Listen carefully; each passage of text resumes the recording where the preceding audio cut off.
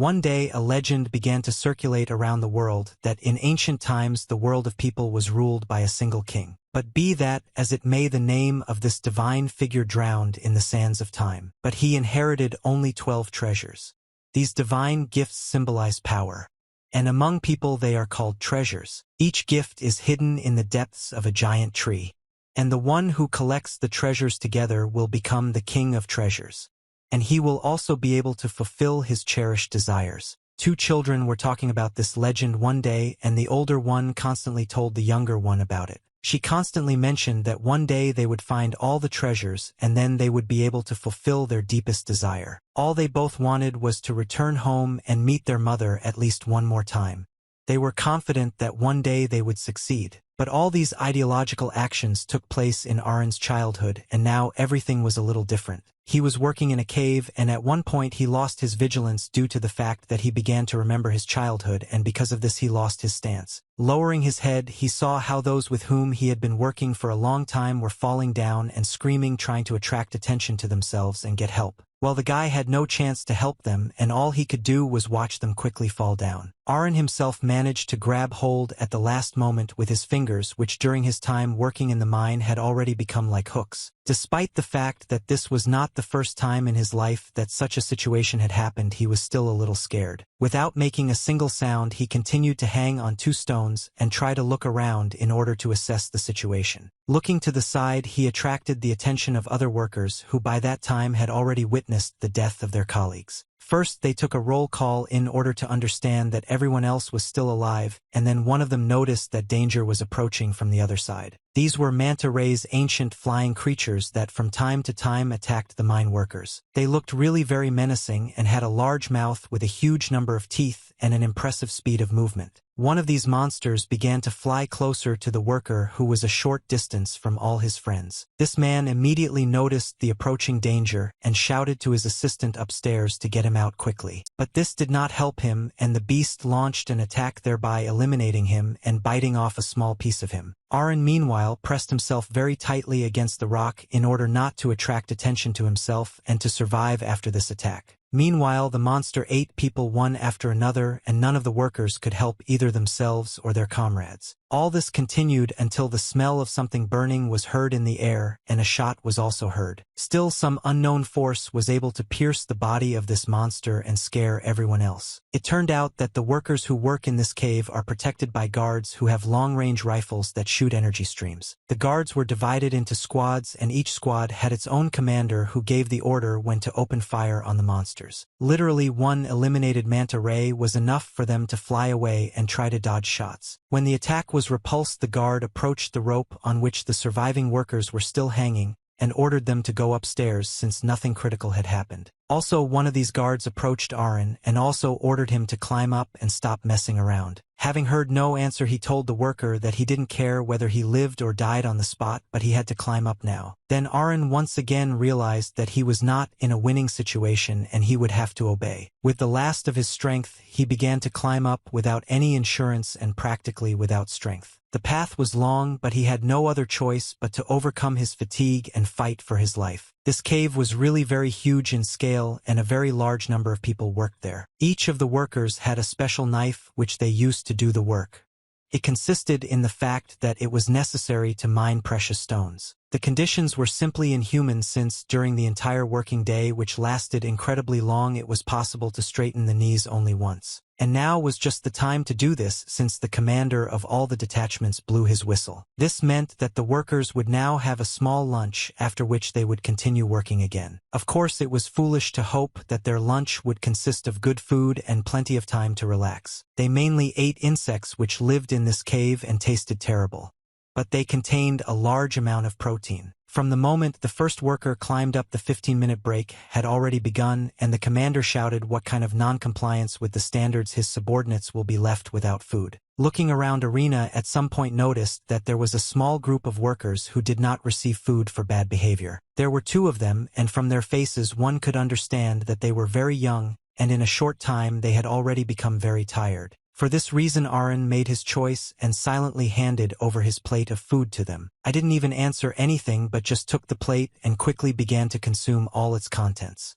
In such places kindness is responded to with actions rather than useless words. Arin did this because his soul was kind and also because he had no appetite. And the reason for this was that some time ago he remembered something this morning. While there were still fresh memories in his head and he was trying to bring them back, the guard approached those two and took away the food that they did not have time to finish. The spectacle unfolding in front of Arin was not something unusual for him. Gradually he got used to this hell, to child labor and dishes made from beetles. And now he no longer felt anything. His thoughts were suddenly shattered at the moment when the squad leader said that now everyone needs to look at him. He announced that today a fresh batch of non-newbies would join them, and his subordinate guard at that moment gave the command to the newcomers to stand in line. Also, as usually happens when new workers arrive, the president arrived on this day to honor them with his visit. The commander gave the order to all workers to stop moving and listen carefully to what he was about to say. The president, even in his appearance, was very different from all the soldiers, guards, and detachment commanders. Looking at the newcomers, he greeted them and said that they had come a long way to come to this place. Now they have all arrived at a mining camp called Aston. Outside these walls, all these people were criminals, which is why they were seen as the scum of society for the sins they had once committed. The commander continued his speech and said that they should all be happy even if they deserve to be shot. In his opinion, the ruler of the country has a generous heart and he is ready to pardon them for their sins. To do this, they are given one last chance to prove their loyalty to their homeland. Pointing to one trolley that was completely filled with stones, he said that this was the goal of their tasks. These are the Akams that are buried in Shakti at this excavation site. This country relied on Akam as a source of energy for further technological development. This is the country's national resource. Therefore, the task for Bichkov, like everyone else working, is to get as many Akam as possible for the sake of their country. Look at one of the new arrivals. He ordered them all to work for their country and to fulfill this duty until their death. This was the end of his speech, and it made many people start crying due to a feeling of hopelessness. They screamed and begged for mercy because they did not want to die here. But the president began to walk away and the guards ordered the newcomers to shut up. Then those workers who had been working here for several months began to talk among themselves about the fact that half of the new arrivals would most likely be eaten by manta rays within a week. This was not the first time Arin listened to this president and also quite successfully eavesdropped on the dialogues of his colleagues on the side. And while eavesdropping, he suddenly noticed a child among all this crowd of newly arrived workers. He immediately drew attention to him as he stood out from the crowd. Even Arin was a little horrified by this, since before this the commanders did not want to take small children here. All this pushed him into negative thoughts, since he understood that in this system the child is doomed to be used. But he didn't want to think about it now, so he simply completed his workday and waited until lights out. In a small room located in the cave, special beds for workers were built from wood and small pieces of fabric. They were incredibly uncomfortable and you had to stay still in them to avoid falling out on the floor. Arin did not sleep that night because he had plans for this time and he was ready to start implementing them. He left the room where everyone was sleeping and followed into the corridor, which was guarded by two guards. While in this corridor, he overheard a conversation between two guards. They said that one of their colleagues recently heard a girl singing, and perhaps this was a signal of the presence of a ghost in these caves. While Arin walked right behind them, one of the guards told his comrade that if these songs were really from a girl, he would be incredibly pleased. Even if it was a cute boy. Trying not to listen to these terrible conversations, Arin rushed to the place where he usually worked and hastily began to climb down the rope. In just a few seconds he went down and made his way into a secret room that was carved out of the rock. Going inside, he found a lamp here that seemed to be waiting for him, and he set it on fire. Now everything here could be seen. Having walked a little deeper, the guy said hello to his sister named Toa. He apologized to her for being late and justified himself by saying that patrols had become more strict. He also told her that every day people die as usual and he no longer distinguishes one day from another. He also wanted to share that today he suddenly remembered a story that Toa had told several times before they got here, namely the story about the very treasure that they wanted to find together. The story was that you need to find all the treasures in order to make their wishes come true. It was incredibly difficult for Arin to talk about this, but he still decided to get over himself in order to feel better. And after a moment he said that all these stories were lies. It was just a fiction made up to stop the Toa from whining and wanting to go home. He didn't understand why he only now wanted to talk about it, but most likely because his body understood that it might soon be too late. Arin immediately coughed, covering his mouth with his hand, and then looking at her he realized that he was coughing up blood. This was only additional proof of his theory that his end was near and therefore all cards must be revealed. All this time he spoke with his eyes down, and in the end he decided to ask Toa if she thought that they had worked hard over these 10 years. He spoke to the already lifeless body of the girl, which was covered with a small piece of cloth and near which candles were burning. Now that Arin had told his sister everything he wanted, he began to take out an object from a hidden pocket. Looking at him, his eyes became even more tired, and it seemed that it was difficult to imagine more tired eyes. Further, he said that it was good that the Toa did not know how difficult it was to obtain one of these pistols. All he wanted now and all he thought about, all he wished was that she could live a little longer until this moment. But now that she was gone, Arin realized that he could not continue without her and that he wanted to end his story and give up. Now the emotion of his eye changed to madness, since it was clear to the guy that he was on the verge of death. He also said that, if his memory serves him right, tomorrow is their birthday. So if Toa lived to see this moment, it would be nice to celebrate this day together. Arin raised the weapon to the level of his head and said that tomorrow the moment will come when they will finally be able to meet again. While the guy was saying this, he suddenly heard a voice behind him who said that it was impossible for the two of them to meet. After he experienced a slight fright, he immediately pointed the gun at the source of the sound and tried to figure out who was there. It was precisely that child from the crowd who said that Arin needed to continue living for the sake of their common salvation. There was a wide smile on the face of this child, and he, taking long pauses between words, said that he had been waiting to meet Arin for a very long time. But now all that interested him was just one question. Meanwhile, the action has moved outside, namely on the road that led straight to the mine. A fairly large detachment of warriors walked along this road, each of whom hid his face behind a mask. They were getting closer and closer to an incredibly large tree that grew here and occupied a large area. Then the most important of them told his subordinates that this place was called an ancient tree, and it really looked unusual. He noted that its size is worthy of being called the world tree. Having approached sufficiently, this commander saw a man in front of him who was accompanied by guards. This commander was the same man who had recently given a speech to the newcomers, and he noticed that in front of them was the same commander of the Red Raven army, known as the left hand of the cardinal. He had a lot of nicknames, the shortest of which was Deep Tooth. The commander immediately changed and said that he apologized for the fact that the cardinal's left hand had to travel so far. At the same time, listening to this, the commander of the Red Raven army dismounted his horse in order to continue the dialogue. But the man tried to lead him himself and said that Deep Tooth must be tired and wants to rest and recover a little.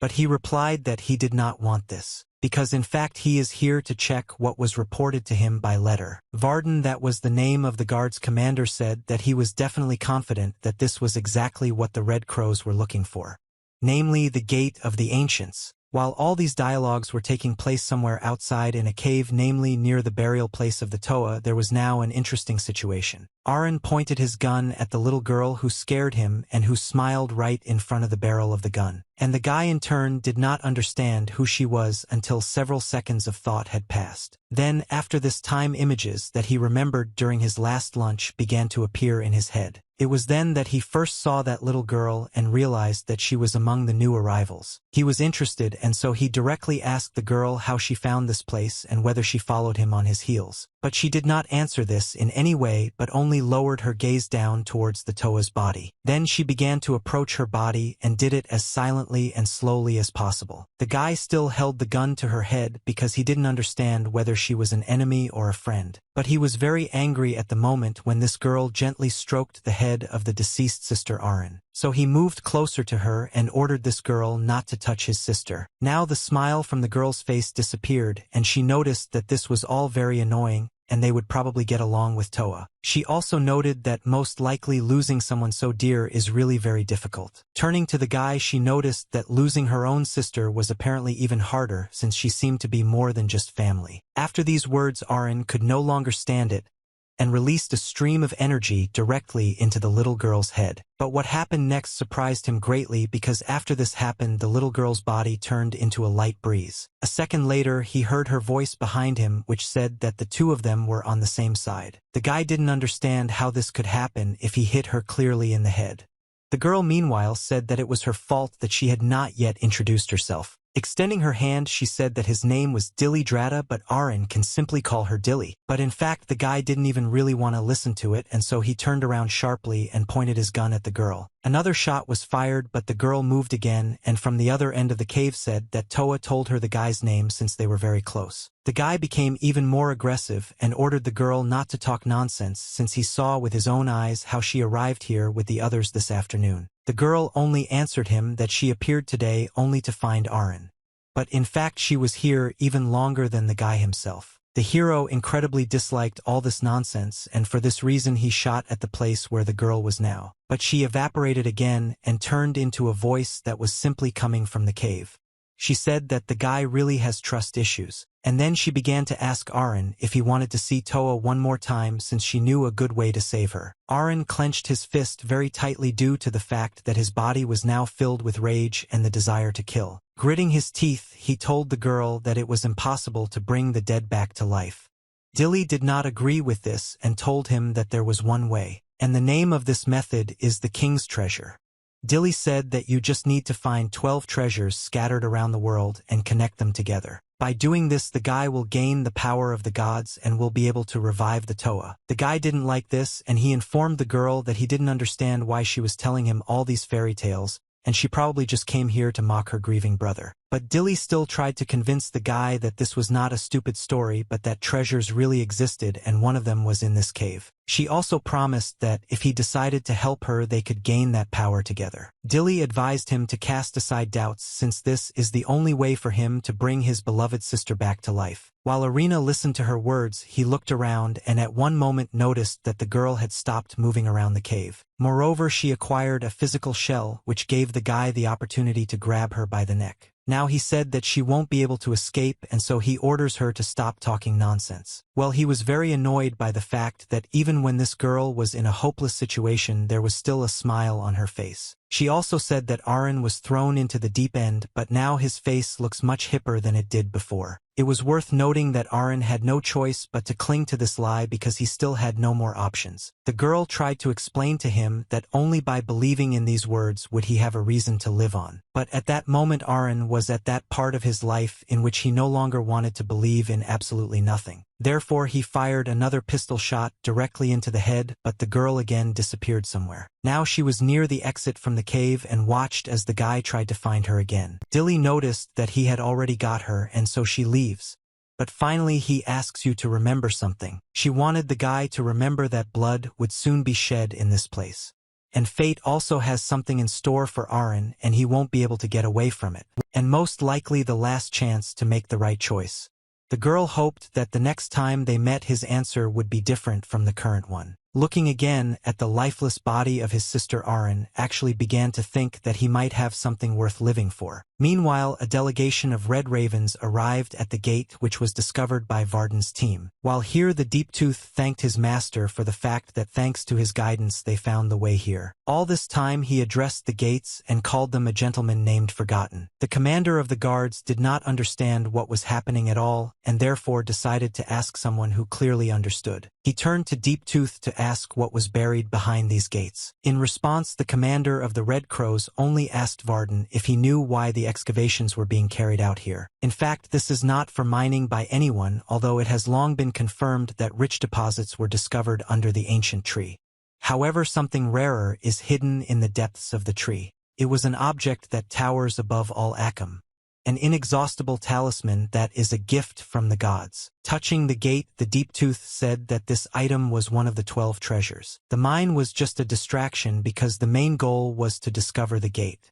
Varden said that he was not interested in this, but the president will clearly be pleased. However, he had some misunderstandings as they tried many methods and none could even leave a scratch on this gate. Then the Deep Tooth advised him not to worry since, in order to open the gates of the ancients, certain conditions must be met. Namely, this requires blood sacrifice on a large scale. At that same second, one of the subordinates from the Red Raven army pierced the body of the Varden, and the Deep Tooth said that all the blood that is contained in the human body is needed to open the gate. all other wars, the Red Raven army immediately attacked the Varden's personal guards and left no one prisoners. Just a few seconds later, all their bodies were lying on the floor and bleeding. Deeptooth told his subordinates that the life that was lived was the price for opening the gates. Payment was taken through shed blood.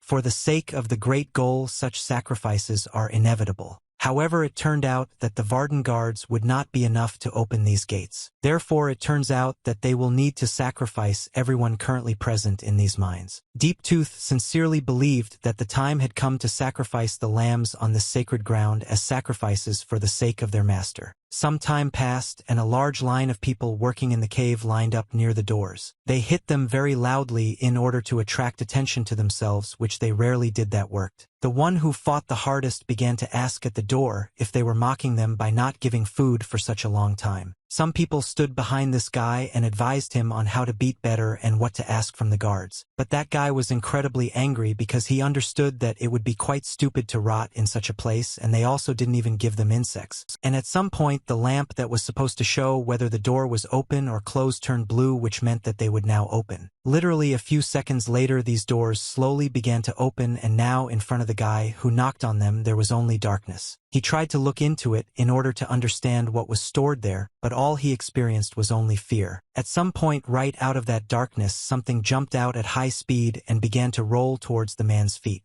Everyone who stood near the entrance doors began to peer into what this object was, since now they were waiting for at least some food. But when they took a closer look, they began to scream very loudly since the head lay near their feet. They immediately became incredibly frightened and began to peer even harder into the darkness in order to understand what was happening here. Gradually the darkness became more obvious and warriors of the Red Raven army began to emerge from it. Initially, those who stood closest to the doors did not understand who they were and did not even have time to get scared. But it was already too late as these crows began to strike at them with their sharp blades. Those of the workers who stood further away began to run away, but the enemies were much faster. They dealt with those working in the mines and constantly launched cutting attacks. At one point, when the man was already thinking that he was about to run around the corner and could not be caught, he turned around to make sure of his safety. But when he turned his head to its original position, something terrible happened that he did not even hear. One of the warriors struck two people with his blades at once and thereby eliminated them. At that time, behind this warrior, one could hear a frantic and very loud cry and a plea for help. If you move to that point in the cave now, you could hear the sound of a flamethrower there. Some of the working people were driven almost into a corner, and the opponents gradually came closer. They began to push each other because they were very afraid of the army of Red Ravens, and they were even more afraid of falling into the abyss. Well, when the flamethrower came close enough, he activated his weapon, and a stream of flame moved straight towards the defenseless people. At this moment, they experienced incredible fear and fleeting sensations of heat around their bodies. Their bodies began to burn, and they began to fall into the abyss while simultaneously trying to extinguish themselves. Everything that was happening near this rock now looked like real chaos.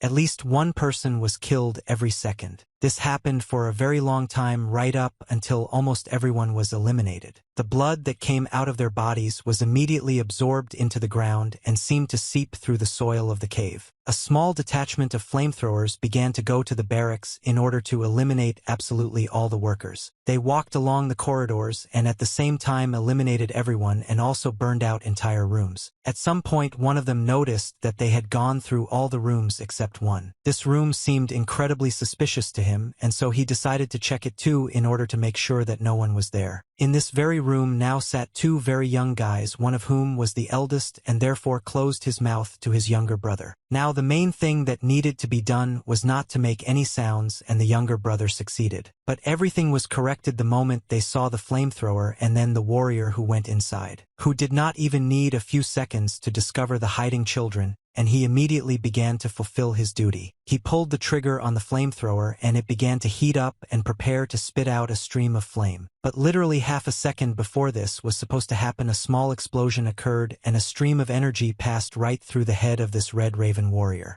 Behind the warrior stood Arin with a pistol, who was supposed to make sure that the enemy was eliminated. But at the same time he scanned the situation around him in order to understand if there were any more enemies here. And yet turning around he saw a flamethrower who clearly did not expect to meet the enemy in this corridor. But the guy reacted faster and took out a grenade from his small pouch, which was activated by pressing a button. Having thrown this grenade, it flew straight to the target in a matter of seconds and was ready to detonate. The flamethrower was thinking about whether to run away under this grenade or to attack the guy with his flamethrower. But there was no time, and a very large explosion occurred near his face. Now all the opponents that were near the arenas were eliminated, and he himself hid behind a small shelter, which was the rock in this corridor. He didn't understand what was going on here at all, and why unknown wars appeared here that eliminate everyone, even children. Looking into the room in which he had just eliminated the first warrior, he saw those two children. One of them cried and asked Arin for help.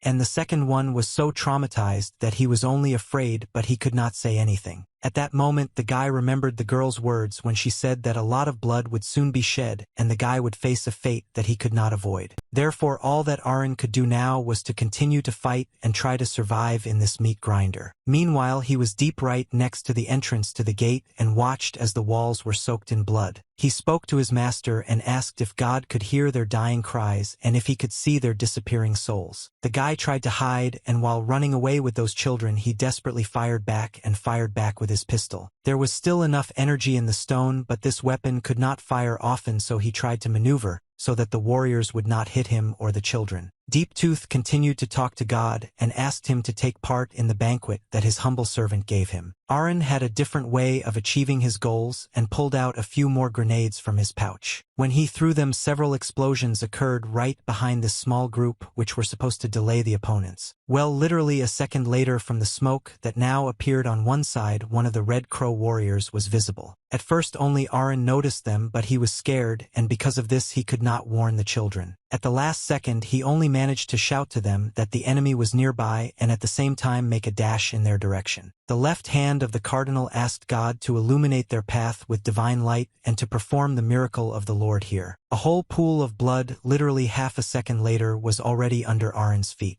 The blow that the Red Raven dealt him hit right on the artery but did not hit any vital organs. But do not forget that such massive bleeding can kill a healthy person in just a few minutes. Things got even worse when the Red Raven army warrior began to strike even more, thereby causing more damage to the target. But the strength in Arin's body was still there, as was the human rage that appears at such moments. It was amazing to see how the guy still had the fortitude in his body that was capable of knocking a healthy opponent to the ground. And now when his opponent was on the ground and trying to strike more blows at Arin, he took out his knife. This was exactly the knife that everyone who works uses to extract stones. Just one blow was enough to eliminate this warrior once and for all. Now Arin was in a very dire situation. He had many fatal wounds and he himself could barely stand on his knees. But still he raised his head and ordered those two children to run away quickly and not wait for him here. But at that same second, right before his eyes, an explosion occurred that was incredibly strong. And then came the flames. Through this flame he saw only the outlines of those children whom he had recently saved. This shocked him, and despite the fact that he had already lost several liters of blood and lost a lot of strength in battle, he still felt this incredibly unpleasant feeling. After the flame disappeared, he looked around and realized that he was now completely surrounded by opponents. Deep Tooth, who was near the gate, constantly communicated with his master, even when he heard the grinding and opening of the gate. These gates opened very slowly, and all this happened to the screams and words of lust of the Deep Tooth. Through a small gap in this gate, a very bright light could be seen. The cardinal's left hand had been waiting for this moment for a long time. He was a real fanatic who dedicated his whole life to this moment. And now, when he finally waited for this moment, he just stood and waited. Well, when the gates almost completely opened, he looked inside and was surprised, to put it mildly. Meanwhile, Arin's battle was coming to an end as the blood along with his strength gradually left his body. He saw that the opponents had gathered all around him. And this meant that they had already eliminated everyone else long ago. One of the flamethrowers came point blank to the guy and put his heavy foot on his chest. In parallel with all this, He slowly began to heat up the flamethrower that was inlaid in his hand and prepared to finish off the last one. At this moment, the guy thought that he couldn't move a finger and his consciousness was gradually clouding. He was glad that the moment had finally come when he would meet his sister. And even if everything didn't go according to plan, the result was always obvious to him. For some reason he was scared despite the fact that he did not promise not to regret the past and come to terms with death. But still he secretly did not agree with his fate. And now, looking into the barrel of a flamethrower that would take his life in a moment, he thought that it looked like he was deceiving himself. In fact, he wanted to live, and if there was any chance for him, then he was ready to take advantage of it. By that time, Deep Tooth had already entered the secret room and discovered that despite the fact that it was all soaked in blood, there was nothing there. And this can only mean that the door was opened before and the treasures disappeared somewhere. The explosion occurred right next to the flamethrower who was preparing to pull the trigger. Several more explosions occurred right next to the bodies of everyone else who stood around Arin's body. The guy couldn't understand what was happening, but despite all this his eyes were wide open. Through the sounds of the flames, he heard the screams of warriors who unsuccessfully tried to extinguish themselves. And through all this, at the end, he saw a girl who was slowly approaching closer and closer. She looked a little strange and was wearing something similar to what warrior hermits usually wore. Having come close enough to Arin, she said that the time had come for him to make a choice. Then the girl extended her hand to him and said that if he wants to live, he must take her hand and build his destiny anew. This hand for Arin was like a burning coal found in the middle of a bitter winter which gradually faded away.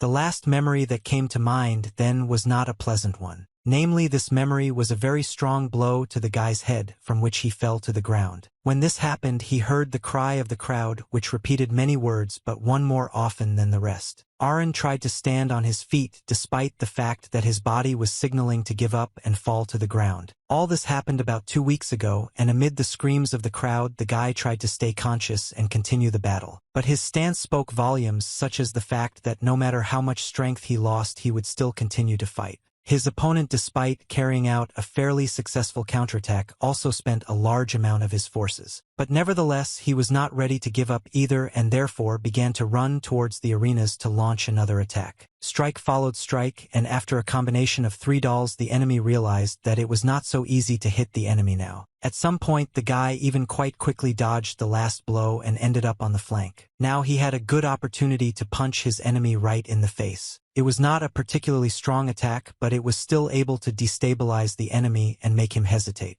But still, this attack, despite its weakness, was also able to make him more furious. Therefore, he began to run towards Arin, and a second later, he was already on his shoulder. The man accelerated faster and faster until they crashed into the wall. The guy understood what would happen next, so he retreated a little but stood in a block and began to block all the blows that were flying at him. At the same time, he heard the man asking him to give up and fall to the ground right now. He did this because he understood that the willpower in Arin is much greater than in everyone who is now in this cave. And of course the guy was not going to give up, and after all the blocked blows, he struck the man's chin with his knee. Because of this, he had to take a few steps back to retreat and catch his breath. But this was exactly what the guy planned, so he took a few steps forward to make another attack. He ran very close and swung his leg to end this difficult battle once and for all. One blow to the enemy's neck, and he approaches the earth with great speed and confidence. When his body finally hit, all the spectators who were watching what was happening screamed very loudly. They were happy that now the fight had a winner, and a rather unexpected one. Also, in addition to ordinary workers, guards and detachment commanders often watched the fights. One of the commanders, while giving money to his subordinates, said that that fighter looked strong but still managed to lose. And that young guy fought like the spitting image of a beast, and despite the fact that he was in the ring all day, he still fought like a fighting dog. They were all wondering how many more fights Arin would last. And how can you fight like that guided only by money? One of the soldiers noted that he was not doing this out of his own desire, because his body is at its limit and he has no other choice. And this only means that he has someone whom he protects at all costs and for whom he is ready to make any sacrifice. After the fight was over, Arin walked towards the cave where his sister was now located. She sat here and just stared into space, waiting for her brother. Coming closer, Arin immediately greeted her and said that he had a small gift for her. This gift was in his hand and was a small bag containing money. The sister met her brother with a smile on her face and was glad that he managed to get some money. She immediately hugged him, and this made the guy ask her if everything was okay. Toa whispered that in fact not everything is good, and in this cave it's unlikely that things will ever get better. She also explained that she was worried because her brother was not at dinner for a long time, and he said that he still had work.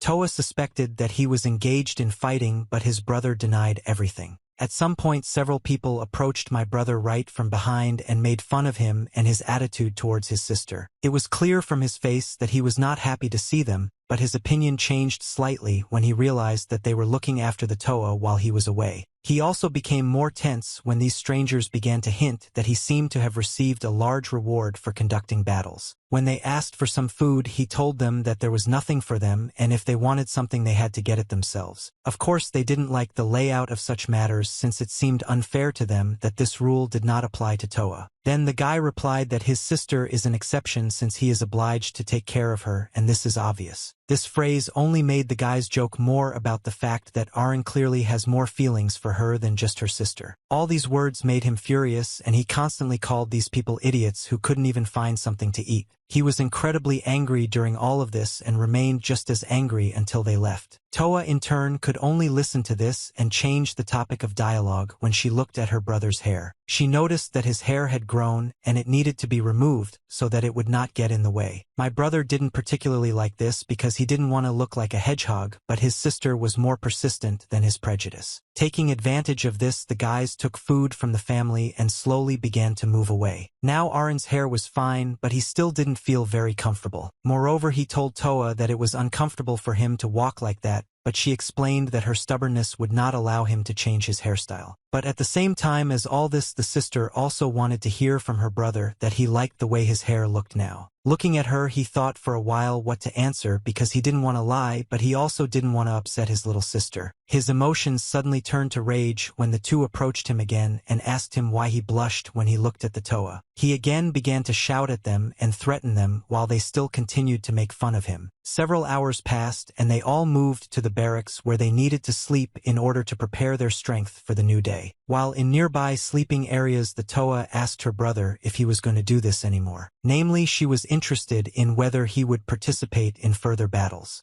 Since, in her opinion, if this continues, he will soon collapse without strength and become crippled. She was really scared that he might die, and so she was incredibly worried. The guy asked her not to talk nonsense as he will not give up easily, and he does all this so that they have food. To this, Toa initially did not know what to answer since she did not like it all and seemed dangerous. Moreover, she added that she wants to be useful and not like now. Washing, cleaning, and collecting insects, in her opinion, was not help. Because she was a woman, she had the opinion that she was useless because she could not do what the men were doing in this cave. Arin only now realized how serious these words were, and therefore decided to reassure his younger sister. And for this he told her that now he only hears nonsense since in fact they are the same and do everything they can. Their job is the real chance to get out of here, and on the way to this goal you shouldn't think about anything else. But still Toa didn't like it for you, and she took her brother's hand. She explained that it hurt her to see what was happening here. Arin replied that this is normal. His voice became rougher and he repeated once again that everything was fine with him and it was only a little difficult for him but not much. The Toa did not believe him despite the fact that he periodically asked her not to worry about it. Therefore, turning back, he asked her to fall asleep as soon as possible since she needed a good night's sleep in order to accumulate strength. Turning away, Toa plunged into memories and began to tell her brother that when she gets out of here she will be able to see again. See a frozen waterfall, winter clouds, and darkened mountains. And also snow-white rabbits. When she was little she was always behind Arin and followed him. But then her brother told her the story of the king's treasures and what they were capable of. Therefore she had a desire for the sake of which she prayed and was always with Arin. But this wish was so incredible that she was not sure that it could come true. Something happened recently and she decided to ask Arin if he wanted to hear about it. But when she turned around she saw that her older brother was sleeping as if for the last time in his life. Meanwhile, the action moved to the office in which Varden was, and was holding a beautiful stone in his hands. It was Akam, but its color was considered one of the 5 most beautiful in the world. Other stones looked insignificant against its background. His subordinates said that the stone was discovered at the bottom of the end zone. Therefore Varden gave the order to begin mining the stone in that zone starting tomorrow. This is due to the fact that there are a large number of people who pay well for this item. Then the subordinate said that this could cause problems, and quite significant ones at that, because a few hours ago there was a report that a group of 30 people who were sent there were killed and only 2 survived. According to the workers, the beetles have formed their own colonies there and kill everyone who approaches them. Varden thought for a moment and said that if they send more workers they will mine more stones. Therefore you need to send a detachment of soldiers there to clean up. Well, then the commander objected and explained that everything that had been mined could not be left there. Varden thought a little more and then asked the commander if he had people for this work. Less than a second later the commander answered him that he had a list of those who would easily jump into the pit. This entire mission was supposed to come to the lower level of the mining zone. There was a small camp that was fenced and everyone gathered there to discuss the next mission. Those people who had never gone down on a dangerous mission before were incredibly scared. One of these guys asked his friend why he was afraid, and he replied that he was not afraid, it was just a little creepy here. Of course, the realization that they would now be sent again to some kind of hard labor was not particularly pleasant. In addition to everyone in this group, there were also men who very often engage in similar missions to obtain Akam. Of course, Arin didn't really like the way they behaved, but he also realized that if these guys weren't with them, the work would be harder. After some time, the commander approached this group to ask if everyone was gathered here. He was accompanied by several armed warriors who held rifles in their hands. When everyone arrived, he ordered the miners to listen to him carefully since their work today was very important for the Empire. Making a small spoiler, he told them that it was their duty to collect as many resources as possible. For Arin, this task was not new, and in general each of their forays had the same goal. But if the commander explains something, it means that this mission is different. Everything he had seen before had filled Arin with a small amount of skepticism. Therefore he listened carefully to the commander in order not to miss any important detail. Meanwhile, the commander handed over the order to mine Akam. He doesn't look like a normal Akam, and he said that the group will immediately understand when they see him in the rock. The energy in it was 10 times more than Akima usually has, and many of the miners saw this for the first time in their lives. But what surprised everyone even more was the commander's words that as a reward their sentence would be reduced by 10 years. He also added that they were all elected and they appreciate their efforts and loyalty, and he presented this as their nobility. The only thing that was unclear to the arenas was why so many people were needed if the task was simply to extract stones. Moreover, the reward was too great for this, which means that there is something that the group does not know about. It's strange that the group came down here without accompanying people, and they even gave me one guard to monitor the situation. At some point while digging, one of the workers came across a bright glow coming from the rock. Taking a closer look, he realized that this was exactly the Akam that they were all looking for. And so he called his friends here. They were very surprised by this and immediately ran up, trying not to bring their lamps too close. The second worker, very soon Akam, also found him. In just a few minutes they dug up a very large number of these precious stones and were pleased with their work. They lost track of time, and for this reason one of the workers asked Arin how long they would be stuck here. He replied that he did not know, and he himself began to look more closely at the object for the sake of which they descended into such a wilderness. After several minutes of staring, Arin finally said that because this task was proposed by his superiors he was a little wary. Namely because it seems to him that they are naively grasping the bait. His comrade did not listen to these words because he saw that one of the group members was about to go somewhere alone. He advised him not to go too far, and in return he called even more people closer to him since there were many Akam here. While the guys began to approach that point, Arin heard a voice spreading throughout the cave. That voice quickly turned into singing that sounded like a young girl singing. Well, look, everything around the guy realized that only he heard these sounds since the others did not react to them. The man who went farthest said that these stones are easy to find because they glow brightly and even in pitch darkness you can't miss them. He thought that he would rot in prison all his life, but it looks like this day has come and he will finally be able to get out of here. At the same time, he prepared to deliver the final blow to the stone to finish it off, but when this happened he heard some kind of roar. All the light disappeared in front of him, and he didn't even see the stones that had just been under his feet.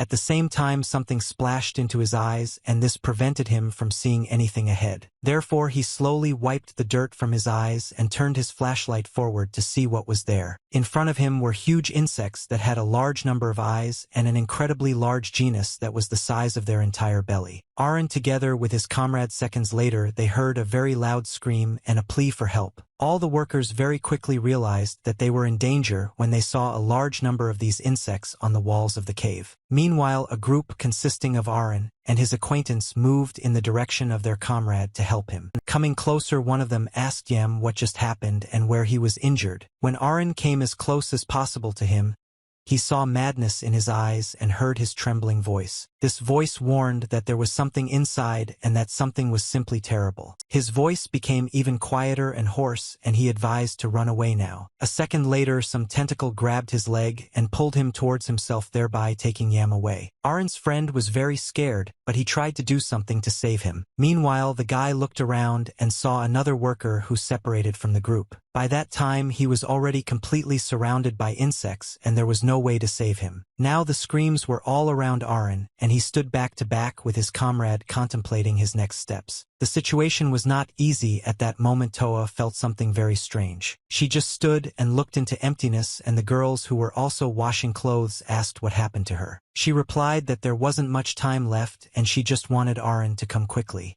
She still couldn't believe that she had such a happy life. The other girls didn't understand her, but because she was the youngest, they didn't envy her, since getting to such a place at that age is simply terrible. Then Toa said that she felt it a little strange.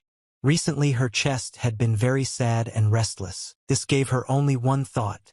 The girl only wanted everything to be fine with Arin. Meanwhile, in the place where her older brother was, things were now going very badly for Schley. The guy attacked one of the insects with a knife and pierced one of its many eyes. But he didn't even notice that the second insect had approached him from behind and was preparing to swallow him whole. The guy needed to do something, so he grabbed the pickaxe that was tied to his body. He swung it, but the insect managed to attack its target and attacked Arin at the same second. The insect tried to swallow it with the help of its powerful teeth, but for some reason it suddenly began to feel pain. All because at the very last moment Arin grabbed his pickaxe and pierced the body of the insect with its sharp part. At that moment his friend approached the guy and saw that he was in a very bad situation and could barely hold the insect on himself with the help of a pickaxe. So he ran up to him and hit this monster in the eye with all his might. Now that most of the squad had been freed, they began to run away as they realized that these insects were not particularly fast. They ran closer to the edge of the cliff and began to climb up the chain to escape. The one who climbed to the very top first had lost all his strength by that moment and thanked the heavens for the fact that he was saved. But when he stood up, he saw the commander in front of him, next to whom stood two bodyguards. Instantly he reported to him that there was simply hell going on down there, and these insects were attacking from several sides at once. He also asked for help since there were still workers there. In response, the commander only remained silent and looked with a cold gaze at the worker's body, which had lost all strength. A second later he asked your worker that he was saved. What happened to the stones that they were mining? The worker said that it seemed that the commander had gone crazy since they barely managed to get out, and now was not the time to think about the stones. Then the commander said that this answer was incorrect, and with one movement of his foot, he threw two workers off a high cliff at once. While they were flying, he even managed to say that if they don't have what they need, then they are now of no value. Arin climbed along this chain, but suddenly noticed that the movement stopped in the middle of the path. Then those who were above everyone said that something incomprehensible was happening ahead, and it seemed that people were being thrown back empty-handed. While everyone else was shouting that this was unfair and wrong, Arin began to assess the situation around him. And when he turned his head to the right, he realized that literally in a second all the workers would understand why those insects below were not a big problem. All because a huge monster crawled out from the right side, which was tens of times larger than the insects they had seen earlier. Some time passed, and a small group of workers was returning to the base. There was a mournful silence around them, and they spoke absolutely nothing to each other. Those workers who met them said that in the morning they were taken to another zone, and many of them did not return, and that when they returned they looked like this. Of course, the very first one came to meet all the Toa workers. She was very interested in where her brother was. First of all, she ran ran up to one of the workers and explained the situation, saying that her brother still had not returned. But because this employee had just experienced something incredible, he did not answer. In addition, he pushed the girl aside and ordered her to leave here if he didn't want to get hit in the face. But Toa was not going to give up but wanted to approach another man. But suddenly I heard my name from the side. When she heard this, she turned her head and was even a little happy when she saw who was standing there. It was not her brother, but the person who was watching her and constantly moving with Arin. He ran up to her. She immediately began to ask Paul, where is Arin now and what happened there? You could tell from the man's face that he clearly wasn't going to tell any good news now. What happened then looked truly amazing and mournful at the same second. Because Arin was the last person on this chain, he was the most insecure. But now he understood where the singing was coming from, since it was this creature that produced it. The situation escalated at the moment when this creature began to move very quickly in space and approach the very last person in the chain. His speed was very high, and the guy realized that he had nothing left to do. All Arin managed to do was scream very loudly and try to strike the creature at the very last moment. But instead, a powerful explosion occurred near the place where the workers were trying to climb outside. Despite the fact that this explosion was incredibly powerful and loud, Arin did not die instantly. Moreover, he felt his flight in space and even saw a large number of stones flying near him. Toa couldn't believe what Paul had just told her. But it was difficult not to believe it. She didn't hit him too hard with her fists and say that he was probably lying, since this couldn't happen to Arin. The squad leader also heard this information, and at that moment a plan appeared in his head. After what happened at the bottom of the cave, many legends began to appear. They said that in that part of the cave there lived organisms that the workers and warrior guards had never encountered before. But now only Arin was there. He just lay there and didn't move. His eyes were wide open because now he did not understand what was happening and was already preparing for the fact that he ended up in the afterlife. But when the guy began to rise, he realized that what he was now on was slightly soft. After a moment, the material he was sitting on suddenly opened his eyes and looked straight at him. Immediately, there was a very loud crash, and the guy began to fall into some kind of abyss. Everything happened so quickly that he did not understand where he was and what was happening around him. But a moment later, all he saw were just stones that fell down with him to an unknown height. Looking around, he saw a flying manta ray in front of him, which was located directly below him. This monster flew a little further and opened its mouth for Arin to fly in. This guy noticed the danger in advance and turned his entire body in that direction. Then he took out a knife that he had in his pouch and swung it very hard. When he flew close enough to this monster, he stabbed with a knife and thereby caused incredibly large damage. Although these organisms were quite impressive in size, their skin was not the thickest. Just one blow to the eye was enough for this organism to instantly die. And now when the guy landed on him, he grabbed his body and continued to fall down. Some more time passed and Arin was again lying on something and did not understand how he had just survived. It was not clear how he lost consciousness, but it became obvious that he fell on Manta and she softened his fall. The guy didn't break a single bone, but at that second he was still trying to understand whether he was lucky or not. Looking around, the guy realized that the situation would only get worse every second. Around him and on the walls of the cave there were such a number of insects that it was difficult to even imagine. In addition, manta rays also flew here as if they were real patrols. Also, don't forget about the one who dealt this incredibly strong blow to the guy, namely the monster that moved around this cave and was constantly looking for some kind of victim among people. At the same time, it was emitting girls singing, and this song was already truly infuriating Arin. It also became obvious to the guy that he was probably in the territory of this monster, which means that the troops drove them to certain death. The guy suspected that this could happen, but still he had no choice but to follow orders. The situation looked hopeless, and even Arin, with his ability to get out of such situations, did not know what to do. But all he had left now was just his name. If she is left alone, they will definitely do something to her for this reason.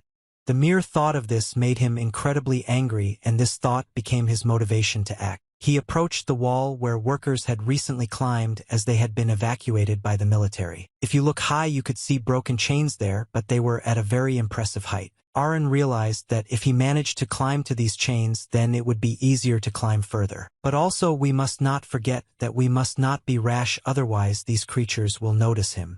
It was necessary to come up with a diversionary maneuver so that he would have enough time. All the guy had on him now was a serrated knife and a couple of flash grenades. But also he had a bag in which there was an item that could also somehow help. And when Arin realized how he could help him, this realization brought a smile to his face. The action shifted, and now screams could be heard in the corridor of one of the underground buildings. It was Paul, who was very desperately trying to find the Toa. He hit the walls because he couldn't believe that she had disappeared somewhere. There was going to be a roll call soon, and it looked like the girl had gone crazy and just ran away somewhere. Paula was angry about this situation since he did not understand what she was counting on.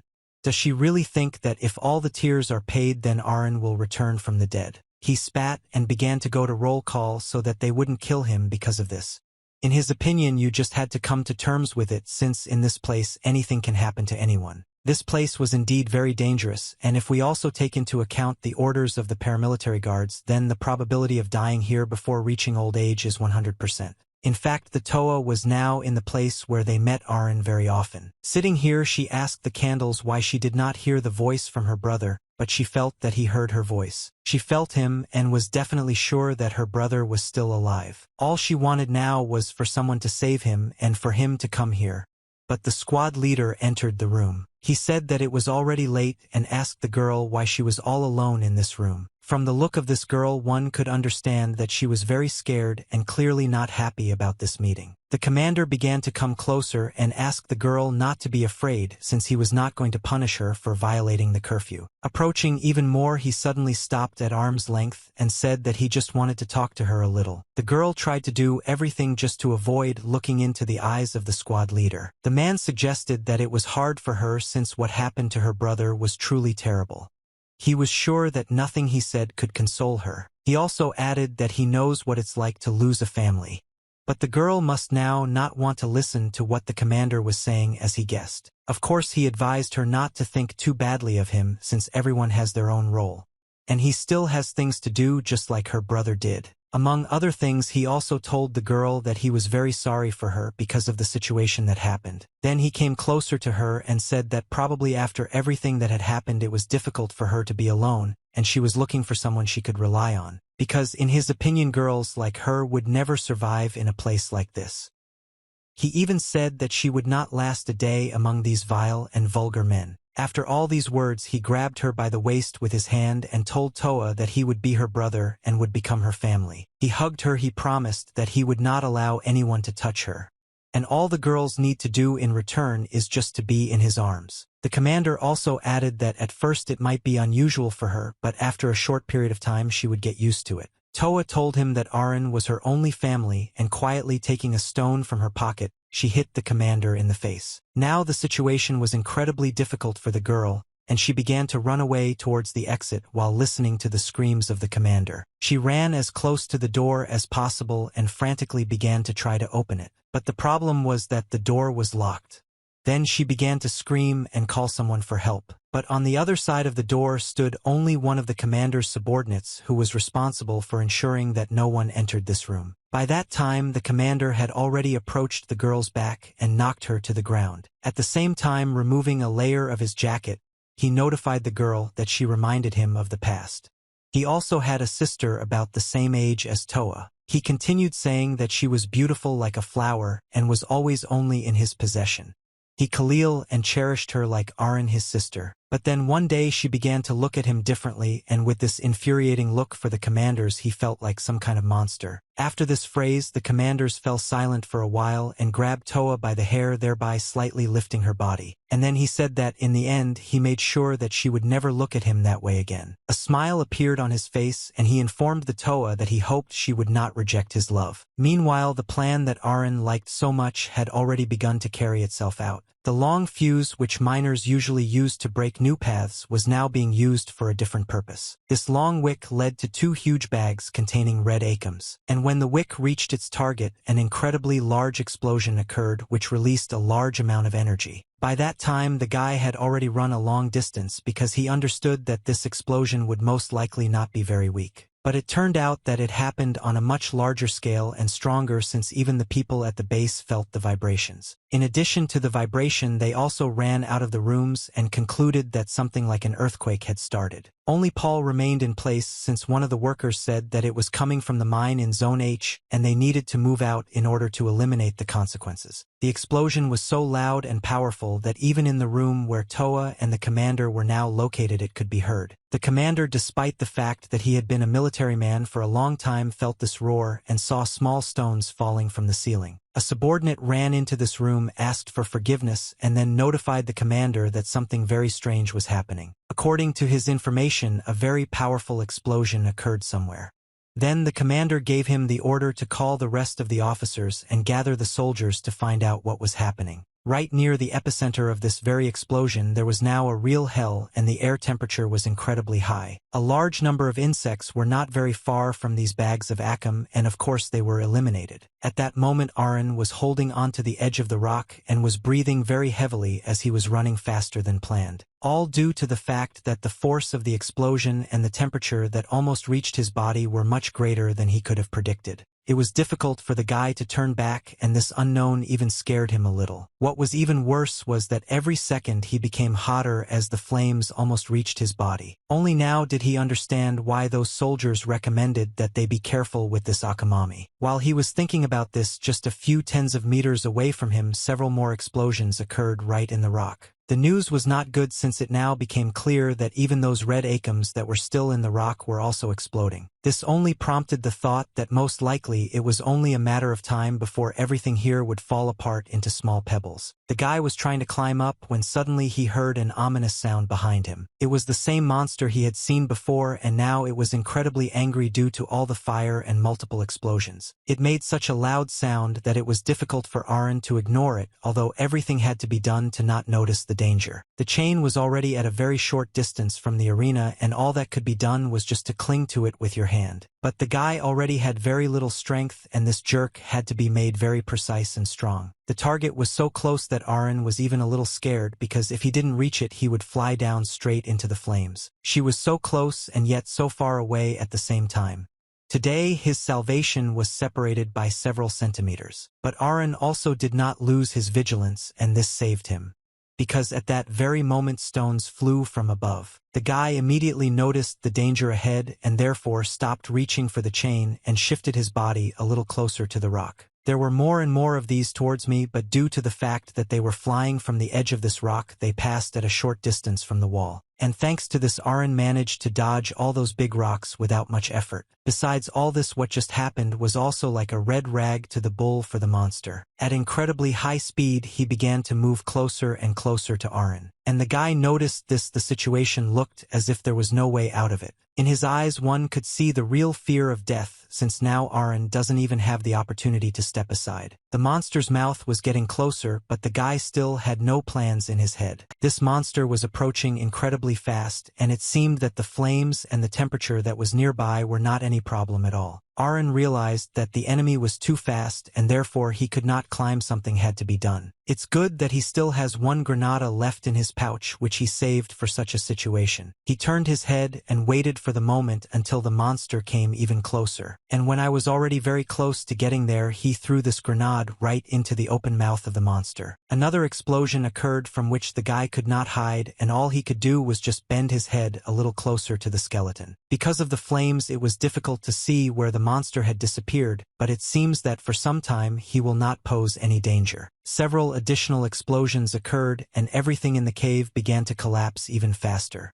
Now I needed to focus on dodging the rocks. Since there are a lot of these stones, and if just one flies into a guy's head, then he will definitely not be able to climb up afterwards. A second later Arin felt some kind of incomprehensible pain inside his body, which appeared abruptly and also disappeared abruptly. He looked down and noticed that his body had been pierced by some sharp object. Realizing this, he began to experience incredibly severe pain, but still tried to hold on to the chain. Behind him he heard whose voice it was, and this made him turn his head to see his opponent. It was the same monster, but now there was a female figure on its head, who asked how dare a person encroach on her property. Her voice was very loud and shrill, and she told the guy that she would destroy him. The guy all this time thought that it was a head, but it turned out that it was just a shell.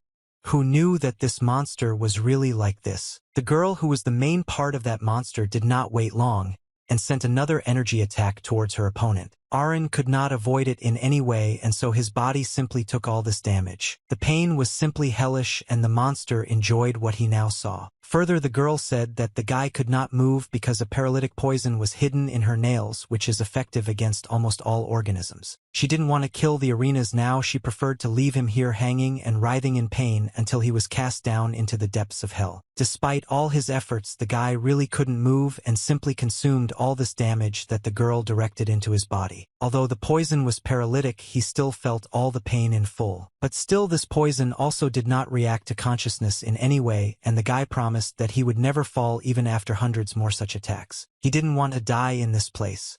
At least not where he couldn't see the Toa. The girl was surprised when she noticed that the guy began to move little by little and used this opportunity in movement to remove the sharp tip from his body. Swinging her hand, she noticed that the guy still had the strength to beat him, but now that she had had enough fun, she decided to destroy him. Arin also knew very well that after he showed his strength, the girl would already be scared and want to eliminate him right there. Therefore, he gathered all the strength that was in his body at that moment in order to continue moving. It was as if I had no effect on him at all, since holding on to the chain, he was able to run along the wall to the side. This turned out to be impossible for the girl's monster, and for several seconds she simply watched everything that was happening in shock. The guy moved to one point on the rock and at one point stopped continuing to hold on to the chain. At that moment he pushed strongly with his foot and also sharply released the chain, sending his body into free flight. He flew straight towards the girl's monster, and in his hands was the same sharp object that was in his body a few seconds ago. Now his face and all his actions were the personification of what a person can do when he is backed into a corner. People are capable of much when they realize the hopelessness of the situation, but also find the strength to find counteraction. Arin flew up to that girl at high speed and using a sharp object stabbed her right in the neck. Even in the place where all the workers were now, one could now feel a very high temperature. In addition to the high temperature, a loud scream could also be heard near the place where they usually worked. It was Varden who asked his subordinates why they were standing rooted to the spot, because something needed to be done now. He didn't like the fact that the officer just watched their blood and then acquired a Kima burn with a bright flame.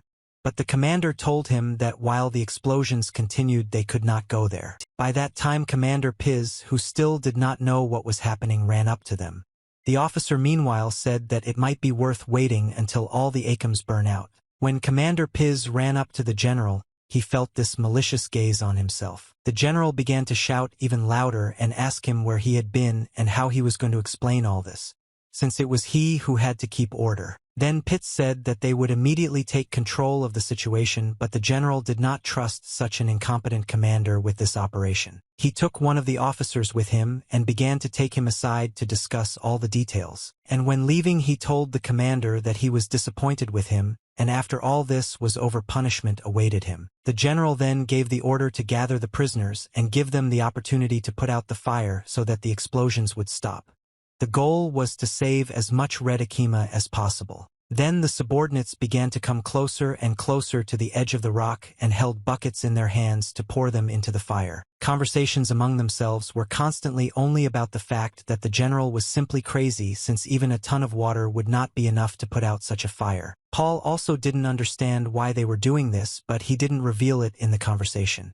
Because he didn't speak, he noticed someone running past and heading straight into the fire. Having looked a little closer, he realized that it was a Toa who, for some reason, without any protection or even a bucket of water, was running in the direction of the fire. Paul began shouting after her, and the rest of her subordinates said that they should wait here until the explosion stopped. Despite all these shouts and warnings, the girl continued to run forward. Paul didn't understand this. For this reason, he grabbed the rope that was lying under his feet and realized that something needed to be done. He started to run forward in order to stop the girl, but for some time he did not see her because of the bright light that spread the flames. Meanwhile, the duel between Arin and the monster from the cave continued. The guy put all his strength so that that sharp object in the enemy's neck could deprive him of his head. But this was not a very easy task due to the fact that the tip of this object was only at the tip and not along the entire perimeter. and no matter how much effort the guy put in, he still couldn't achieve the goal he set initially. The monster screamed and asked Arin how he could move if she stung him just a minute ago. She squirmed in different directions and continued to ask how the pathetic man dared to threaten her. In addition to its main weapons of poison nail projectiles, this monster also had many tentacles. And only when the monster felt that it could move, these tentacles began to move closer to Arin. They dealt a very large number of blows to him, from which it was simply impossible to hide. All this was accompanied by the monster's screams for him to get off her feet and let go of his weapon. But still, in spite of everything, Arin tried to hold on to that object in order to leave behind himself at least some chance of victory. But with every second his strength became less and less, and literally after a few moments he let go of the weapon with one hand. Supporting the entire weight of your body with just one hand was already a much more difficult task. The situation with the sack was aggravated by the fact that the monster was constantly moving and did not allow him to properly grasp the tip. At some point Arin realized that he would no longer be able to hold on due to the fact that there was not enough strength in the muscles of his arms. So he let go of his last chance of survival and his body began to fly away. Even while in flight, it was already clear from his body that it had lost absolutely all the energy it had. Having made several somersaults, the guy landed on the body of the monster, and with the last of his strength, he grabbed it with his palm so as not to fall down. It took the monster a few seconds to understand where his goal was, since initially it was not clear. The guy realized that he had failed and could not sufficiently wound his target. The girl called Arin a stubborn little leech who lasted a very long time, but it was stupid to think that she would have succeeded. For the guy, this was the last chance, because looking at his body he realized that it was clearly not in the right condition to fight back. His legs practically did not move but only shook a little due to the fact that the muscles and tendons were severely damaged. Then the monster began to shout that the guy could no longer move but was only curling like a worm. His luck ran out and she threatened to cut him into pieces and eat him. She liked the way this situation looked, since she had not come across such a worthy opponent for a long time. But now she is preparing to eliminate him. But something prevented this, since on the right side of the monster one could see a flame which now did not look like a flame. It looked more like very thick water that was burning and flowing down little by little. The girl looked to the side to understand what it was, but she couldn't understand it. But Arin, looking around, realized that it looked like the stones were melting. At the same time, he also found his small knife nearby. It became apparent that the heat from the explosions was so great and constant that it eventually turned the rocks into magma. And the most important function of this magma is that although slowly, it flows down under the influence of gravity. Therefore, in just a few seconds this magma covered almost the entire floor of this cave. The monster was in incredible pain from this, and she began to squirm in different directions due to the fact that it was very hot. She also felt that the eggs that were located on her body below began to burst from the temperature, and the embryos inside were dying. Several more small explosions occurred on her body, which finally took all her strength. The pain was incredibly strong, and at some point the monster lost all hope and strength and slowly began to fall. The guy, meanwhile, was still trying with all his might to hold on to her body, so as not to fall into the magma that was on the floor. It was quite difficult because the girl no longer made any effort but only fell. All this happened until the moment she finally flew into the wall that was behind her. When this happened, a rather loud sound was created due to the fact that the mass of this monster was very large. It was surprising that a combination of circumstances helped the guy win this battle. Now the girl was just lying on the floor, and being on the verge of death, memories from childhood passed through her head. She remembered the moment when her loved one said that he would give her a name. Her mother also told her that this place would be her beginning and end. She will be none other than the guardians of the great door. On this artifact lay the spell of my mother, but since she could not accompany those who would look for this door, this became the reason for the importance of the role of serpentis. Mom left her with a heavy burden and said that she was now the boss in this territory and would have to stay here until the end of her days. On the verge of death, serpentis tried to turn to her mistress. For thousands of years she has been guarding this place and waiting for her, but it seems that the end has come and this will never happen. In parallel with all these conversations, Arin was slowly but surely getting closer to the head of this monster. She was silent for some time, but this did not happen for very long since the guy was still approaching. Lowering her head, serpentis saw his gaze, which with its entire appearance made it clear that he was very determined. She decided to ask Arin what burden lies on his shoulders and what makes him fight. Did the scales of fate decide that his trifling life was more important than her duty? If so, then she was afraid of what was ahead for the stupid boy. Because the moment will come when he can get to the artifact, and that's when everything will change. And then when the door opens, he will realize what she was trying to protect them all from. Having listened to the last words, Arin swung his small knife and prepared to eliminate Serpentis once and for all with a precise attack to the head. The magma began to flow further and further, and it seemed to become more and more. It flowed and accumulated at the very bottom, and the level of all this substance became increasingly greater. And in the midst of all this chaos, there was a man who took an oath to himself, and for whom there was nothing left. This man was Arin, who after eliminating the monster began to crawl along the wall with his last strength gradually rising to the top. He needs to move his legs and arms if he wants to climb up, but very soon he stopped feeling them. Thoughts began to creep into his head that maybe it was better for him to just give up, but the realization that he had already been through a lot made him continue to just hang there. Since no one knew what would happen next, Arin thought that perhaps he would survive if this whole place did not fall apart. Therefore he simply let go and began to fall down, accepting his role, and began to rely personally on luck. While in free fall, he thought that this plan had failed and most likely he would die. This was already the second fall today.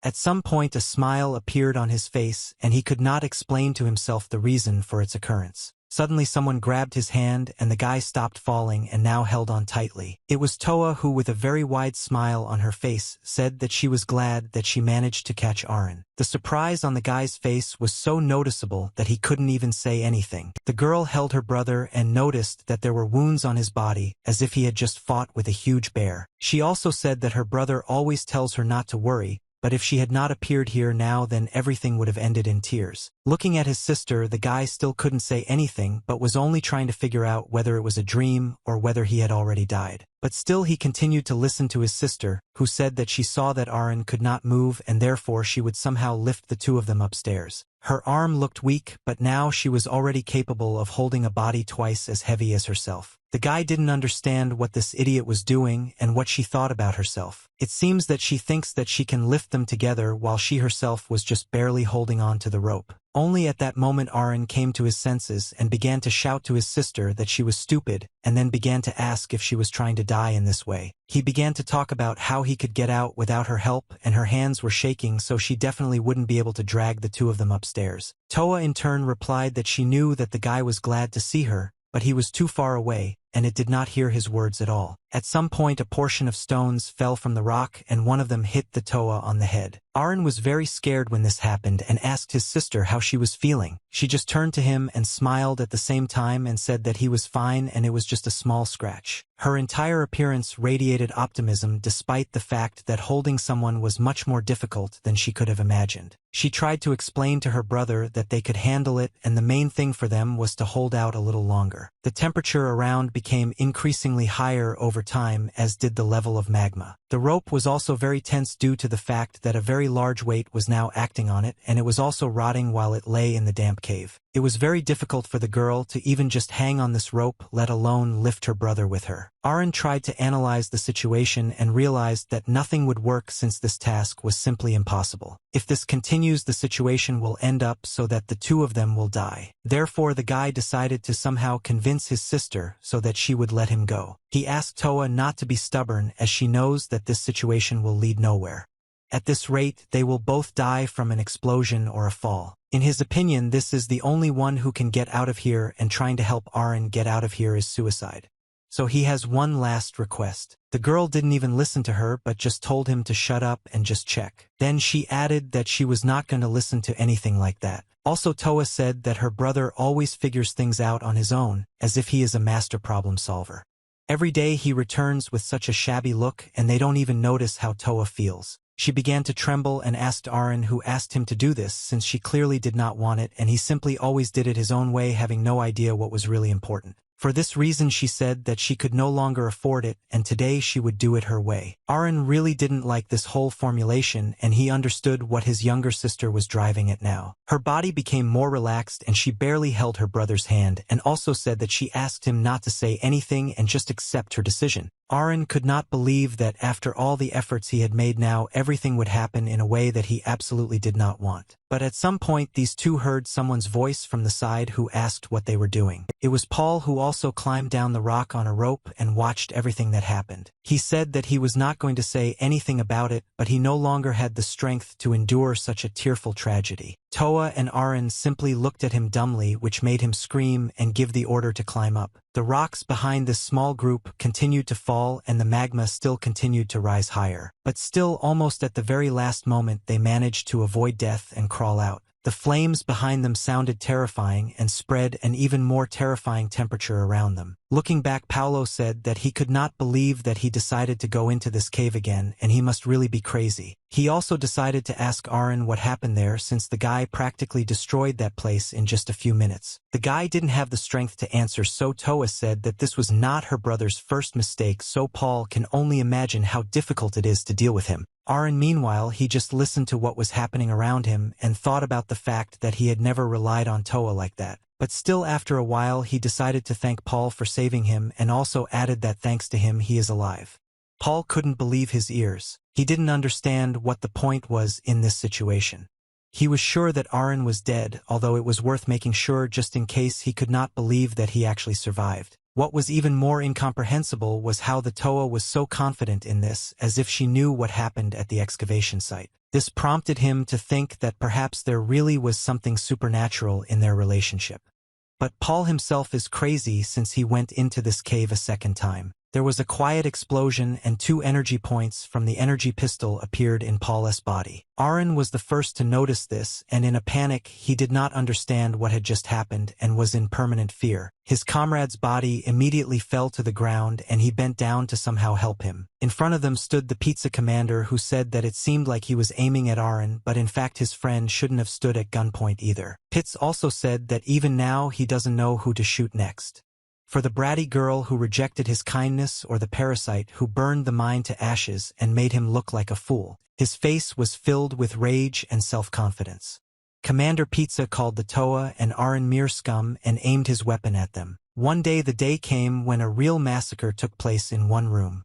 This happened here regularly. Everything around was dotted with pipes, which only recently were people who fought for the last chance to live. And now they were just lifeless bodies that were eliminated in an attempt to seize this opportunity. And among all of them, there were only 2 left, one of whom was a real madman who had a knife with him. Approaching the very last person, he noticed that there were only 2 of them left and the rest were now dead. He continued to come closer and noticed that he could barely stand on his feet, which means that the last survivor has already been determined. Also, this madman offered the last person one last request, namely not to twitch and to continue to stand still for a little longer, since all they need now is for him to die right here and now. All this happened at the end of the selection in the end zone. On that day, the number of survivors was exactly 1 person, and the one who survived dealt more and more blows to the already lifeless body of the madman. This survivor was Arin. In his gaze there was not a drop of regret for his goal, since he had already forgotten how to value anyone's life other than his sister. 3 days earlier, the same Arin was sitting next to Paul and only wanted him to wake up. He didn't want to admit that this was really happening now, and it was painful to watch Toa grieve. At some point, the commander said that he was not going to kill the guy quickly and he had other plans. This is because for the commander, the lease is considered very special, and therefore he would like him to remember it well. He swung his leg wildly and delivered a knee strike to the guy, who now couldn't even fully stand on his feet. These blows continued, and the commander would ask his subordinates what to do next and how to relieve his own rage. He also said that if Arin had simply died in that cave, then everything would have been fine, but he had to climb back up and bring a lot of problems. Now the commander most of all wanted this man to beg for his life to be spared and began to show despair. But there was also someone who couldn't bear to see what was happening.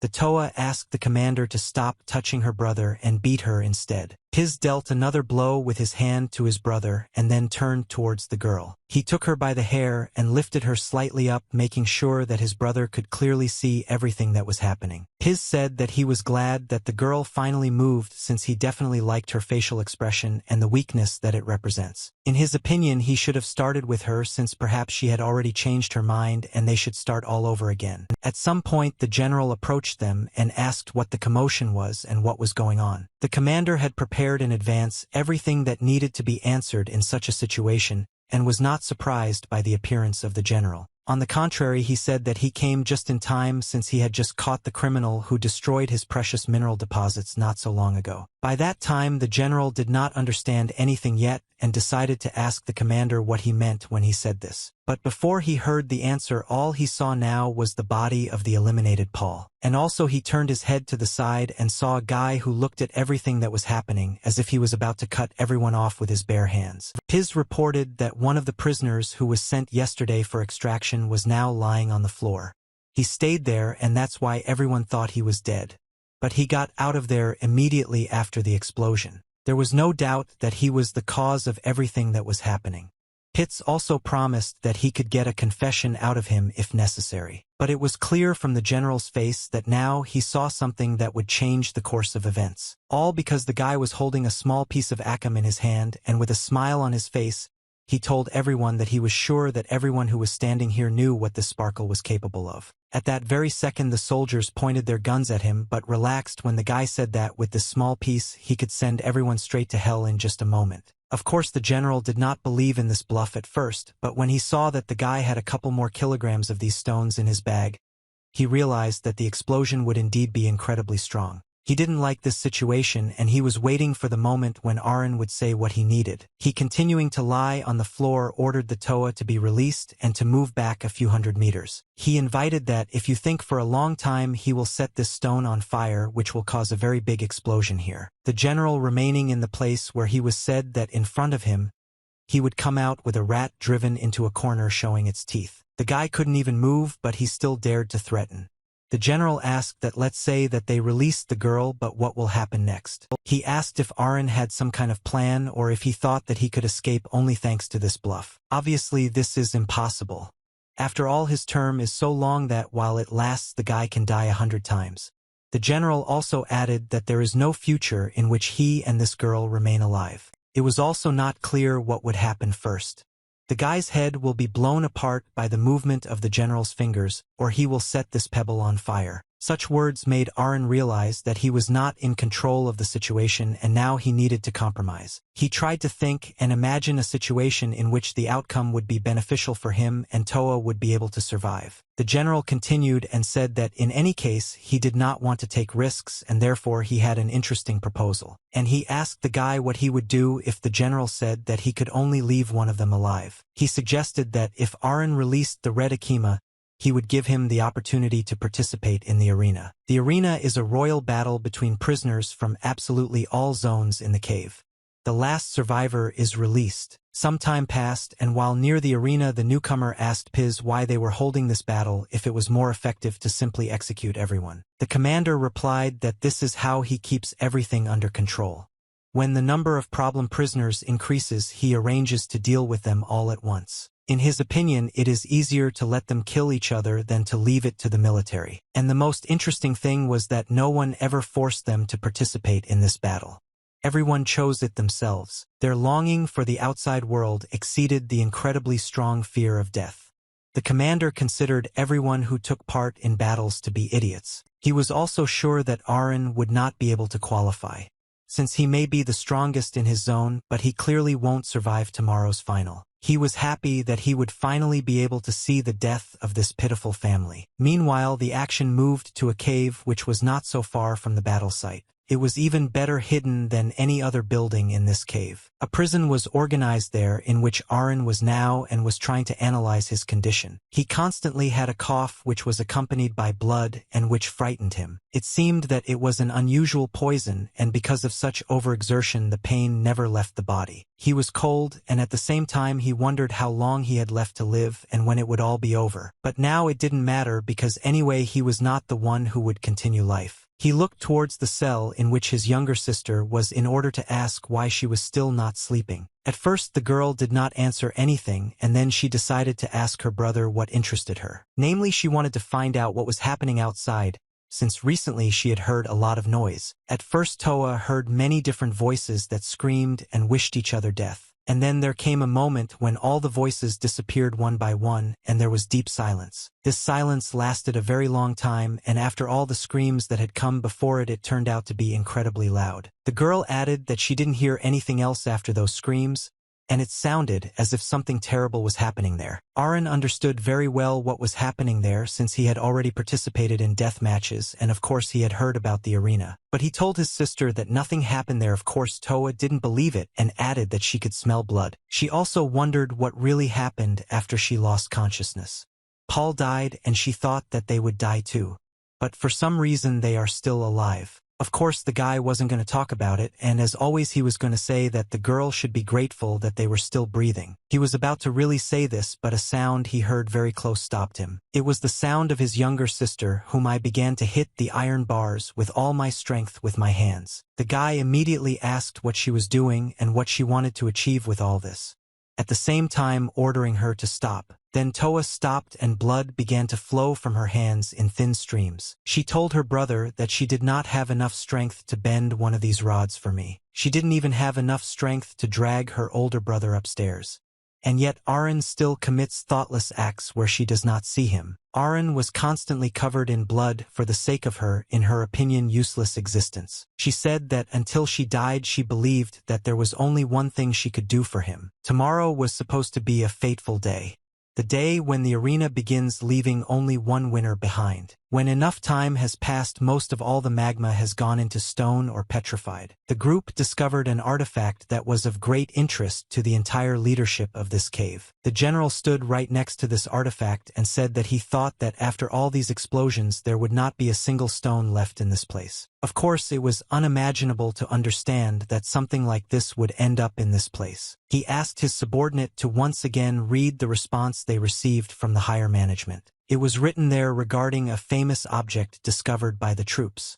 Code name for the ancient gate object.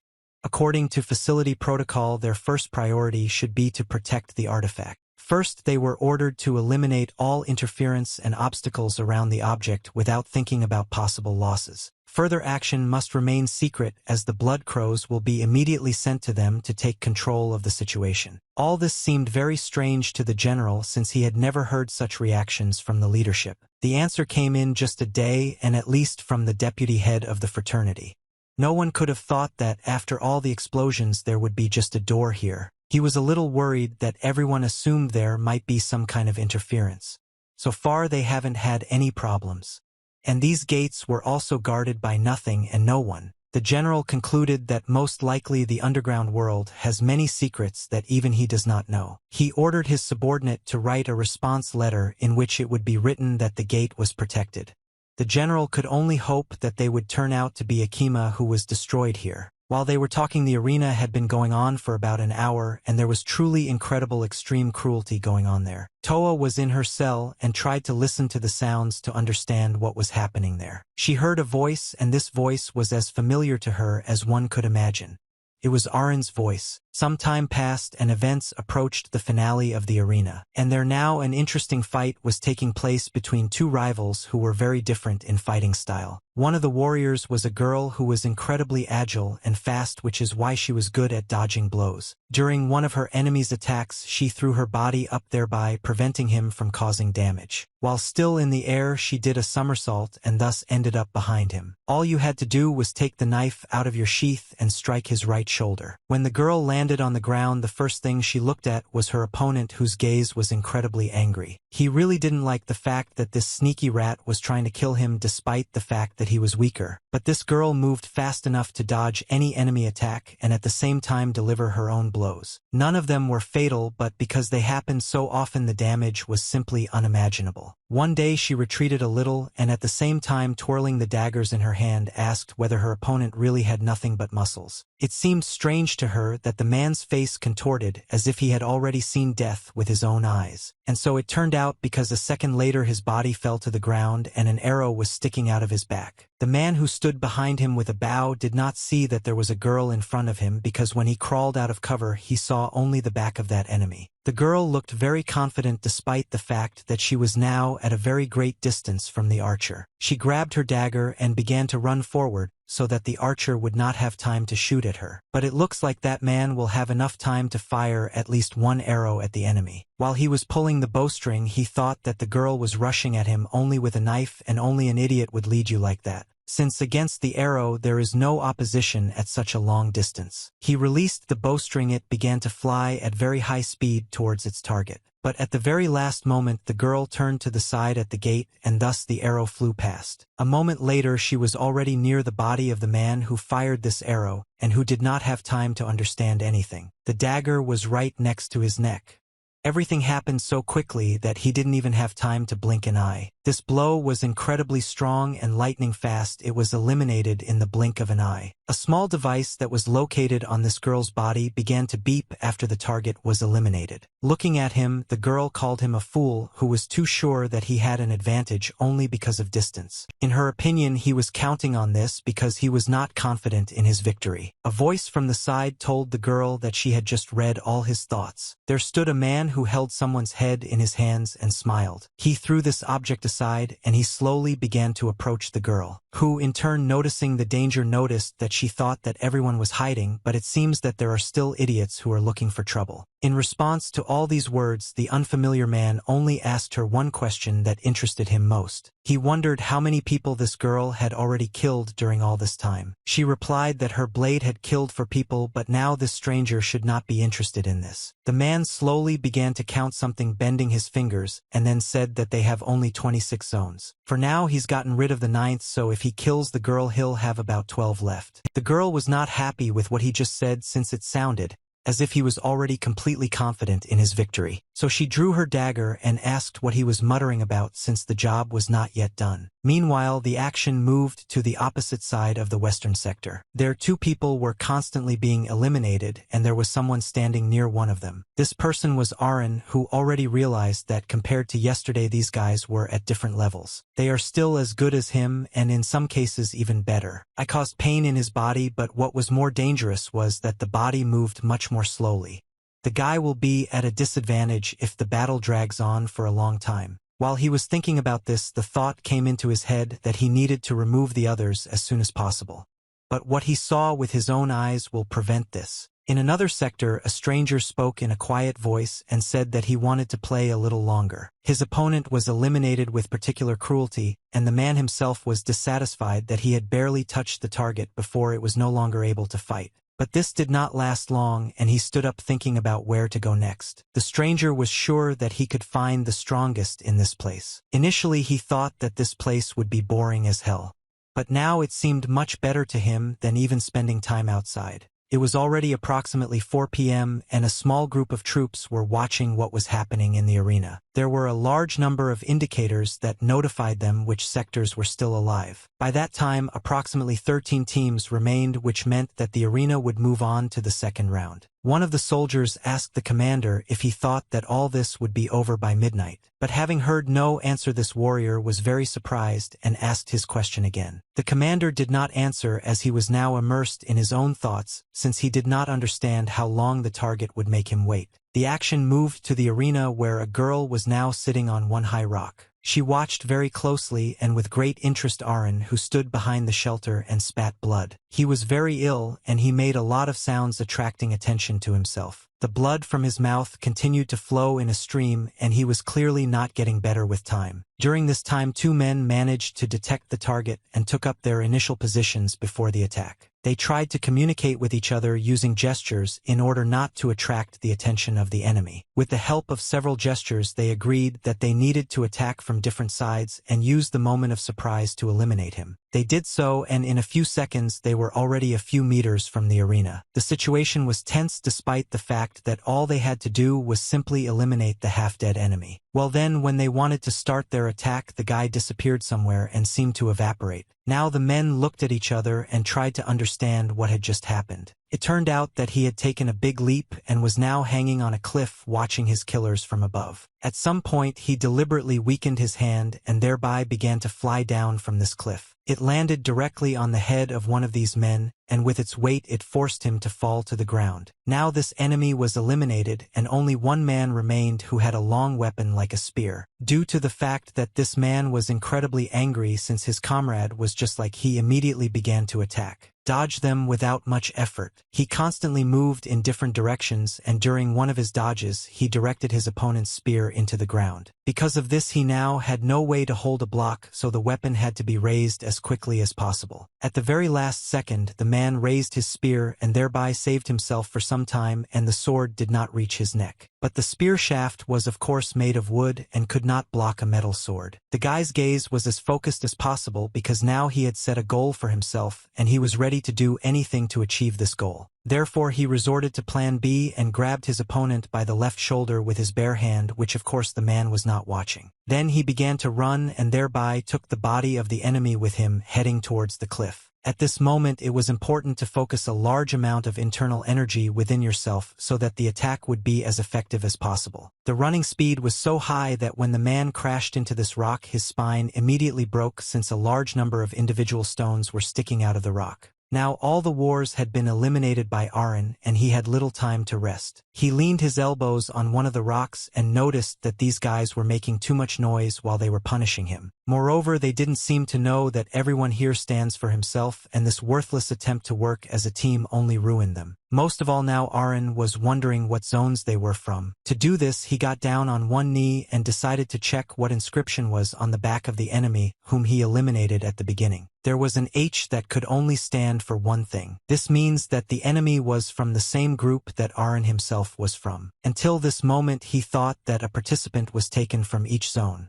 It was not clear why anyone else from his group was here. While the guy was trying to understand what the catch was, someone approached him from behind and tried to turn his attention to himself. Then Arin turned his head, since in the place where he was then, he was clearly not expecting guests. There was a group of several people standing there, and the very first one who was closest to the guy asked the hero if he would now play with them. This entire group consisted of people who appeared to be 100% confident in their abilities. The guy thought that the number of participants must have increased, but it was still not clear exactly how. In this case, there was no longer any point in counting survivors.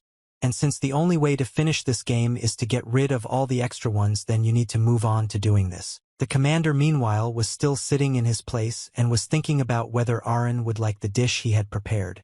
In his opinion, his stomach should burst from this. That girl on the rock was in no hurry to act, and for now she was just closely watching what was happening. But very soon she realized that this guy alone could deal with a very large number of enemies. Therefore she immediately jumped off this cliff thinking that he could be useful. Meanwhile the massacre was in full swing, and due to the fact that the members of this group were at different distances from the guy, they also did not attack at the same time. One of them came closer and tried to stab with his sword. But for the guy this was not a problem, and he only dodged to the side and then struck his opponent with his sword. At that very moment a second enemy arrived at him who had already swung something at him. Turning his head in that direction, the hero began to analyze his weapon and quickly realized that it was just a heavy iron chain. Even though this same weapon is simple and straightforward, it is still incredibly deadly. It's good that the guy had and still had enough strength to resist. With one movement of his hand, he stopped this chain. His enemy couldn't believe that Arin had just actually managed to catch that chain with his bare hands. Now the combat situation looked completely different from what a group of these people expected. The unit commander noticed that these two quickly lost, and now it is obvious that they cannot cope with him one-on-one. Therefore the decision was made to attack everyone at the same time, since now they needed to deal with the guy even though two of them had already been eliminated. Now the situation for the guy was difficult since they all simultaneously began to move in his direction. Stepping back a little, he wondered why these people acted together. Is there really a rule that Arin simply doesn't know about? Having the advantage of a better reaction, the guy struck with his weapon at one of the enemies who approached him first. But he did not have enough time to notice another enemy approaching from the side. The opponent rammed his body with his body and thereby made him lose his stable stance. However, it was impossible to let down our guard now because despite the poor stance, the danger still remained. And the guy had reasons to think so since a thug appeared right next to his body. This man grabbed him and the guy did not have the strength to get out of this trap. He became scared when he saw in front of him a girl with a spear from this group who received an order from the thug to pierce his body right now. Now it seemed to her that the situation was in her hands and now she would simply strike with precision. But he knows that sometimes you need to look behind your back.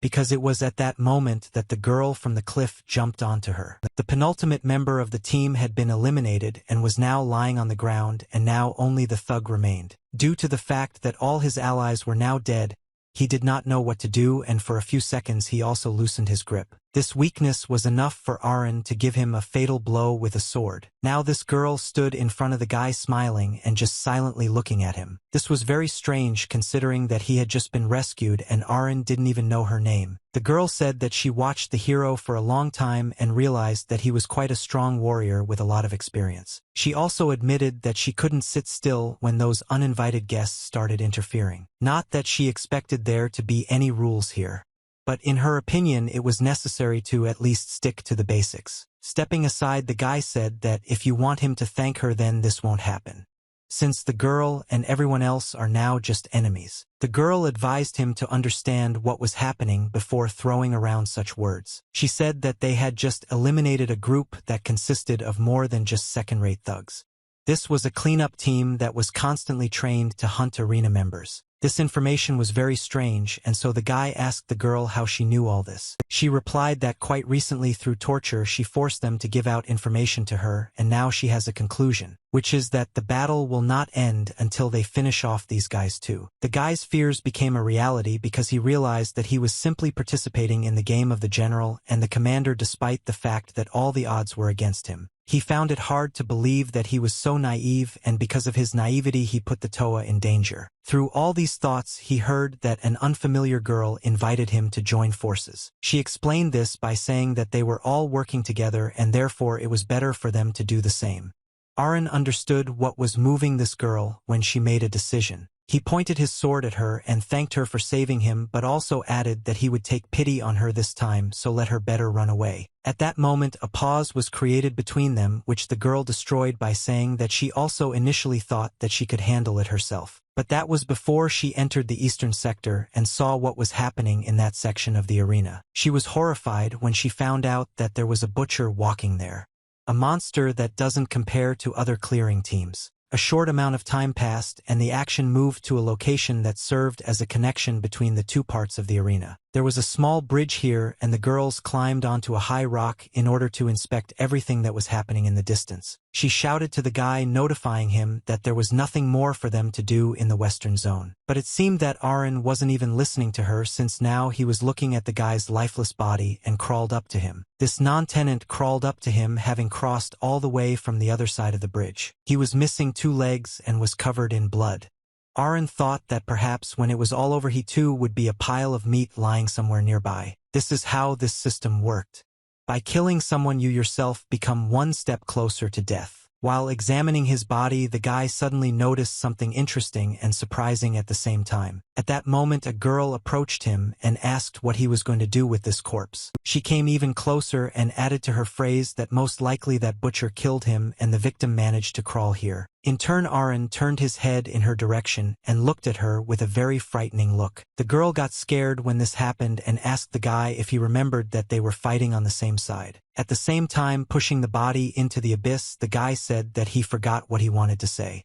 The girl admitted that she was horrified and asked to use words if he wanted to say something. Next she decided to make sure and asked the guy if he did everything she said, because they need to finish cooking before the butcher shows up. Despite the fact that not a single sound happened nearby, the two suddenly felt someone's presence from afar. It was a man who was slowly approaching closer and closer while walking along the bridge. Having looked closely, they realized that this man was the same butcher whom the girl had seen before. He looked nice and even raised his hand to greet people. The guy in turn answered the girl in a quiet voice that he did everything she asked to do. Further actions took place in the prison where Toa was now located. Here it was very bad. It became even worse when she saw that she had guests. This guest was Commander Pis, the mere sight of whom was already causing the Toa incredible pain. His look was absolutely insane, just like his actions over the past few days. Going inside the cell where Arin's younger sister was, he closed the doors and began talking to the girl. He asked her how she was feeling and informed her that he had come to say goodbye since most likely they would never see each other again. She answered him that she might be locked here, but she would not allow him to do whatever he wanted like that time. Toa added that in the morning before leaving, her older brother told her that tomorrow they could leave. All she was doing now was just saying when her older brother would return and they could leave here, perhaps forever. The commander leaned over to her and said that this was stupid, and then asked if she really thought that he could eventually return. A smile appeared on his face, and mocking the girl, he also said that she would never see her brother again even if the earth split in two. From the look of the younger sister, it was clear that she was furious, and if she had the opportunity she would kill the commander right now. But instead of aggressive actions which would clearly have a detrimental effect on her future, she only said that the commander was lying to her. In her opinion, everything he says is always just a terrible lie and provocation. The smile on the commander's face became even wider when he realized that it seemed that the elder brother had not told his little sister the most important thing. Trying to explain, Pizza said that he really made a promise that he would allow one of them to live. This just means that her brother will have to decide who it will be. According to the commander, this choice is simply obvious, but before that he still needs to win in the arena. Obviously, he didn't tell his sister about the arena either.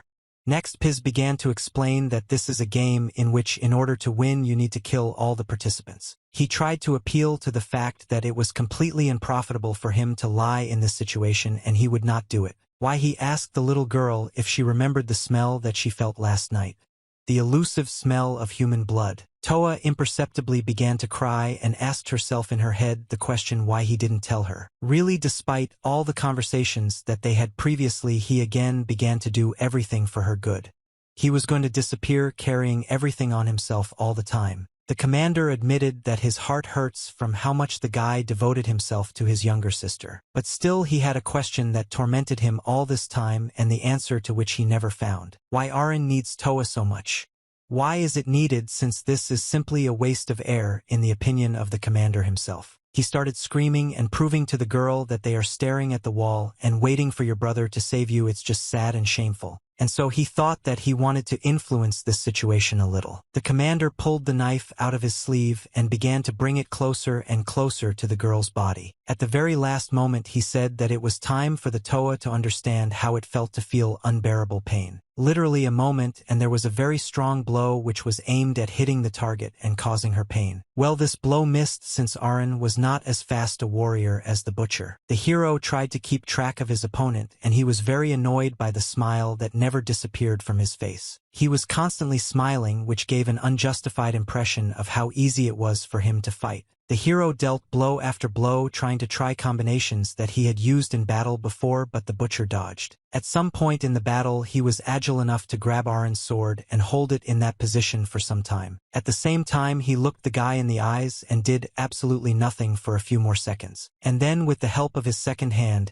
he destroyed this sword, turning its blade into a chest of iron, and said that it would definitely not be cut like that. After this happened, he made a small jerk forward and thereby destroyed his opponent's stance. Surprised by what had just happened, Arin was in shock and clearly was not able to soberly assess the situation. Everything happened so quickly that the guy didn't even have time to understand how the enemy came close enough to strike with his fist. This blow was very powerful, and just one of these was enough to send the hero to the side. He began to fly at very high speed, and while still in flight it turned out that he had already lost consciousness. When he flew into the stone cliff, the butcher began to forget about him like all the previously eliminated enemies. The girl really didn't like what just happened, since she had already ordered him not to rush headlong. But now the problem was even more obvious to her, and she needed to deal with it as quickly as possible. So she took out 2 hidden blades and prepared to deal with this butcher. Seeing that he was getting closer and closer at incredibly high speed, she threw these 2 blades straight at his head. But the speed of these blades was not enough to surprise such an opponent who continued to smile even in the face of death. He lunged forward and tried to strike the girl, but she jumped slightly to the side. It was difficult for the butcher to realize that this had just happened. The girl turned out to be a less powerful enemy for him. But still he also had an answer to this action, and he prepared to strike with his fist, thereby eliminating the woman. She simply couldn't believe her eyes that this was actually happening now. But at some point the butcher's face lost its smile for just a few moments, all due to the fact that Arin very suddenly appeared, who at high speed struck with his knee directly to the butcher's temple. His face at that moment was incredibly furious, since he really had more than enough anger. The butcher even flew several meters to the side, and his body lay there immobilized. The girl could not believe that her ally was alive after that strong blow. Butcher, judging by the expression on his face, did not expect this either, and gradually began to get up from the earth. He voiced his surprise and added that he didn't think Arin would actually be able to get up after everything that happened. Noticing that he was not very strong, Butcher agreed that it was better for him to still be able to fight. Although the situation looked winning for the guy, he still understood that he had lost most of his potential. With one blow, this butcher just broke several of his ribs. And despite the fact that Arin hit him back with all his might, he was now completely fine. He really turned out to be a monster, and the hero realized that he couldn't cope with him in an honest way, so it looks like he'll have to follow the girl's plan. Although at that moment they did not speak, the girl clearly understood that Arin was now convinced of how strong this butcher was. But still, everything was still pretty normal, and the situation hadn't gotten so far that it was too late.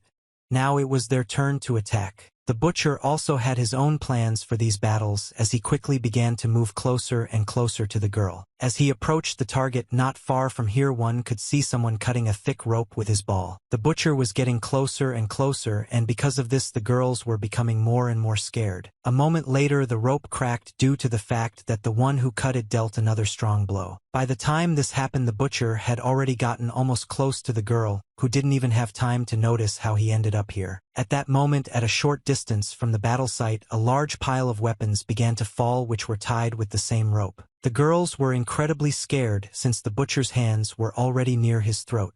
It will be a great miracle to be saved. But in order to understand what happened next, you need to move approximately 1 hour back. Near the place where the battle would take place stood Arin, who had just collected all the weapons from the eliminated enemies. He told the girl that they wouldn't have an advantage just because they had more weapons, so he wanted an explanation as to why they were wasting their time doing something like this. She answered him that if he carefully examined this area, he most likely noticed that the magma here was blue. This is all due to the fact that it is very full of blue liquid. Akima in general, this was nothing unusual for the local mines. A very long time ago this girl noticed that if a hot Akam reacts with metal, a very violent reaction occurs. After the metal reaches the magma, you need to count to 4 seconds, and then a bright explosion occurs. The girl also added that all this looks like a very bright fireworks display, which is accompanied by a more powerful explosion. Arin, it was scary to watch all this, considering that he doesn't know what fireworks are.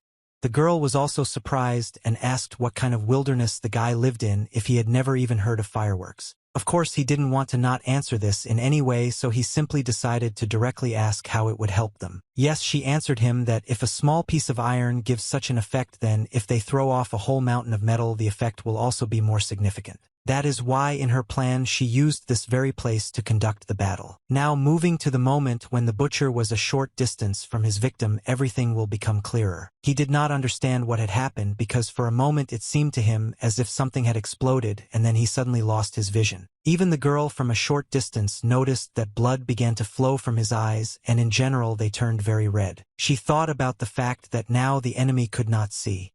She was very scared, as her neck was almost broken, but fortunately everything turned out okay. Now that the enemy couldn't see anything, there was a very good chance to throw a few daggers at him. Of course he could no longer block such an attack, since he saw practically nothing at that moment. The girl began to come closer and closer and said that he had nowhere to run, and he had long ago lost. Her voice became angrier when she said that she would turn him into a pincushion. Only now did the butcher realize why she lured him to this particular place. He understood how her tactics worked. In order not to receive even more damage, he immediately began to run at high speed towards the target to reduce the distance. While moving, he used all his strength to gain speed, and meanwhile the girl threw several more knives at him. But when the butcher was already too close, with a smile on her face, the girl said that she was not the only opponent for him, and perhaps he should watch behind his back. Of course the enemy was very frightened when he heard these words because he realized that his back was really not protected now. Just turning his head a little he noticed someone there who struck with his sword right on his back. Now he could clearly see who it was since he remembered Arin's face well. Moreover, the guy was not going to stop there and swung his sword again. Another blow to the face, which was also very powerful since the hero put a large amount of his energy there. But nevertheless the enemy was still on his feet.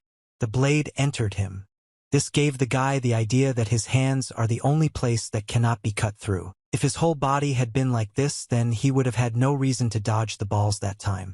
Plus, that girl's daggers are still sticking out of him. In this case, perhaps the best option would be to strike at another weak point that all people have. Swinging his sword, he aimed for his opponent's neck, which looked exposed. But at the very last moment, the enemy put out his hand and thereby blocked the sword and broke it in half. This caused Arin to be surprised, not even because he was just able to break the metal with his bare hands, but because the enemy still had the strength to block so quickly. The butcher meanwhile said that he knew that the guy would aim at his neck. In his opinion, this is the most obvious place, and he is disappointed that the hero did not come up with something more elegant. Immediately the butcher struck with his fist directly at the guy's body and he flew to the side. The girl watched everything that was happening from the side and was surprised that the advantage in the battle was very sharply transferred from hand to hand. Getting ready to throw one of her knives, she was angry that her ally didn't take advantage of a good chance to destroy his opponent once and for all. But just as she was about to throw this dagger, several of these same daggers passed right through her body. It turned out that the butcher threw these daggers and at the same time said that he was not only good in close combat, he simply preferred it.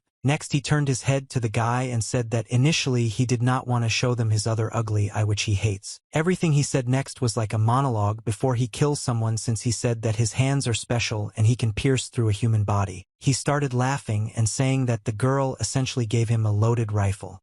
But this way of fighting was not to his taste. He began to come closer to the hero and said that he was more interested in Arin since very few people survived more than 2 of his real blows. Taking a swing, he said that this time he would put all his strength into ensuring that the guy did not suffer. The guy still had enough strength to react, so he very carefully watched how his hand moved. The butcher hit his hand right at the place where the guy was, but at the very last moment he pushed off and moved slightly back. The blow was so powerful that the stones from this bridge began to crumble and gradually fall into the magma. Some of them even rose into the air and thereby limited the visibility of the butcher's only eye. Through all these stones he could still see the silhouette of Arin, who for some reason did not lie torn to pieces on the floor. Moreover, he stood in front and used his sword to cut off another piece of rope. Because of this, another portion of the iron weapons that had been prepared in advance began to slowly fall down. When it reached the magma, another very powerful fireworks display was created, which was even brighter than the previous one. Everything around was lit up very sharply, and at the same time a loud explosion could be heard. Even before the explosion occurred, the butcher covered his eyes with his hand so as not to receive any damage. With a smile on his face,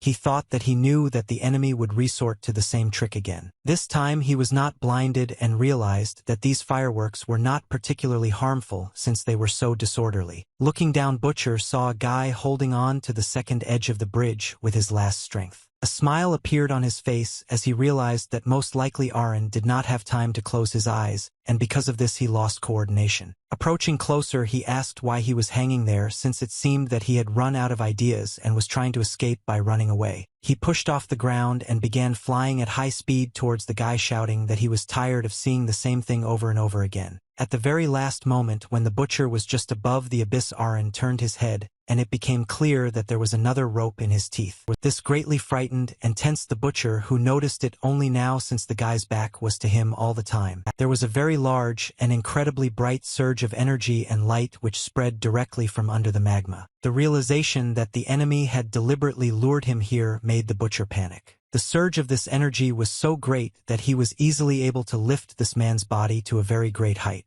And when his body was at its peak, a very bright splash occurred.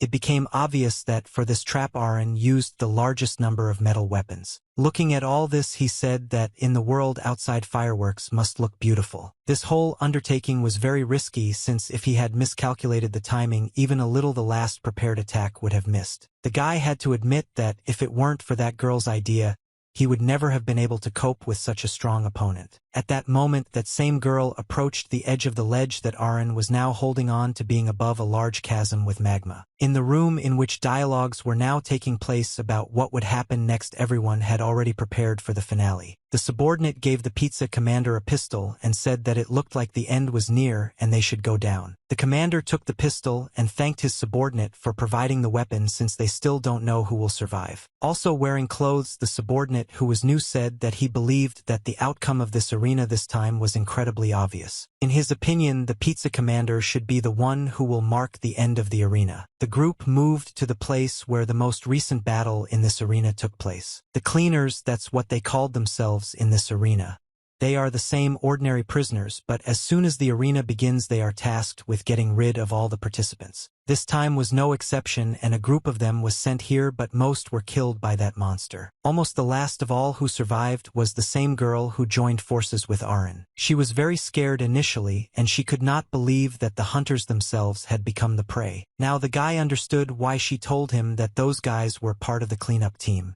Thus, she tried to make him out to be their common enemy in order to get rid of him. But in fact, all this time, the cleaner herself was also the girl herself, who was now lying on the floor in a half-dead state. She decided to ask the guy if he really knew this in advance, since you couldn't tell from his face that he was surprised. He told her that he had several suspicions, but it didn't matter who was on the cleanup team and who wasn't, because here the only thing you can be sure of is that there are enemies around. The hero realized this at the very beginning. The last words of this girl were that Arin is very boring and always acts according to protocol. Then her eyes closed and never opened again.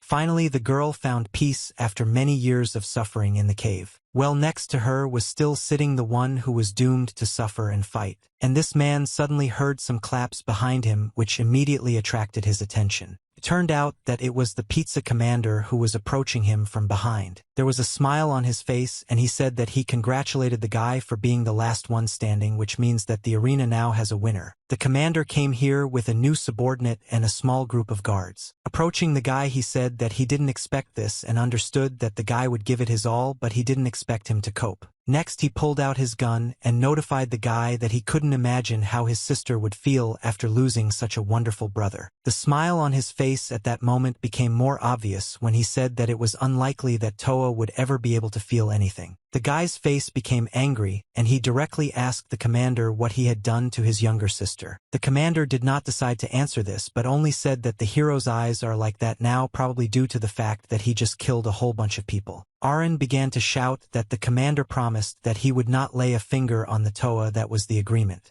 Pitts in turn only said that he helped her come to terms. He felt power in this situation and his impunity, which he used very well. Then the commander held the gun on the guy for a long time and said that there was no need to be upset now, since the terms of the deal were still in effect. Namely, that now Arin will die so that the girl can live. The hero himself agreed to this. Further, the commander said that the guy had already killed so many people and now he wants to waste all his efforts. Of course, this situation caused laughter on the commander's face, and he promised the guy that he would remember this facial expression for a very long time. Then the smile on his whole face disappeared. He said goodbye and said that he was glad to meet him. His finger was already on the trigger of the energy pistol, which was in turn aimed at Arin's body. All the guy was thinking about now was just his name, a name that meant much more to him than anything else in this world. But when the commander pulled the trigger, all that happened was just a small and quiet click. Then he pressed several more times and the shot never happened. He looked at his gun and said he didn't want to look like a fool, so he needed a new gun. Turning to his subordinates, he said that the weapon was broken and he wanted one of the guards to give him a rifle. The new subordinate told him that the commander had probably forgotten that Akam weapons were prohibited in the arena. Of course, the pizza commander asked him what he was even talking about, if the arena had already ended a long time ago. His voice became angry, and he ordered him to immediately give him a weapon, to which his subordinates replied that in fact the battle in the arena was not over yet.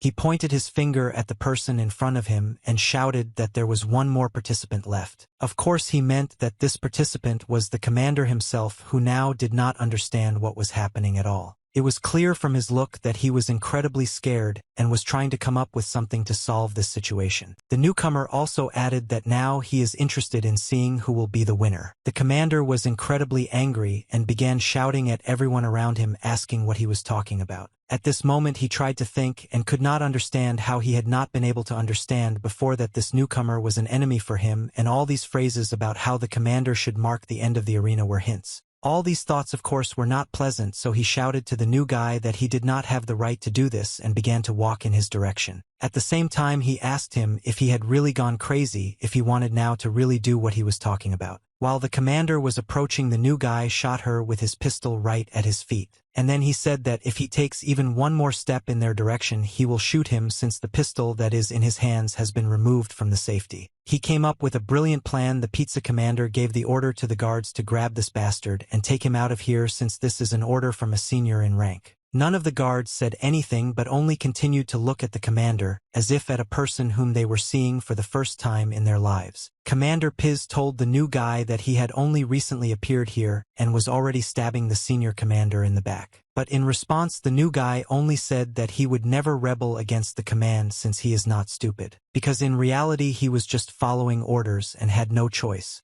Did the commander really forget that the general said that he would be punished? Pis, I remember this moment very well, but I thought that after he caught the intruder the general would forget about it. The newcomer told the commander that he should not be discouraged, since he just needs to defeat the jam.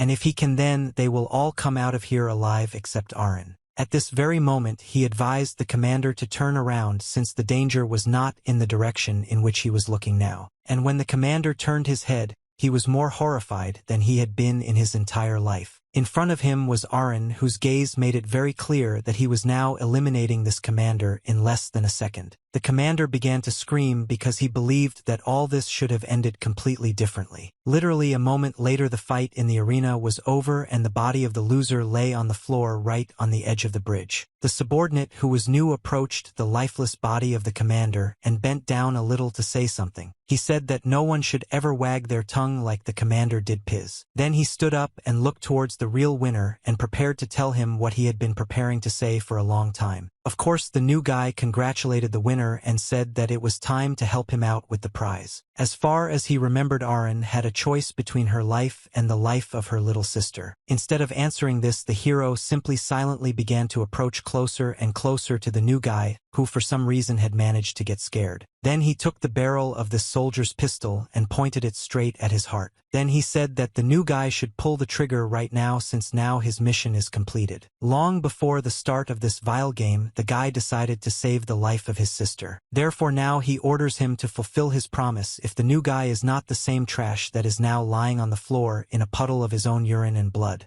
After thinking a little, the new guy said that unlike the commander, he is a man of his words. And for this reason he cannot kill Arin now, since this is a violation of the agreement. He told the guy to follow their group as he had something to show him. Together with an escort from the security they moved to a cave which in the guy's memory still remains the place where he was imprisoned with the Toa. Now when Arin came here he saw the bloody body of his younger sister and a small knife that lay nearby. The newcomer said that it was already too late when they found her.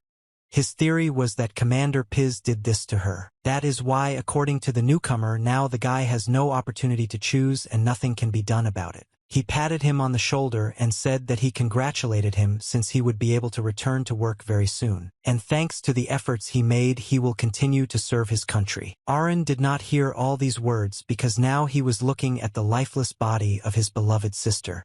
The person for whom he was ready to do anything. All he's done lately is kill. And the reason for all these murders, all the sweat and blood that was shed, was to ensure the life and comfort of the Toa. Arin returned from his memories, and in front of him, he saw the girl whom he first met when the newcomers were brought in. His heart was breaking, and the feeling that the world had stopped did not leave him. This girl said that she was already tired of waiting and then asked the hero how long he would sleep in this position. Now the guy was in a different place and the girl who was in front of him had already disappeared from his memories. All that was now before his eyes were just multiple memories, namely those moments that had the greatest impact on him. Those moments when he felt that maybe all the struggle was worth something. But he also remembered well those moments that brought him incredibly strong pain and the desire to end this meaningless life. and now everything was completely different. Now he had a very frightened face that was looking at the incomprehensible girl that was in front of him. Even though this girl looked very confident, there was still a fire around after the flamethrowers were fired, and he saw her outstretched hand. He extended his hand in response because he wanted to be helped. The struggle for everything must be justified, and he had already forgotten what happened after he took that girl's hand. Now he was definitely in the wrong cave and was trying to remember the name of the girl in front of him. She replied that she was Dilly, and she was not surprised that she forgot everything here, all because the guy just had a feeling that several years had passed. But the girl decided to explain everything to make him feel more comfortable and said that this place belongs to her and is called the Fallen Abyss. She also explained that she was really worried that the guy would die, but luckily he took her hand before he lost consciousness, and that's how they got here. After looking around, the guy said that he had no idea what was going on here, but he had a few questions. Dilly really is devil spirit or just an annoying child? And then, at a short distance, Dill said that the guy should have realized who she was a long time ago. Dilly is a treasure, or rather one of the 12 relics of the king, from the very legend that Arin talked about with his sister. The guy did not believe these words at all, since he himself did not believe in these legends despite the fact that he told them to his sister. Moreover, he found it strange that the treasure looked like a child, since in his opinion she should be more impressive. Dilly replied that this is just her avatar for now, and her real body cannot return to the material world due to an ancient spell. And this door, the ancient spell at that moment, was right now behind her and looked very monstrous. It was like a huge stone woman who was so huge that she seemed to occupy most of this world. When Arina looked at her, he could not believe his eyes, and simply watched in surprise, waiting for what Dilly would say next. And she finally said that she had been waiting for this moment for a long time, and to be precise 3,431 years, 4 months and 3 days. And today, finally, her imprisonment in this terrible world, in her opinion, is over. She constantly shouted that she was grateful to the guy that she could finally leave this place after such a long time. But in fact, the guy did not agree with this, and moreover he said that they understand how the fact that he took her hand is connected with the fact that she can now leave here. Then Dilly explained that, in fact, the guy had already done all the work and now nothing could be changed. All that was required from Arin from that moment was just to become a vessel of Dilly, and to be in this state constantly. She explained this by saying that for her strength and energy she needed a vessel that would contain her entire nature. The plan was that once she completely absorbed the vessel, only then would she be able to plant this place despite any spells. It was very scary to hear this, since this was clearly not what Arin had dreamed of for a long time. Loud, what you now want to do, namely take over his body, it turned out to be even more terrible. The girl began to come closer and closer to Arin, and tried to take his hand, but he resisted. Moreover, he said that if Dilly thinks that he will agree to this, then she is even stupider than he initially thought. He turned around and said that he no longer intended to listen to all this nonsense, and now he just wanted to get out of this world. But this action was incredibly difficult and met its resistance.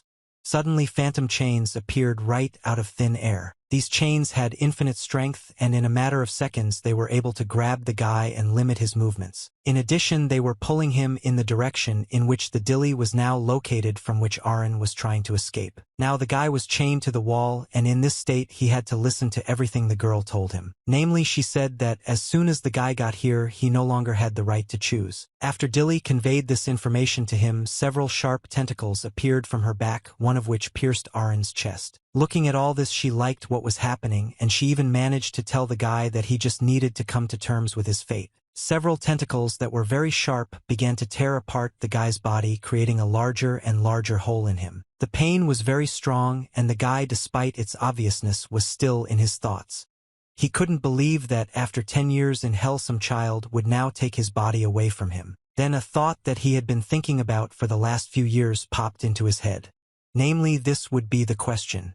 Why should he suffer? Gathering air into his lungs, he began to ask the girl why he was chosen for this position, and what he did to deserve such a fate. Dilly thought that he would ask this question earlier, but in general she had a prepared answer to this question. But before answering, she told him that in order to understand the girl's motivation, you first aren't worth looking at your past. Then the guy turned his head to the side, since that's where Dilly pointed with her fingers. What he saw ahead greatly surprised him, since a portal appeared, which as if through a mirror showed what was happening on the other side. Through this portal one could see human silhouettes, which became more and more clear with every second. And so at that moment when the guy took a good look he realized that this human force in this was his younger sister. She was lying on the floor and it looked like it was the floor of the prison in which he had been not so long ago. At the same time Dilly explained that the dream he had while he was unconscious showed events from the past. And now the girl's plans were to tell the guy the whole truth which he did not know about before. Then the guy took an even larger amount into his lungs and shouted to the girl that he already knew what happened. Namely, the bastard whom he killed in the arena is the culprit of all this. The only truth was that Arin failed to protect his remaining family. The girl didn't even listen to all these words because she decided that it was better to show once how everything was than to try to explain something. The guy immediately fell silent when he heard that his sister had chosen him, gets up from the floor and says that he doesn't see anything. By this point he had already come to the realization that most likely Commander Pis did not kill the Toa. Moreover, it became clear that after he entered her cell she was still able to regain consciousness and stand up. And indeed, when it began to rise she said that it must be even more painful for Arin. She was sure that her brother was 10 times worse than she was now. The thought that Arin constantly suffers alone, that she no longer even understands how bad he is.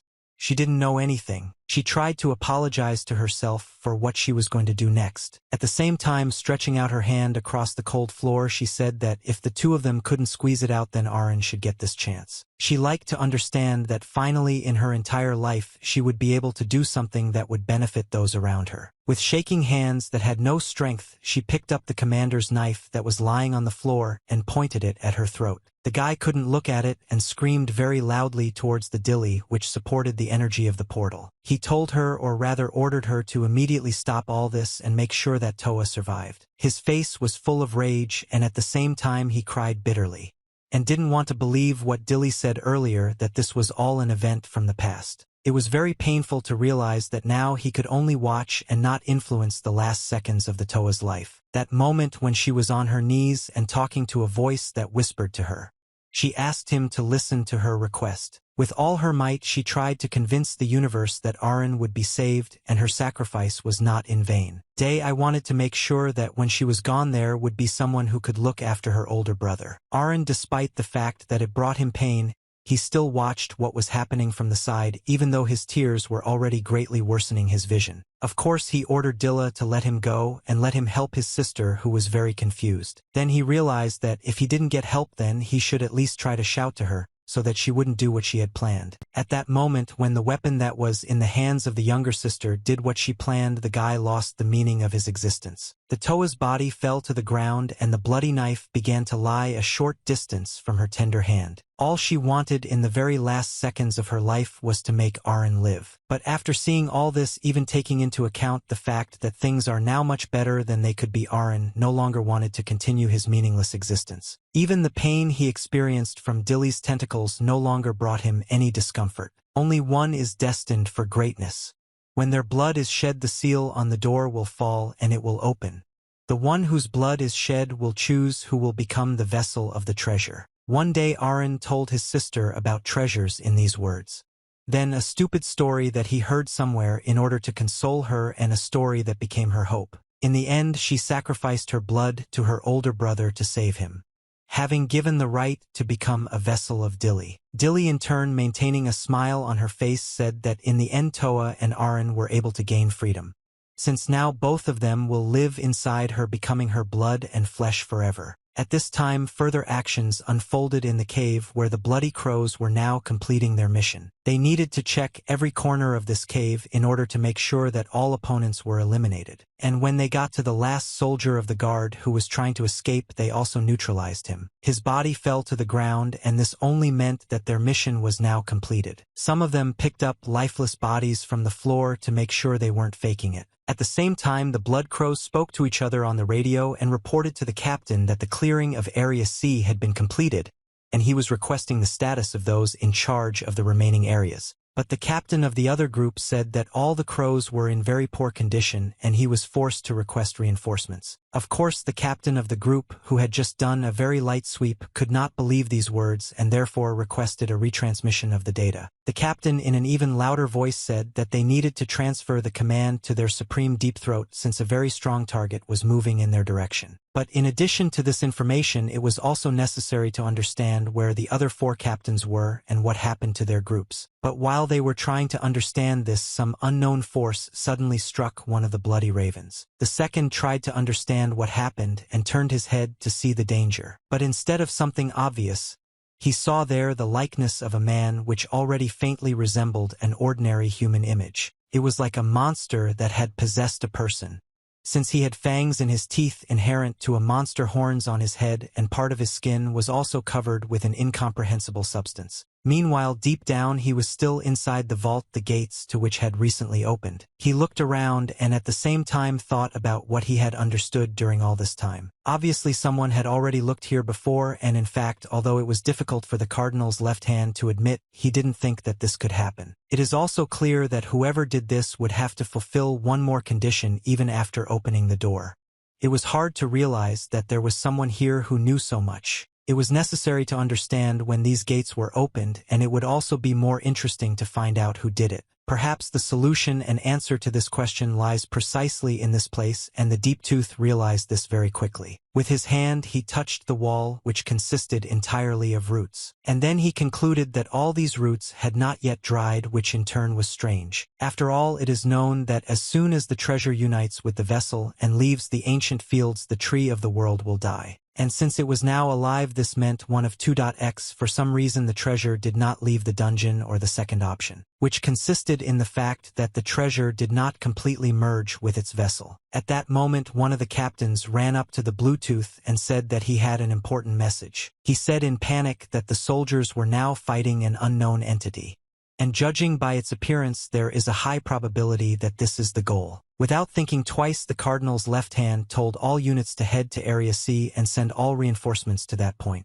Point C was now a living hell due to the amount of energy that the bloody crows used to eliminate the unknown target. They all stood in a battle line and aimed their weapons at one point to create the greatest amount of harmful energy in it. This damage was so much that it would be enough to eliminate a very large group of a variety of enemies. This, among other things, created a large wall of smoke, and they stopped seeing anything ahead. But even before the smoke settled, one of the warriors felt a strong blow and a breeze behind him. This was Tanya, a known entity with incredibly high speed. She rushed straight towards them in the rear. The captain gave the order to the melee units to begin the attack, as they were now the most effective troops. But their target was much stronger and was now quickly moving across space, eliminating enemies left and right. It was a common order among the Blood Ravens not to get too close to this unknown creature. But before they agreed on this, they simultaneously tried to attack him in order to launch a surprise attack. But just one movement of this monster was enough for a whole crowd of opponents to scatter in different directions. A detachment of troops who were at a medium distance at that moment took out their weapons from special parts of the suit on their forearms.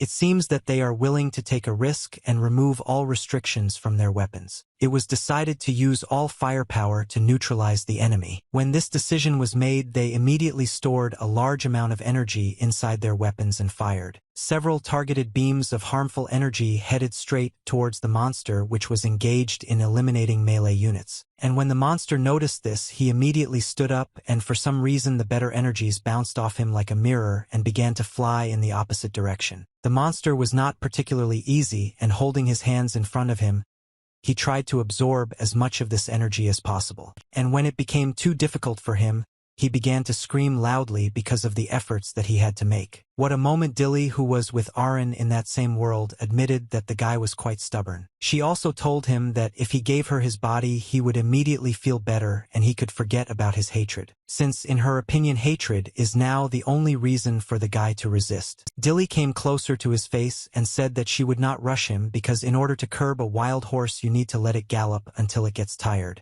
And on the day when the Dilly can grab the reins, the guy's body will become hers once and for all. But now she only needed to make the guy experience emotions and rage and be able to protect his physical shell. When he threw out all his rage, all this harmful energy that flew at him was immediately reflected. The soldiers were very scared when this happened, since they used all the power only in training and could not even understand that it could be somehow blocked. The target approached one of the soldiers, and with one movement of his hand, he made the weapon that was built into the soldiers' suits begin to explode. The Blood Crows quickly realized that the monster was able to control Akam. The monster jumped from side to side and with light movements tore apart the bodies of opponents with ease. All the soldier could do was watch this happen and count the minutes until his death. There was real chaos all around and a small group watched everything that happened. Of course, this was a group of which Glubok was the main member and the most elite warriors were his personal guard. The cardinal's left hand now needed to observe very well and accurately what was happening in order to understand everything. Every second he remembered some information about his enemy in order to find opposition to him. And at some point during the observation the Deep Tooth didn't even have time to blink when suddenly something flew into the rock near him at high speed. When he looked there he saw that it turned out that it was one of the bloody ravens that flew into the rock at high speed, which is why his body was greatly deformed.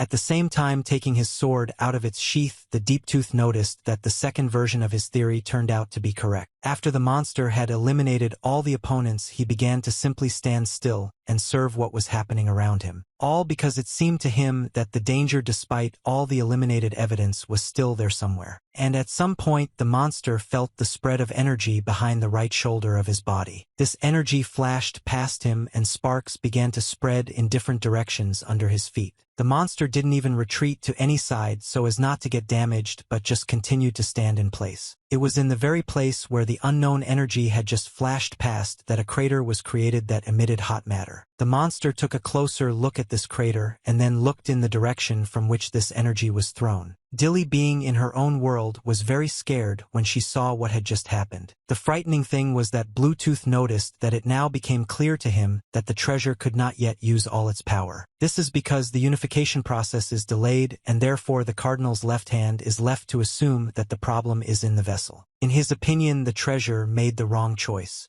And very soon Deep Tooth will prove it by destroying this very low-quality vessel. All the circumstances that occurred earlier indicated that a battle of incredible proportions would soon take place. And so it happened since the Deep Tooth took out his weapon, which was an energy scythe that receives its energy from Akam. While still in the air, he struck once with his weapon, but the monster was able to create a block using his own energy. Then the blow missed and no damage was done to the monster and Arin was able to dodge. He moved from side to side so that the enemy could not understand where he was. And during such movements, the Deep Tooth still managed to catch the moment when Arin was in weightlessness. And it was this moment that he used to strike and create an energy flow with the help of his weapon. All the energy flew into the guy's body and it began to fly into the ground at high speed. The energy with which he flew into the rock was so great that a small crater was created there. The monster was in this crater and tried not to move in order to restore as much energy as possible. A blue tooth flew up to him and tried to study the enemy's body more thoroughly. It was clear from his gaze that he was scanning and trying to understand what his opponent was like. Dilly did about the same thing, who thought that the enemy thought he could fight her with the body of a mortal. This must have given her the idea that the outside world had most likely changed for the better while she was locked in this cave. The first step for a counterattack she considered would be to get rid of the weapon that was now in the hand of the cardinal's left hand. When the deep-eyed one looked at his sword,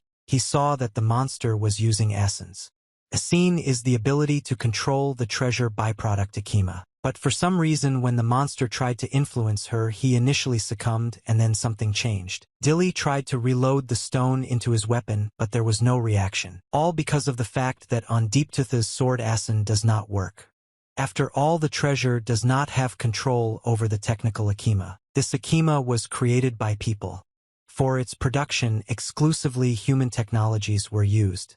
The disadvantage is that due to the complexity of production, mass production is simply not possible. Therefore now the Raven had every opportunity to pierce the enemy's body with the help of his weapon. And when this happened, at first the monster felt some kind of discomfort and then he stopped feeling his body as a whole. The enemy did not stop there and swung his weapon to the side, thereby making sure that the blade would surely cut the enemy in half. When Deeptooth looked around, he saw that his opponent was already at a different point thanks to his strength and decided to use his own tactics. He used the crow shift technique and thereby very quickly moved directly behind the monster. He did not have time to react, and when the cardinal's left hand used the spectral lotus spear, Arin personally flew into the rock at high speed. Now the damage to his body was much more significant and the enemy was much closer. Moreover, this enemy was very close and said that despite the fact that his weapon is very difficult to produce, it is still very effective against the treasure. Dilly realized that her sons would no longer be the only holders of power in this world,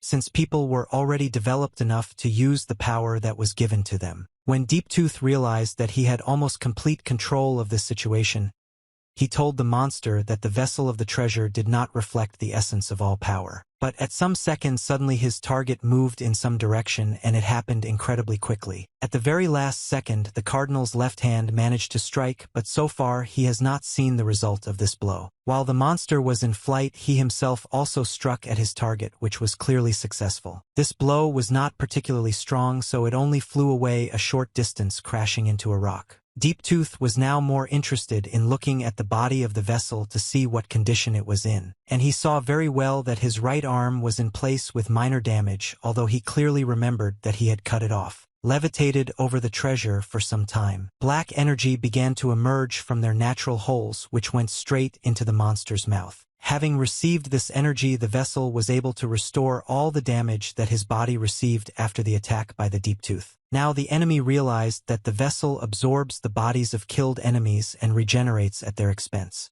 Apparently this is one of the abilities. But the Deeptooth had no time to think, because after the monster was able to restore its strength, it carried out another attack. When the energy directed towards him, he waited a little, and at the very last moment he used the crow shift. Thanks to this technique, in just half a second, he had already felt himself above his enemy's head and was preparing to strike with his sword. But the vessel knew well how to behave in this situation, as he began to use all the skills that were in his arsenal. Deeptooth is back and was ready to strike back. This blow did not take long to arrive, and although the enemy managed to block it, the damage was still great. So big that his weapon crumbled into small pieces, and now it was impossible to fight with it. But what was even more impossible was that the vessel managed to copy the secret technique of the Blood Ravens, namely the Raven Shift. Moreover, after the Crow Shift, the vessel also used the Spectral Lotus Spear, which the Deeptooth had also used before in battle. By that time in the world, Arin's treasure was now unrecognizable. He didn't even look like a person in the usual sense, and those tentacles that entered his body had already completely absorbed him. Deeptooth, meanwhile, he was in battle, and for this reason he was finally trying to understand how he could defeat such a strong opponent. In his opinion, it was necessary to make sure that the enemy would not have time to recover, and therefore it was better to incinerate him. The amount of energy that began to focus around the Deeptooth was simply incredible. Dilly, meanwhile, was also surprised, since she had not seen something like this for many years. It was a technique that the Blood Crows call Scarlet Thunder,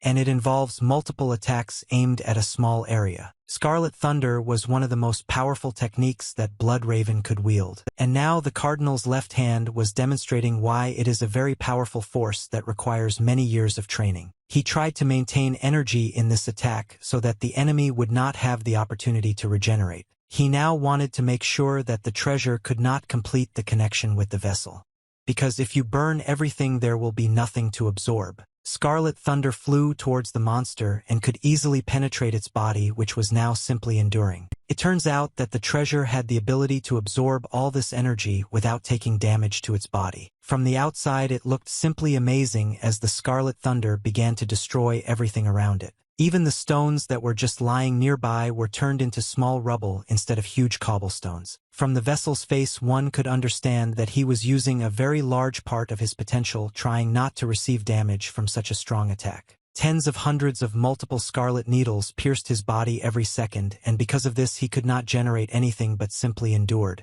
Deeptooth's idea and plan was that he would make the treasure come out of the vessel. But at some point a smile appeared on the vessel's face, which could indicate that the treasure knew what to do. Dill said that the adjustments are finally complete and now she can start the real fight. This was bad news for Deeptooth, since now he had to exert himself even more. At some point Scarlet Thunder appeared right behind him and several dozen needles struck his back. Now he realized that the techniques that the monster can absorb are not limited to Akima. Dilly has finally improved enough to use the power she rightfully has. Looking at her enemy, she said that she was at least 1,000 years ahead of him, and now she was glad that she had an interesting opportunity to show her enemy what real strength was. The action moved to the capital of Travian and specifically to the Hasnal Palace, which was the center of decision-making. Along the corridor that led to one very important office, the Honorable Army General, who was also a minister, was now walking. Because how loudly he walked down the corridor, one could say that the news he was carrying was clearly not positive. Approaching one of the doors near which the girl was standing, he noticed that she was very frightened. But despite her fear, she still approached him and said that he couldn't go into that room now. The man ignored these words and with a deft movement of his strong hands opened the door. Going inside, he shouted out the name of the person he came to talk to. This man was Cardinal Lacrisi.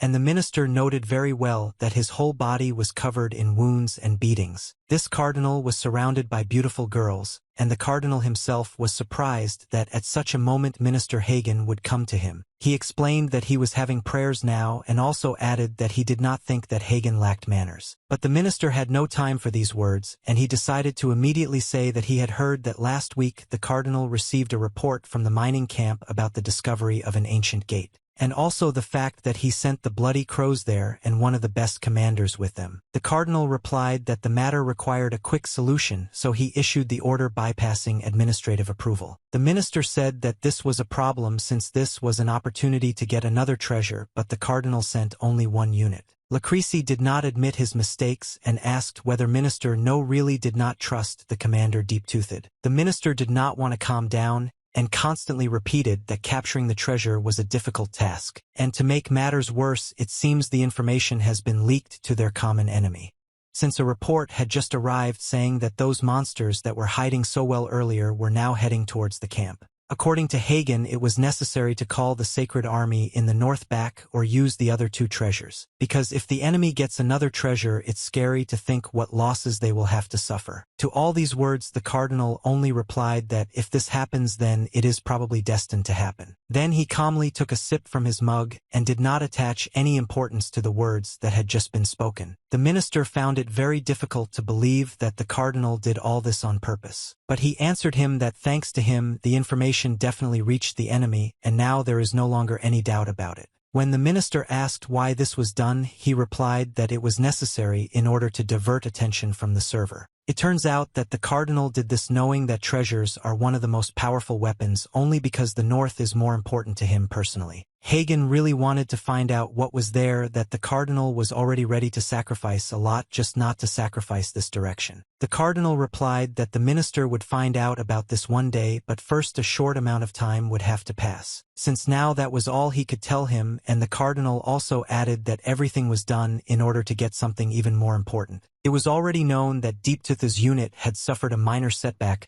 but here they could no longer help. A little more and they would not have been able to take their eyes off the guards of the rebellion, since they are already full of suspicions. Now the actions have moved once again, but now everything was happening much closer to the cave where the battle took place. Namely, the actions in subsequent events were the foot of the great tree. Right here one could now find a very large group of lifeless bodies of blood ravens that had been lying there for a long time. Not far from them, on a portable throne, was a woman with very large eyes and a confident look. She was surrounded by her subordinates, who were the ones who had just eliminated all those bloody ravens. The girl looked into emptiness and said to herself that she was unhappy that their target was late. Perhaps this meant that the targets were either very weak or simply incredibly lazy. At some point in these thoughts, the girl felt warmth behind her back and realized that something had happened that she had been thinking about not so long ago. She didn't like it, but she still had to endure it because in general what happened there indicated a positive future. Several subordinates who were directly behind her throne were burned and simply fell to the ground. A second later, a man appeared right behind the girl's right shoulder who praised the quality of those dolls and noted that they were just right for a fire in such cold weather. This girl's name was Aspina, and the man who hugged her from behind was apparently her ally. He continued and asked the girl how it happened that she was here alone, since he believed that they were waiting for each other here. At that very moment at this place where the girl's throne was located, a very strong whirlwind occurred. All because she grabbed the guy by the neck and a huge stream of dark energy began to fly out of his body. This energy spread stronger and stronger until after a few seconds it disappeared somewhere. Espina noticed that Vilantro was still the same rude person he had been all his adult life. But the man only answered her that today was a very good day and therefore they should not talk about something bad. He even added that the girls should smile since today their new relative will most likely be reborn and they will witness it.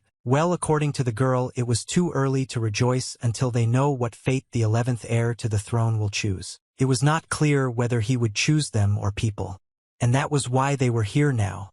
To know what measures to take based on your choice. Vilantro in turn thought about everything much more down to earth, and therefore this situation made him smile, since he believed that this was not particularly important because no matter what happens fun awaits them. The girl kept thinking why Vilantro answered the call this time.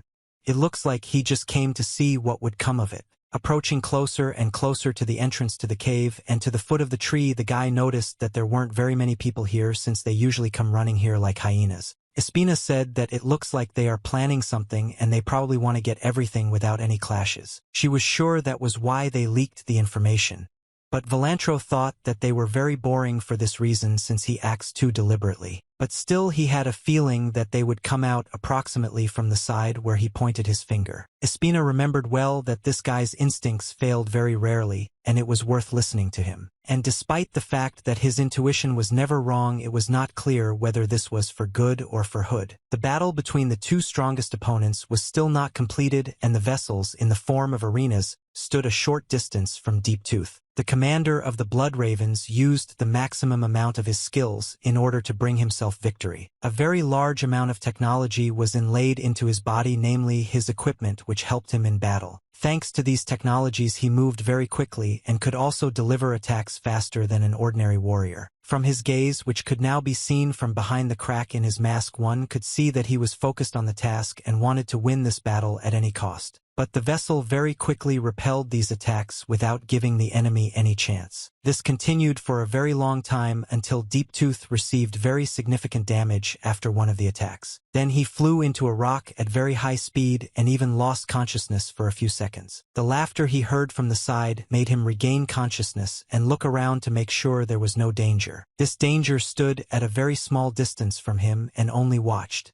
And the head of the group of bloody ravens flew up a little. Dilly noticed that she would not be able to restrain the force, she would have to finish him off with them despite the fact that initially she wanted to play longer. And the opponent himself, from the behavior of his opponent, realized that the vessel was simply playing with him. It seems that the monster was hinting to him that he could kill him whenever he wanted, which meant he was staying here for some reason. Dilly really liked the way things were going now, and she had no intention of making things suddenly worse. So she turned to Arin and said that it seemed like he was ready to accept her. She also admitted that she wanted to play a little with that raven in order to calm the guy's mind, since this is another important step towards improving their common body. Special mechanisms delved into the guy's body even deeper and thereby made its way into his consciousness even more thoroughly. Non-lethal damage, then adaptation.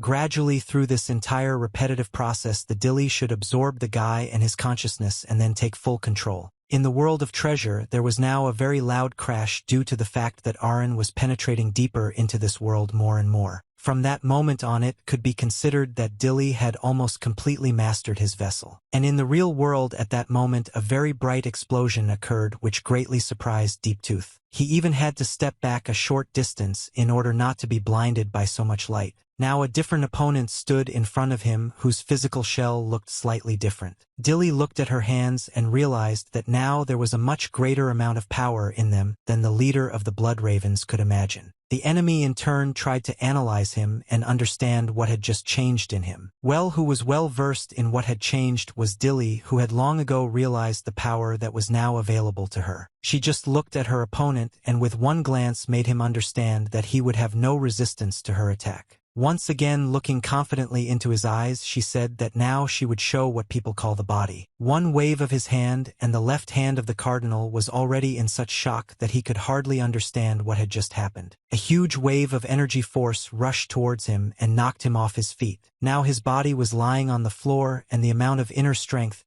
he lost after that was commensurate with all the strength he lost during the battle. It was impossible to comprehend this power. The enemy threw the deep tooth away with just a wave of his wrist.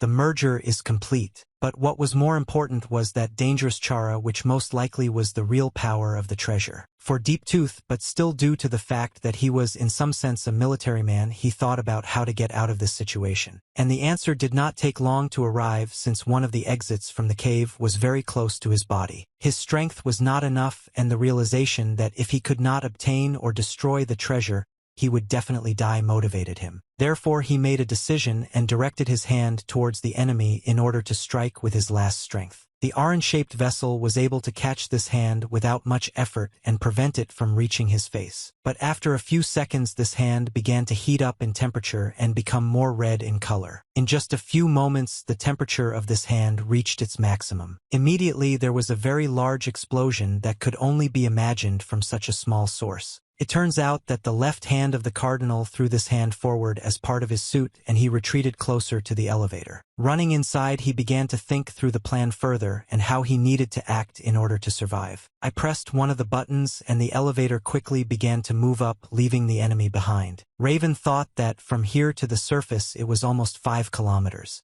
If he goes up and breaks the elevator, thereby blocking the entrance, then in this way you can gain some time. Then he just had to hold out until reinforcements arrived that could help him. But at some point Deep Tooth heard a sound under the elevator that didn't sound like something normal. He began to look closely to understand what was there and saw the bright flame of an explosion. Looking even closer, one could see Arin's vessel flying upward at very high speed approaching the elevator. Vorn had no choice but to watch, which he did quite successfully. A moment later a very powerful explosion occurred right under the base of the great tree. This very explosion threw aside the bloody Raven, who received very great damage from this. Everything happened so abruptly that even watching from the side it was impossible to understand which side was who. Velatro and Espina of course tried to observe, but now it was very difficult to do, also because of the smoke from the explosion. The monster in turn landed more successfully, but its silhouette was also hidden behind a large amount of smoke. Dilly tried to see everything at least through him in order to understand what the world generally looked like. And now everything around was by no means the way Arin remembered it before he was closed. While the air was similar and it brought back memories of those days, the world he remembered was huge and completely covered in greenery.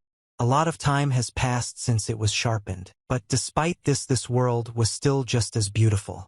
The vessel said that he would like Toa to see all this. After the last sentence Dilly couldn't understand why she had just said that, and she was clearly confused. It was even stranger when tears began to flow from her eyes because she didn't want to cry. All these feelings in total gave a very incomprehensible feeling that I really liked her. But she quickly forgot about it when she saw on the floor what she remembered well all this time. Namely, it was the line around the great tree which was the final boundary of the spell. This last boundary was something that is very important in the context of liberation from bondage. Since as soon as the Dilly crosses this line, everything will change once and for all and will never be the same again. The realization of this made her rejoice and laugh very loudly, so that it could be heard 100 meters away. The girl also screamed that most likely everyone thought that they could keep her locked up forever. If they were still alive, she would want them to see her take this incredible step. She screamed very loudly that she was here near this line and she was finally reborn. And just a few centimeters stop her before changing her fate beyond recognition. But during this Dilly suddenly felt that someone grabbed her from behind. She immediately moved to her world in order to understand what it was and why she couldn't move. Look lower, she saw that someone was holding her by her right leg and didn't want to let her go anywhere. Looking closer and still stronger, she saw eyes full of pain and suffering that looked straight into their soul. It was the soul of Arin. And now she was trying with all her efforts to hold Dilly's leg in her right hand. The forest, which at that moment was very close to the foot of the great tree, was now hiding a crow which very carefully tried to feast on someone's body. There were quite a few of these bodies here, and they had all been lying here for about several hours. There were also several birds sitting on one man's shoulder. There was something that attracted them and forced them to stay here. In a short time, a very large number of animals came running here, and each of them wanted to take their place on the body of this man. At some point Sparrow, who was sitting on this man's shoulder, sensed some kind of danger. The bird senses very well the moment when danger is approaching in their direction. And then they all scattered in different directions and the animal ran into the bushes. Now the man in the long cloak sat in this place himself and only exhaled the air from his lungs, realizing what he would do next. And if you move a short distance from that place, you can see fragments of one person's equipment. Also, if you look closely, you can find a blood raven mask that all members wear. Not far from his own mask, a deep tooth stood and said that part of his equipment, namely the traverse, had been destroyed. The double claw was also destroyed and the functionality of the lungs dropped by half. Glubazov's body was exhausted by as much as 80% and the amount of strength in the body remained critically low. But what he was thinking about now was about the goal, which was at such an insignificant distance from him that it was scary to even think about it. But now this goal simply stood still and looked into the distance as if thinking about something. All this looked incredibly strange from the outside, and even such a brave person as the cardinal's left hand did not dare to approach him. Now the treasure was literally one step away from achieving complete fusion. It was as weird as possible. Dilly wanted me to cross the border, and despite the fact that the edge was very close, she stood still. Being in her world, Dilly asked the guy why he was doing this. He didn't even answer at first, but only squeezed her leg harder and harder so that she wouldn't free herself. The effort that Arin put in at that moment was incredibly large and significant. All this time the girl thought that his consciousness was completely absorbed, but it seems that he was still maintaining his form. Moreover, it seems that he continues to separate as with every second his body moves further and further away from the place it was trying to grow into. And this movement could be seen with the naked eye, it was so fast. The girl quickly realized that this meant that the guy had some kind of goal that did not allow him to dissolve. At the same time, being in her thoughts, she asked the guy what he was going to do. Dilly suggested that he simply feels sorry for himself, and that is why he cannot let her go. Continuing, she further said that he had already tasted the blood of his enemies. Did he really forget how he tore them apart with his own hands? She even promised that if he did not have enough eliminated enemies, then she could provide it to him. And all he needs to do is just quietly watch what is happening inside Dilly. A few moments later, the guy told the girl in a very low and harsh voice that he was unhappy, and what in fact is what he wants, or rather what he really hates. It was strange for the girls to listen to all this, since she did not know that he could talk about such a condition. She couldn't hold back any longer. Because I was waiting for the chance to tear apart the guy's consciousness and stuff my body. But this girl's plans were very grandiose and included a person who did not agree with this. And this man had so much willpower that he had enough of it to grab Dilly by the throat. Moreover, he raised her higher and said that he still has a goal that he still wants to eliminate. And this goal is Dilly herself. The girl realized that all this time he was angry with her. Despite the fact that the dream of treasure has always been the desire of many, still many people did not want to put up with it. The girl really didn't like the fact that the enslaved guy was trying to regain control of the vessel. Therefore, she tried to exert the maximum amount of her strength in order to give a worthy rebuff. The guy held her tightly by the neck, not allowing her to move, and she tried to focus her energy and resist. The guy had enough strength to step forward and crush the girl's energy with his own energy. The shackles that held him all this time gradually weakened and thereby allowed him to move further and further. Dilly started screaming, asking how the guy even dared. I was just a vessel to do this. The girl's main argument was that the guy's hatred now cannot compare with her 1,000-year expectations in the ban. Meanwhile, the physical shell of the monster suffered little damage from the outside and did not react to it in any way. Of course, he understood that this shot was absolutely useless, but just watching everything happen right in front of his eyes was also very unpleasant. The early that Dilly received at that moment distracted her greatly, and because of this she lost some of her concentration. The force that had been holding the guy back all this time was becoming weaker and the guy's concentration was getting stronger. He began to scream very loudly and at the same time direct as much of his efforts as possible towards achieving the goal. And the goal now was to defeat the girl who was his biggest problem. The amount of energy that the girl now realized was enough to at least surprise her. And at most after a short period of time she noticed that she was beginning to be pushed out of her own world. And the physical shell being in the real world also begins to move forward. Dilly realized that if she crosses this border now it will no longer be her. The The guy also knew this very well and therefore tried to make the physical shell move as quickly as possible. The girl begins to cry and tearfully asks not to do this, not believing that this can happen. As soon as the physical shell crossed this line, a small explosion occurred in that place due to an excess of excess energy. But after this explosion occurred, everything around became strangely quiet. All that has changed is that now behind this line lay not Dilly's body but Arin's body. And it looks like he was unconscious since visually he showed no signs of life. It turned out that all this time treasures already familiar to us were watching what was happening. Velatro was one of those who closely watched all this and was incredibly pleased. Espina in turn noted that what most likely happened was that the shell became a person. Perhaps this could mean that the merger failed, but suddenly a voice behind her said that the merger was completed. However, it ended just when the control over the vessel was changing, and therefore it is not a perfect merger. The half-melted candle hardened in an instant when ice water was spilled on it. Who was glad to see this man was Velatro, who bet that he had recently been in the forest and communicated there with animal friends. This man thought a little and then said that the target should be destroyed as soon as possible. The human mind was currently controlling the vessel, and in his opinion this was a critical weakness.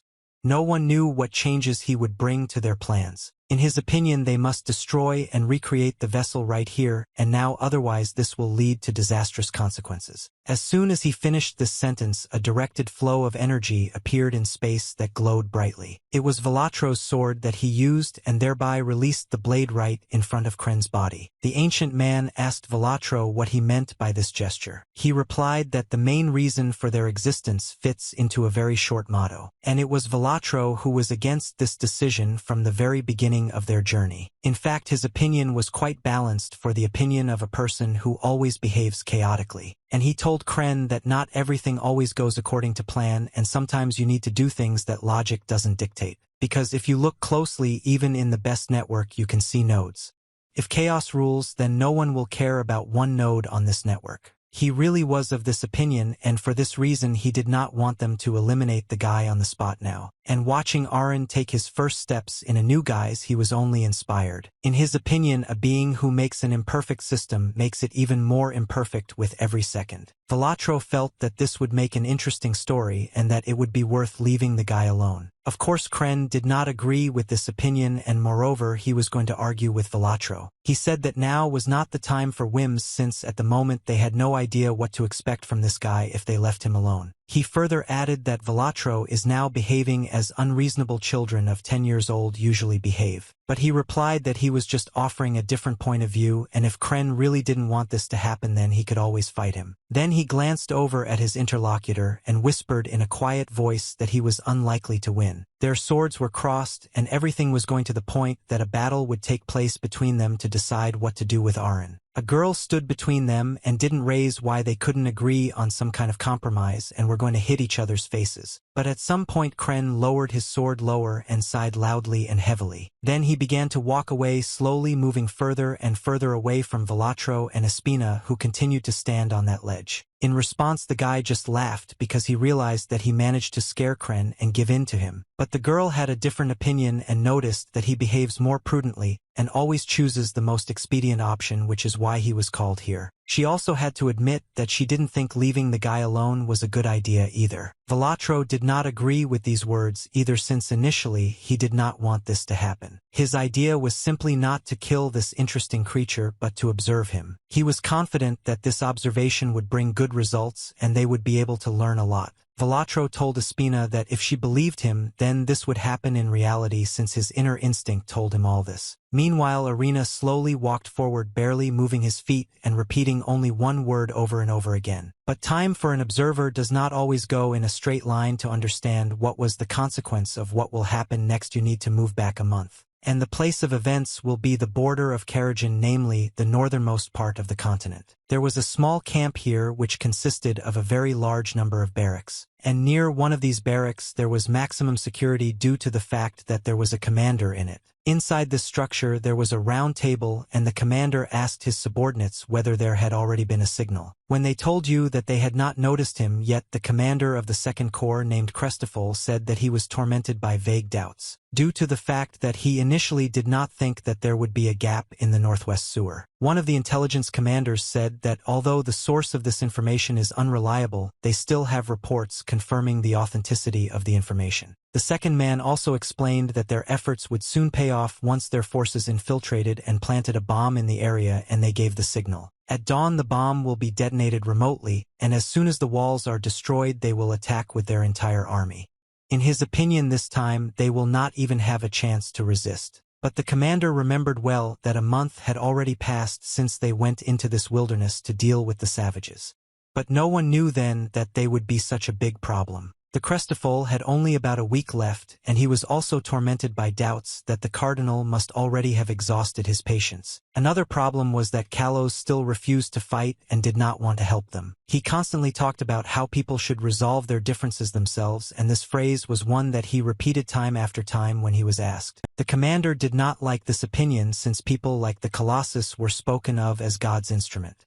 In his opinion, tools exist to be used. He ordered his subordinates to deal with this problem properly as soon as the expedition was over. Well, while the commander was saying this, a loud explosion in the air was suddenly heard on the street which Crestl had been waiting for a long time. When he and his subordinates went outside, he saw this explosion in the sky which was supposed to signal. The commander noted that he finally waited until the moment when the plan was a success and the group gave a signal. But the intelligence commander said that the signal was not from their side since their signal should be of a different color and much further away. At that same second someone unknown struck with his sword at one of the members of the guard who was guarded by the chief Barak and the commander. In fact, there were several of these people in that place who hid their faces, and in a few seconds they eliminated all the security. All this happened so quickly that the guards could not even understand what was happening. But also it is worth understanding that there were not so many killers to eliminate the entire guard at once in one fell swoop.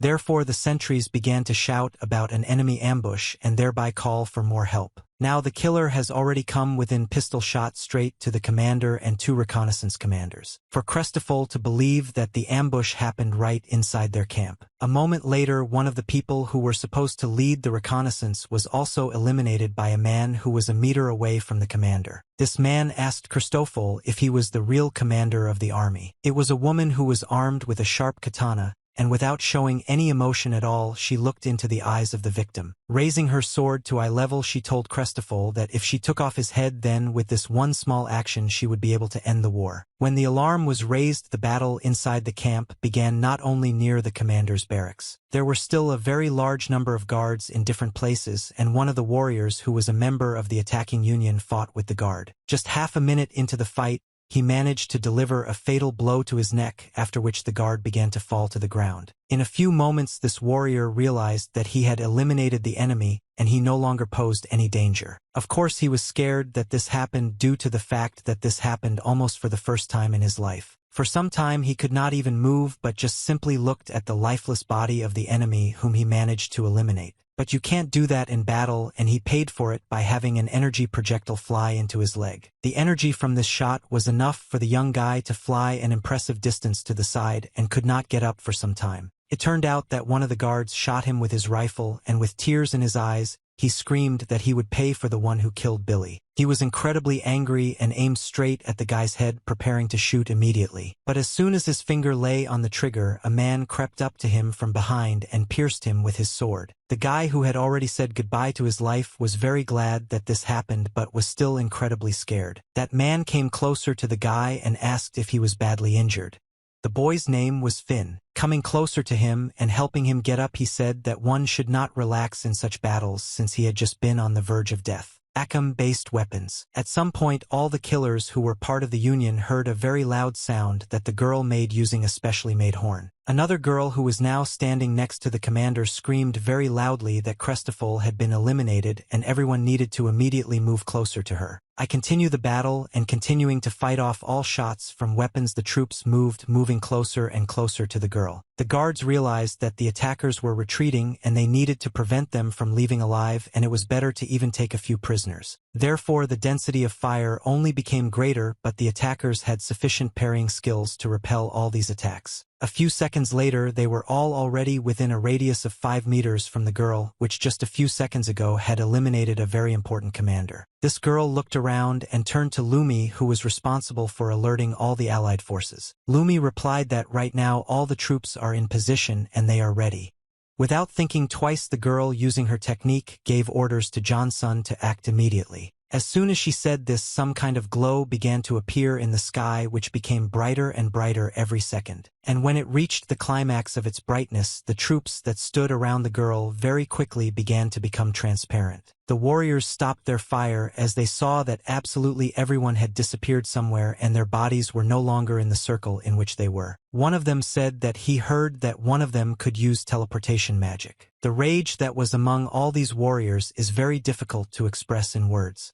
They threw weapons on the ground with incredible force due to the fact that many of their allies were eliminated. Someone from the outside watched everything that happened in this camp. It was especially located on a rock, which in turn was located at a fairly impressive distance from the camp. There stood the Kalos Rabbit Gokrinsky. He was a treasure who collaborated with Travian. And when he saw what was happening, he noticed that they treated that village with disdain, but it only took one ambush to kill the commander. That village beat them by spreading false information, and they maximized their advantage by sending a small force. For Travian this would be a very difficult battle, but despite all this Kalos decided that he still would not help. But what became obvious was that he was here for a long time, and he was also interested in how Frida was doing. After all, not so long ago, he heard that she was going south in order to fulfill her long-standing goal. While thinking about this, Kalos saw someone's silhouette to his left standing motionless in place. This man was dressed in winter clothes. He had a hood on his head, which made the identification task very difficult. But this stranger's gaze was incredibly focused, and it seemed that he too had been watching what was happening in the camp for quite a long time. At some point this man began to go down, and Kalos in turn did not even have time to say anything to him. He did not understand whether this stranger was a man of these lands, which was unlikely, since if he were a man, Kalos would have sensed him from such a short distance. Meanwhile, after quite a short time, celebrations were already taking place in the village due to the successful attack. People drank to their 5th victory, and to the fact that they managed to eliminate the commander after a very large number of attempts. Finn sat away from everyone else since he was the youngest warrior, and all these celebrations were not to his taste. The man who saved him then very suddenly approached him from behind and hugged him tightly with his right hand. He shouted that they should also drink, but that in this battle Finn became a man and eliminated his first opponent. The man began to offer Finn a drink because after his first murder, he truly became a Harajanshi soldier. Since the boy did not have his own beer mug, he began pouring beer into his mouth with his own. But all this stopped at the moment when a girl's voice from the side said that a soldier must know that he should not get drunk during military operations. It was precisely that beautiful girl who eliminated the commander Crestl with her own sword. Finn was very glad that she finally came here and began to run towards her at very high speed. This girl's name was Elijah, and she was the most important commander of the unit during military operations. When the boy ran up to her and hugged her tightly, the girl said that she heard that he fought well in his first battle. Looking at the picture from the outside, all the men noticed that this child clearly knew what it was doing. When the boy told her everything, Ilya asked Lumi if they had any losses, and she replied that there were 5 wounded, but they did not have any serious injuries. But despite this good news, the girl still said that it was a rather dangerous plan, since if the enemy did not believe that information, then their head of force would then be in the camp, and they would have had many more losses. A tense situation was created in this building, but suddenly the man who saved Finn approached the girl, and with a slight movement of his hand hugged her from behind. He said that Elijah is very bad at reading the atmosphere that should exist after such events. He ignored the slap on the face from the girl and shouted that the imperial upstarts had forgotten what defeat looks like, and they did not even imagine that the people from the village could defeat them. Then the man continued to shout that the enemies deserved their fate, since they really thought that the villagers would sit back like cowards. All these celebrations continued, and Ilya had already calmed down and watched the celebrations more restrained. But at some point she felt some strange sound from the side, and this made her start to worry. She looked out the window, which was located very close, and did not see anything suspicious there despite her feeling. Finn, who was standing next to her, decided to ask Elijah what she noticed there and why her face was so puzzled. But the girl just patted the boy on the head and said that nothing happened and she just imagined it.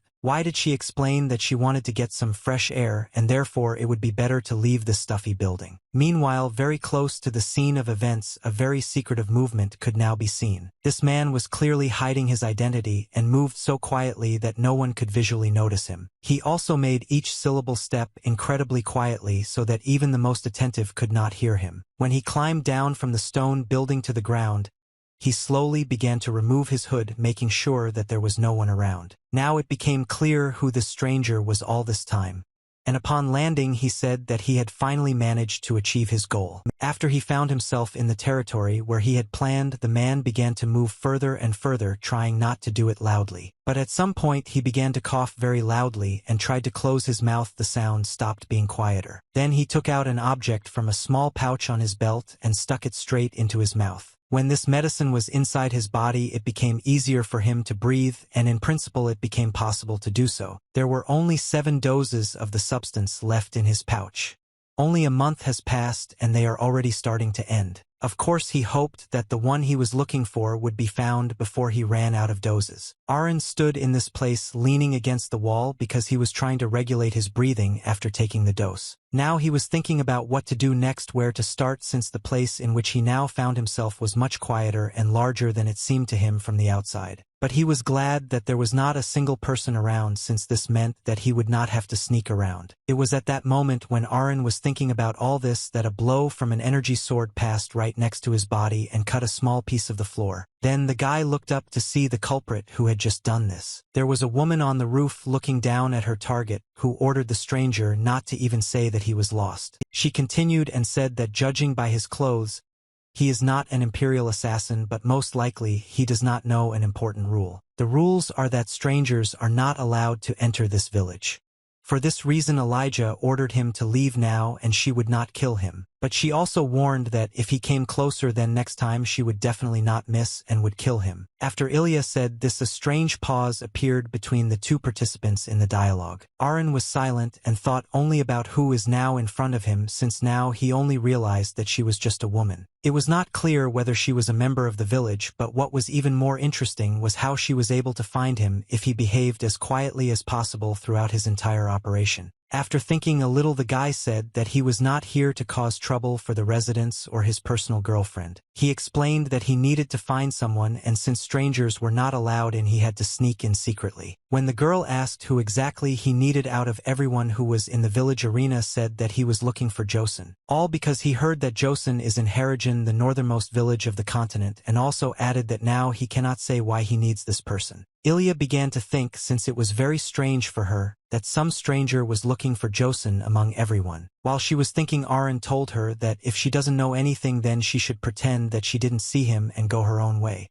because he doesn't want to kill a woman. Of course, these words did not go unnoticed by the girl, as she was very offended to hear this. At the same moment, she climbed off the roof of the building on which she had been sitting all this time and landed on the ground. She answered the guy that she was sure that she knew the person Arin was looking for, but first she would like to do something different. Namely, Elijah explained to the stranger that he had just said something very funny. The guy didn't understand what she meant and why she was looking at him with such a forced and unnatural smile. But just a moment later, with one swing of her sword, the girl created such a large amount of energy that it also created a loud sound. Looking behind his back, the guy saw that one movement of this katana was enough to create a huge crack in the wall. Now Ilya looked the stranger straight in the eyes and said that he shouldn't waste words if he really couldn't harm anyone. The guy answered her that it looked like she wanted to die since she spoke and acted so unconsciously. Now the girl had a plan in her head that she was going to put into reality. Ilya said that if the stranger could even touch her, then so be it, she would tell where to find Joseon. Meanwhile, a young guy named Finn was moving around this village absolutely by himself. He was a little scared due to the fact that the village usually does not behave so quietly, and now it was as quiet as he could ever imagine. He was also frightened by the fact that before leaving, Ilya said that she would go and get some fresh air, but she had not been seen for a long time. Walking around one of the corners, he suddenly heard a sound that was similar to the sound that occurs when metal hits metal. And when he looked closer, he witnessed a battle in which one of the participants attacked the second who only dodged the blows. He took a closer look and realized that one of the participants in this battle was Elijah. And a second after this realization, he noticed how the girl strikes with a sword and the enemy quickly dodges it.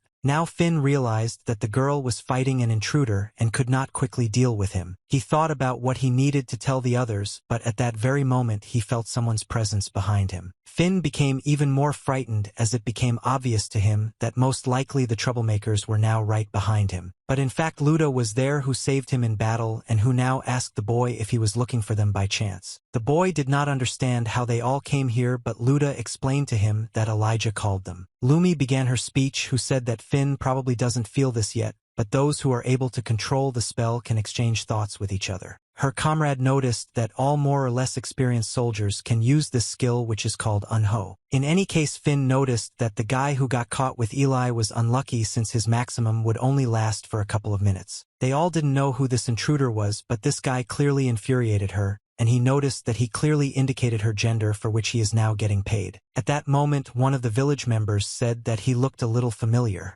because a couple of days ago when he was on duty at the main gate he asked to be let in. It was strange that now Elijah was fighting with him, since that day one of the soldiers told him to go away since they do not let strangers in. During the battle, Arin at one point blocked a sword strike with his hand. This prompted the girl to realize that it looked like her opponent had metal protection on his hands that she couldn't break through. Therefore, she began to deliver even more blows which he could no longer block. At that moment, an inner voice entered Arin's consciousness and asked why he was acting like a complete idiot. This was not the only question, as this voice further asked whether Arin was really going to receive blow after blow and endure this mockery. But the guy, still in the knowledge, ordered him to shut up and shut his mouth immediately. The girl retreated a little, since hearing such things right during the battle was a little strange for her. She told the guy that she didn't say anything and didn't understand why he was telling her to shut up. A moment later, Arin almost fell and thought that if the fight dragged on and if he received a few more blows, then this village would turn into hell on earth. But don't forget that the Kalos treasure was still sitting on that rock watching the camp. But watching without doing anything at the same time would be incredibly boring, so now he just sat and ate something. These were sweet rice cakes that he thought were especially good under the full moon. When he reached for another rice cake, he realized that he had already eaten everything and he didn't have a single one left. His mood deteriorated very quickly and he became very upset because now he had absolutely nothing to eat and nothing to do. But suddenly a whole basket of such cakes already hot appeared in front of his face, which made him surprised. This stranger said that he heard that Kalos really likes this delicacy. The first thing she did about the treasure was look at the food, and then she looked into the eyes of the person who brought them. This man introduced himself and said that his name was Hound and his treasure was welcome. While eating sweet rice cakes, Kalos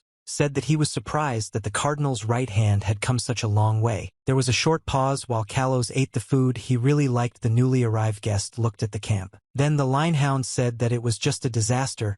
He meant that the commander of Crestl had another week to complete his mission, but if he had known that this would happen he would have come earlier. He also noticed that all this time Kalos was simply watching what was happening from this cliff and did not act when their troops attacked. In his opinion, this is nothing more than failure to perform official duty, for which punishment will follow. But then Kalos answered him that the treasure exists to protect humanity from special threats and not to participate in human squabbles. And in general, he noticed that he was a member of the Empire only because he was offered this vessel, and besides there is a high chance that he will stumble upon 7 traitors. And then when they show up, the hound can be sure that Kalos will destroy them, and in fact he was waiting for that. Turning his head a little, the hound who had just arrived noticed that there were no more sweet rice cakes left. Continuing his speech, the newly arrived man said that it was strange to hear about protecting humanity from Kalos, since now control of the continent is with the Travian Empire, and now they had the greatest influence, having captured Castile, Turson, and Asorm. The Empire was now the center of balance in his opinion. In other words, he believed that cooperation with the Empire coincided with the reason for the existence of treasures. Well then, Kalos stood up to her full height and noticed that the hound would not be able to fool his brains with his flawed and untruthful logic. Treasure said that he was inventing reasons to invade neighboring countries in order to enslave large numbers of people and increase imperial power. This is nothing more than an abuse of power. He promised that he would turn a blind eye to this for now, but if he saw that the Empire was going against the interests of the human race, then his blade would be directed towards the Empire. He replied that these are all politicians because people are in a difficult situation and they need help. But looking towards Kalos the Linehound said that such a thing might seem unimportant to him. Listen to all this. The treasure wondered why of all the people he came here. After all, if the Empire wants Kalos to fight in the war, then they should have sent Freed here, who would at least have a 1% greater chance of convincing him. Smile from the face. Linehound immediately disappeared, and he noticed that Kalos is probably the only one in this world who calls Deeptooth Freed. He explained that the Deeptooth had encountered some kind of problem, and as a whole the entire Bloodravens had failed. The mission failed, and Deeptooth was subsequently severely wounded in battle. In the meantime, they tried to patch her up, but it was still unknown whether she would be able to fully recover from what happened. Linehound also decided to explain that he didn't tell about all this initially because he didn't want to bother him. Kalos could not believe that this was possible since he had never considered Freed weak in his life. Well then, when he replayed all the words he had just heard in his head, he suddenly became incredibly angry. In a voice trembling with anger, he asked the Linehound what mission was she on when she received all these mortal wounds. The man who came was silent for a while and then said that these were human affairs. Jokingly, he asked the treasure whether he really cared about human affairs now. After this phrase, Kalos reached its apogee in the eyes, and this could be clearly seen from the outside. A very gigantic hammer appeared right above Treasure's head, the size of which was similar to an incredibly large tree. This weapon hung directly over the Linehound and impressed him with its size and weight. Kalos began to shout to the newly arrived guest that he should not change the subject since he was just a hunting cap for the cardinal. He once again ordered now before he erased everything here into dust, including him, to answer what kind of damn task it was. Linehound had nothing to do, and so he said that Freed's task was to open the ancient gate discovered in the 3rd Estonian mining camp,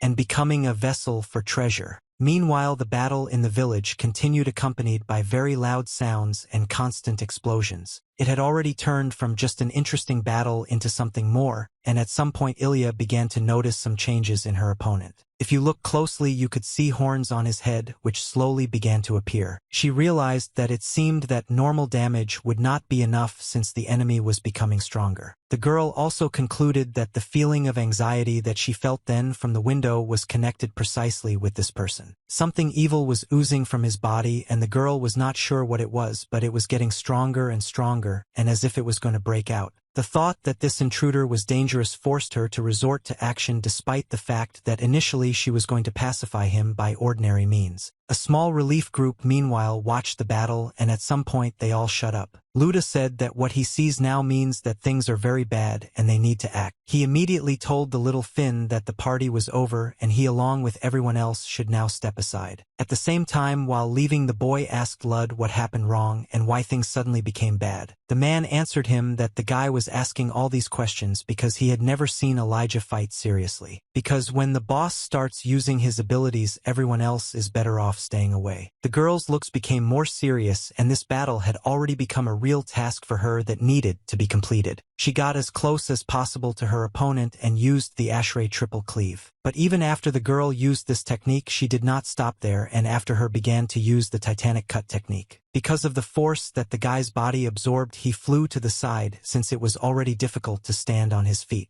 While in flight, Arin was very clearly able to notice that at some point something had changed. He looked clearly at the girl and saw that her every movement was very well honed and she really acted like a professional. After a very successful attack, Ilya moved even closer to the enemy and launched a second strike. When the guy tried to move away from him, it turned out that this blow was a snake whip that could follow its target. The guy's thoughts that he couldn't evade were constantly in his head and frightened him. When this attack also reached his body, his eyes were already as dark as one could imagine. At the place where the energy reached its goal, an explosion very noticeable from the outside occurred. For the girl, this meant that the enemy managed to repulse this incredibly strong and difficult blow. The energy that spread around from blocking this blow also reached Ilya's body in a dispersed stream. But besides her body, this energy also spread in other directions and took the form of lightning. One of these streams hit right on the edge of the building, which was very close. Directly below this building was Finn, who for some reason stopped because he was worried about the fate of Ilya. When the stones began to fall on his head, the girl got very scared and quickly began to think about what to do in such a situation. All that Finn now saw was just a large number of stones that fell on his head and screams that warned him to move away. Well, at that moment when Arin had just acquired his new form, everything turned out to be completely different for him. He walked forward and noticed a large object which at first seemed incredibly fuzzy to him. This object was the great tree, and now it was obvious that it was gradually dying, and even the bark from it began to fall to the ground. Looking at the dying tree, the guy thought that he remembered very well the last moments with Toa. At first he thought that everything was to blame for the circumstances and the people around him, but then he admitted that everything happened through his fault. But while he was thinking about all this, suddenly from the side, he heard someone's hoarse voice. It was the voice of a man who was practically dying and could barely find the strength to speak at all. Of course it was Deep Tooth, and now she looked at her interlocutor. I understand that just some time ago they fought tooth and nail. When the guy drew attention, she said that the guy had become a vessel of God and simply rejected her. In her opinion, this meant that he refused to be useful to the world. Moreover, she admitted that she was surprised that Arin managed to refuse this at all, since it was previously considered impossible. The guy began to come closer to the girl, and at the same time asked if she knew something about the treasure. She replied that initially it seemed to her that she knew a lot, but now it is very clear how that self-confidence cost her. Arin's memory began to return, and he clearly remembered that Deep Tooth killed the prisoners and even eliminated the innocent children who were there. Screaming, he tried to find out the girl why she did it. Did this monster really need some kind of sacrifice? Smiling, she said that in fact the guy wrote everything quite accurately. However, this was pointless, since in the end Arin became the vessel, not her. Then the smile disappeared from her face, and she asked the guy what he had to sacrifice in order to become this vessel. Immediately Arin began to get very angry and instantly ran up to the girl and took her by the collar. He told her that he never wanted this, and moreover he would like to know what needs to be done in order to get rid of it. Initially Deep Tooth could not believe her eyes, since getting rid of the treasure was a very stupid idea, and many would pay anything to become a vessel of this treasure. She began to laugh hysterically because over time she realized that the task that Arin wanted to complete, among other things, was also incredibly difficult. Her laughter was so loud that it could be heard throughout the entire area, and with a loud sound it also lasted an incredibly long time. But when the laughter ends, the girl said that the guy says such ridiculous things that now she believes that he knows practically nothing about the treasures. She didn't want to believe that in the end the vessel was someone like a guy, and it seems that God's will cannot be understood by someone like her. She began to think and came to the conclusion that perhaps this was never possible for a defective like her, who, even though she had been a servant of God all her life, could not achieve the goal. Perhaps she was too arrogant, wanting more than she deserved, but the girl simply thought that if she sacrificed her soul, then at least she would have a real body. Arin was tired of listening to all these front lines, so he ordered the girl to tell him what she knew if she didn't want to die on the spot. More than anything else, he now wanted to know how to get rid of this curse, but the deep-toothed one did not have answers to this question. The only thing she knew was that the guy couldn't just die anymore even if he wanted to, and also that he is no longer human. Of course, the guy may still be conscious now, but no one knows how long this will last, and perhaps the merger will end someday. Thinking about what to say next, she realized that she couldn't send it just like that and decided to add even more information. So she explained to him that she knew a person who knew how to control treasures. At the same time, turning over in her head the idea that Kalos would be able to do something, she said that in Caragen there is a village that is home to people with mysterious abilities. She further explained that in this very village there is a wise man named Josen who may know something about the treasure. Now all this did not matter to the guy, since the only thing he could do was to continue to fight and try to find Jones. Well, at some point he felt that his head began to hurt incredibly badly, and he felt something hot. The people who were standing around began to laugh, and one of them said that he apparently had not lost his skills and the medicine really worked instantly. Then the subordinates of the gentleman who laughed the loudest said that it seemed to him that it was simply too hot, and that's why the guy reacted like that.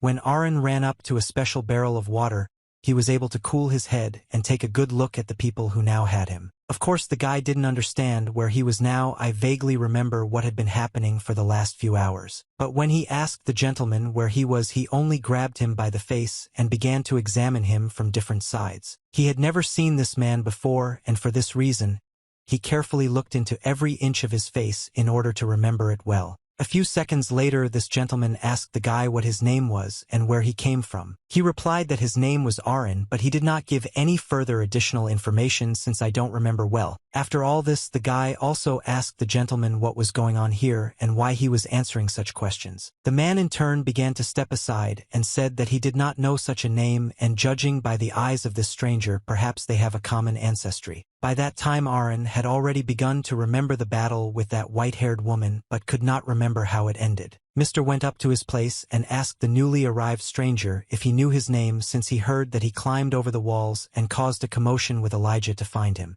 At the moment the guy didn't know who was in front of him now, and he was incredibly interested in finding out who it was. The man in turn said that this was very rude, since according to all the rules of etiquette the elder should be the first to ask questions. At the same time I pour alcohol into my cup. This honorable gentleman said that his name is Joseon and he is the head of Caragen. After the guy learned this information, for some time he could not understand how he got here. Even more surprising was the fact that in front of him was not a particularly old man, although the guy himself thought that it would be some kind of old sage. Joseon, meanwhile, he noticed that he was impressed that Arin came out to find him here at the end of the world, and he would be interested to know why he was looking for him. Expecting that the guy would not be able to answer this question quickly, he took a sip from his cup. With just one movement he emptied her completely, and immediately after that a smile appeared on his face. And then he said that before he hears he first wants to check something. Then some kind of energy began to appear above Arin's head, which turned out to be about to pierce his body. It turned out that in this way Joseon wants to find out what kind of monster the guy himself is. In just a few moments all the energy that was in the room, and especially that which was near the guy's body, ignited. These flames caused little damage to Arin's body,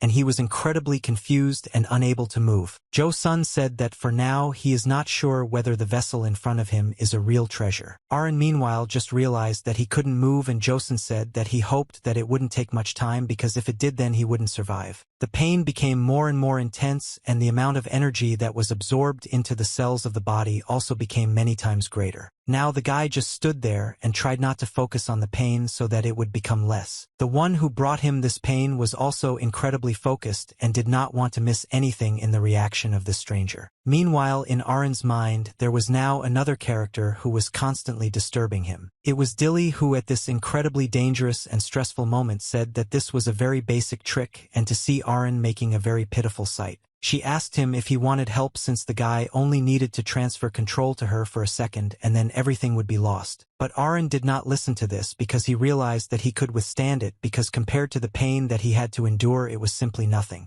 Joseon now saw was very interesting, and he became even more focused on how this person was behaving. At some point they both heard an incredibly loud crash and several wooden beams that fell to the floor. When they turned their heads they saw in front of them the same white-haired girl with whom the guy fought. It was difficult to explain this in any way, and now they witnessed Ilya screaming that the beams were very old and that she was not heavy. Of course Joseon asked what she was doing upstairs, but she only replied that she wasn't really hiding. Ilya very turned the dialogue vector in her direction and asked her brother, is he really going to harm this person? She didn't want this to happen, since Arin did something very good not so long ago. Joseon still told the girl to wait outside, since such haste and thoughtlessness would lead to very bad consequences, and he was actually just checking the guy's condition. And in a short time he managed to find out that it does not wake up even in very stressful situations for the treasure. Despite the fact that there was evil inside the guy, he still did not lose control of himself and tried to exist like that. In fact, Arin thought so, and now he realized that Joseon can determine what mood a guy is in. He further said that one person gave him information that the Joseon could suppress the power of the treasure. Seeing that her brother was drinking incredibly much, Ilya snatched the bottle from him, as the guy said that he came here to learn how to do this. But looking at his interlocutor, Joseon said that the guy was rushing things too quickly and everything would not happen so quickly. He also said that he still doesn't trust the stranger, and if he hadn't saved Finn he wouldn't even bother with all these checks. During their battle, a large pile of stones that broke away from the building began to fly straight towards this guy's head. The girl noticed this first and turned her back to her opponent, trying to run up as quickly as possible to save him. At that moment the guy had already said goodbye to his life and covered his eyes with his hands so as not to see the stones that were flying at him. For some reason Arin, still in the battle, felt that he had to do something about this situation to correct it. In just an instant he moved from the battlefield straight to the ledge from which stones were falling. A few seconds later all the stones had already fallen to the ground and the people around did not understand how it ended. Luda, who had just run not so far away, ran up to the pile of stones and tried to see among all this where exactly Finn was. But he could not lift even one such large stone, and in a short time the rest of the village members also came up. The girl was the first to come closest, and what she saw in front of her greatly surprised her. Right in the middle of all these ruins was Arin, who covered Finn with his body and thereby saved him. This was unintentional, and the guy thought that he most likely saved him while his mind was enslaved by Dilly. But all this was very difficult to explain and to understand what exactly was the real reason. And perhaps in fact Arin did this because he saw his younger sister in Finn, and it was for this reason that he saved a man who didn't even know him before. Joseon admitted that this was the first time he would see something like this, even though he had lived quite a long life. He admitted that as soon as the connection is established it will be impossible to detect even a trace of the original vessel in this endless ocean, which is the treasure which is generally expected. What is obvious is that some exceptional circumstances made it possible for the guy to maintain self-awareness. It's been a long time since Joseon had such a curious object to research. And of course most of all he wanted to ask Arin now what happened that the circumstances turned out this way. He replied that he could not answer this yet until they helped him. Joseon really didn't like this behavior, but he understood that he couldn't yell at this man since he might still need him in order to understand new information. So he simply replied that this was something he couldn't share so easily, and then asked what he was going to do with this incredible power. What is Arin's goal? And the guy immediately said that he had only one very difficult goal. This goal is that he wants to extract what is inside and destroy it once and for all. Further actions were transferred to the room where the girl was now located, who after a long time began to feel the strength inside her body. This girl was Deep Tooth, and while here she was thinking about what she had to endure lately. Now she had several new limbs which she still needed to get used to so that you could use them normally. But overall her body was reassembled and she had much more capabilities than she had before. At some point she heard a voice from the side that said that he was glad that the blue tooth had finally woken up.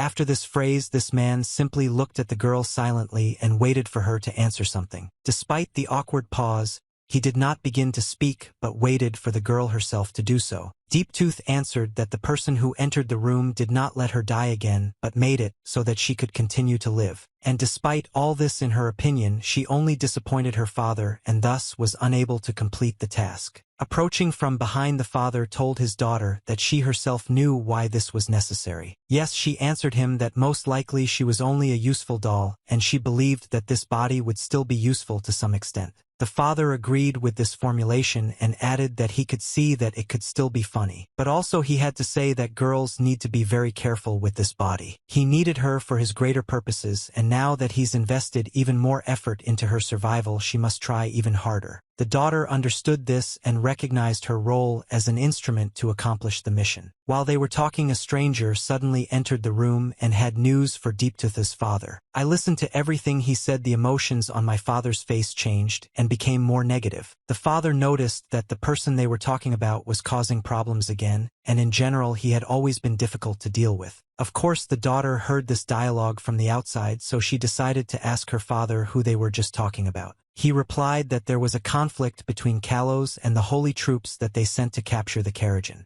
Not only did he refuse to fight, but he also disappeared. They sent a line hound to persuade him, but apparently this angered Kalos even more. Listen to all this. The girl realized that if that guy really went to Caragen as she advised him, then he will most likely stumble upon Kalos sooner or later. In this case, she still has a chance, and so she asked His Grace to send her on this task. She assured him that he would go to Caragen and would do everything to convince Kalos. Meanwhile, the guy was wandering around the village. Only ruins remained from several buildings, and everything was covered with stone and wooden slides. A guy walked through all this devastation and looked around, trying to drag objects on his back. At one point, when he was dragging into a large beam, the part of the structure that still remained standing crumbled, thereby creating a large number of problems. Arin sat down near one of the piles and said that the building was destroyed not only through his fault, and therefore he does not understand why only he should clean up here. All this seemed unfair to him, and the bracelet that hung on his hand brought back memories of events that had happened not so long ago. While he was still in the room, room with Joseon asked him if he really wanted to kill the treasure. He thought all this was ignorant since the guy must have faced terrible things because of this treasure, and despite this he still wants to follow the bloody path. One look at this guy's eyes was enough to understand that hatred had almost completely consumed his soul. For this reason Joseon told him that they roughly understand his intention, but as he said earlier, he does not trust strangers. He had to explain that they couldn't teach strangers their secret until he became one of them. But despite all this, he still wanted to give the stranger a chance due to the fact that in the process he might be able to provide them with some valuable information. At that same second, several objects flew towards the guy and became attached to his hands. The guy asked what the hell this was and what kind of bracelets were now hanging on his hands and getting in the way. The man replied that these were handcuffs that were made from his magic, and these headphones also could not be removed by physical force. Further, he explained that now the 8 residents of their village would receive from him something that could save the guy from these headphones. He gave him 2 weeks to gain the trust of these people, and if he received from each of them what he left as collateral, then Joseon would release him. Of course, the guy liked the layout I made, and he asked why he should do this if Joseon initially said that he would help him. He answered that he decided to give it a chance, and the guy is now allowed to live on these lands and communicate with the locals. In any case, now the guy won't be able to use his power while he's handcuffed.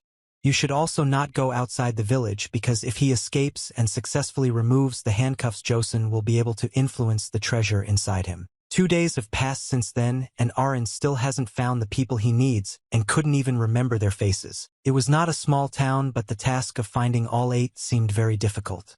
He couldn't just force everyone he met to tell him everything they knew. Those handcuffs that hung on his hand didn't look anything special, but they still managed to interest the guy. When they were put on him, he felt a little strange and even a little calmer, and had not yet heard that voice of Dilly. The little boy who approached him at that moment said that most likely the guy was simply not used to all this. The boy didn't like the boy's presence very much, and he tried to ignore him, even when he said that he had heard that these handcuffs could hold back the spell. It was then that Arin remembered Dilly's words that her chara and her energy are a vessel for containing her entirely.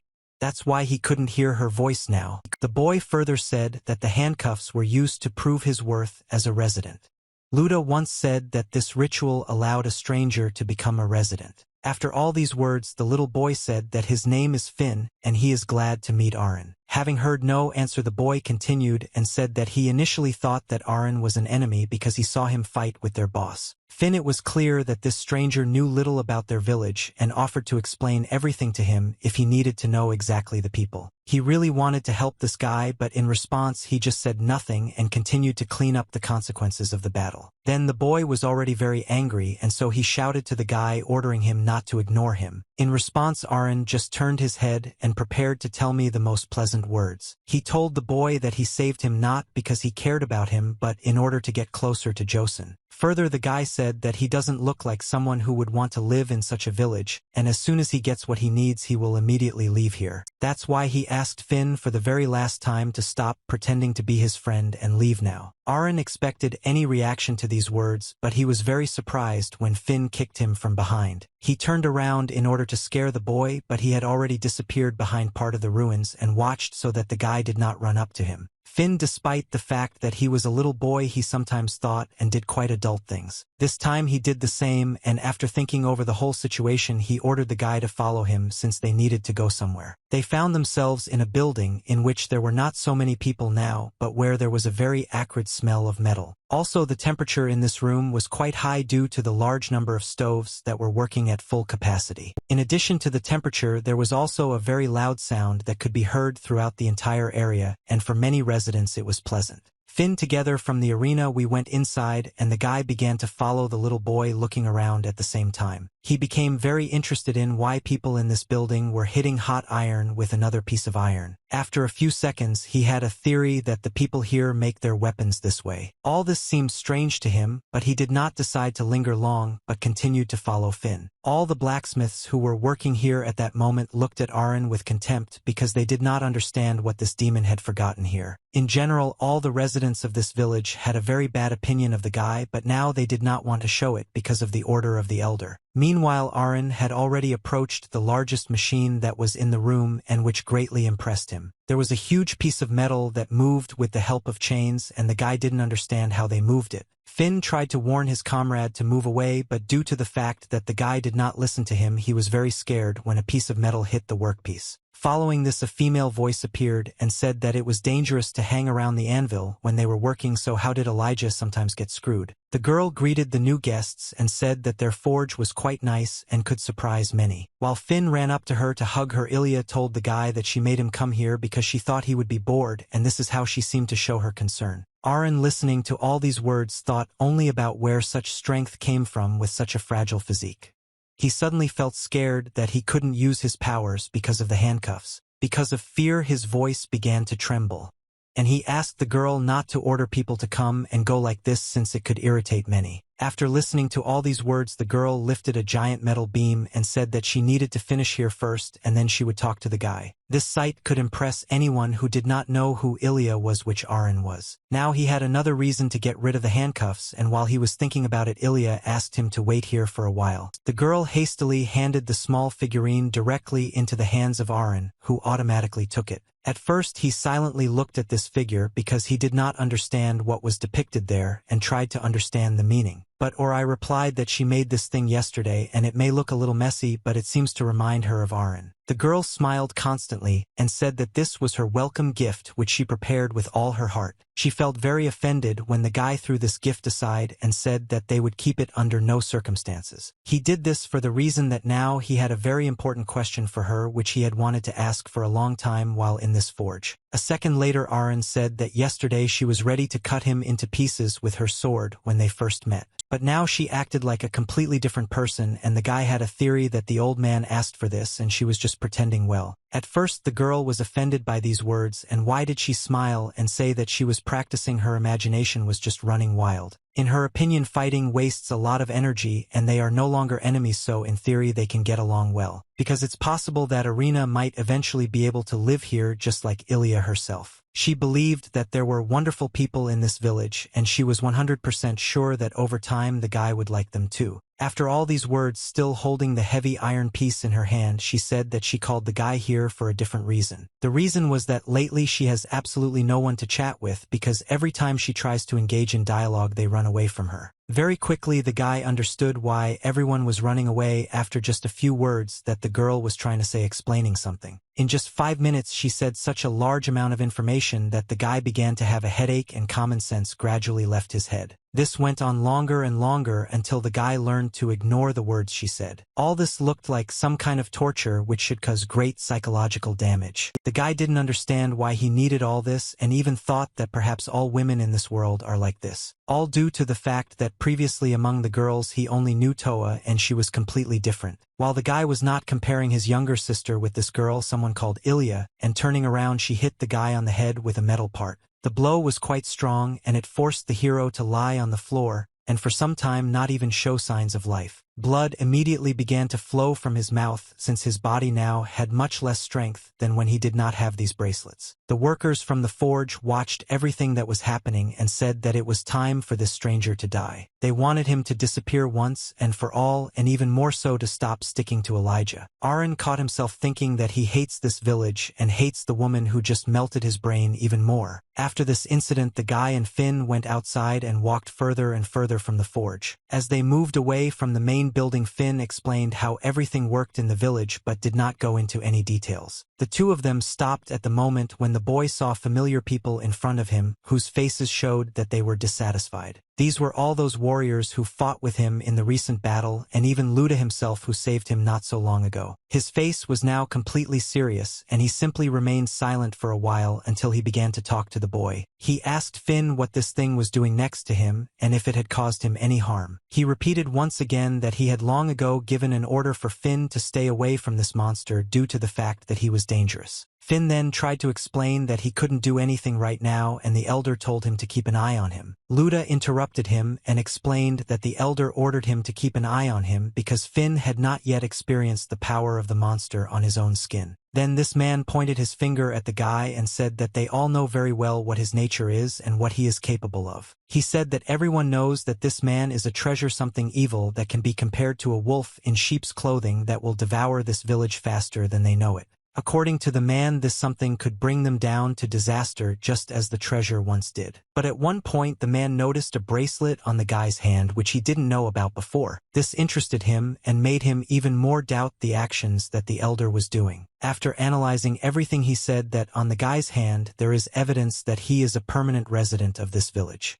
And he asked if he really thought that the monster could live among people. His voice became slightly quieter. He approached Arin and said that he did not know what the elder was thinking, but he had his own opinion. And this opinion is that a guy will not be able to win the trust of even one person, let alone 8. Since there is no one in this village who would like Arin and who he is. The group of warriors began to leave, and the guy moving separately heard that one of them said that he should get out of here before they stabbed him in the middle of the night. The atmosphere that the guy felt around him was very depressing and slightly frightening. He looked around and felt those looks from people that were incredibly unpleasant for him. They didn't say anything, but the mood that was visible through their eyes was very depressing. The guy looked in the other direction to see how people were looking at him from that side and saw almost the same thing. A huge number of people looked at him as if they would attack in a few seconds. Finn, after all these words, he noticed that Luda now sounded like a completely different person, and it seemed that now he understood why. Arin thought that everyone in this village has terrible memories of the treasure.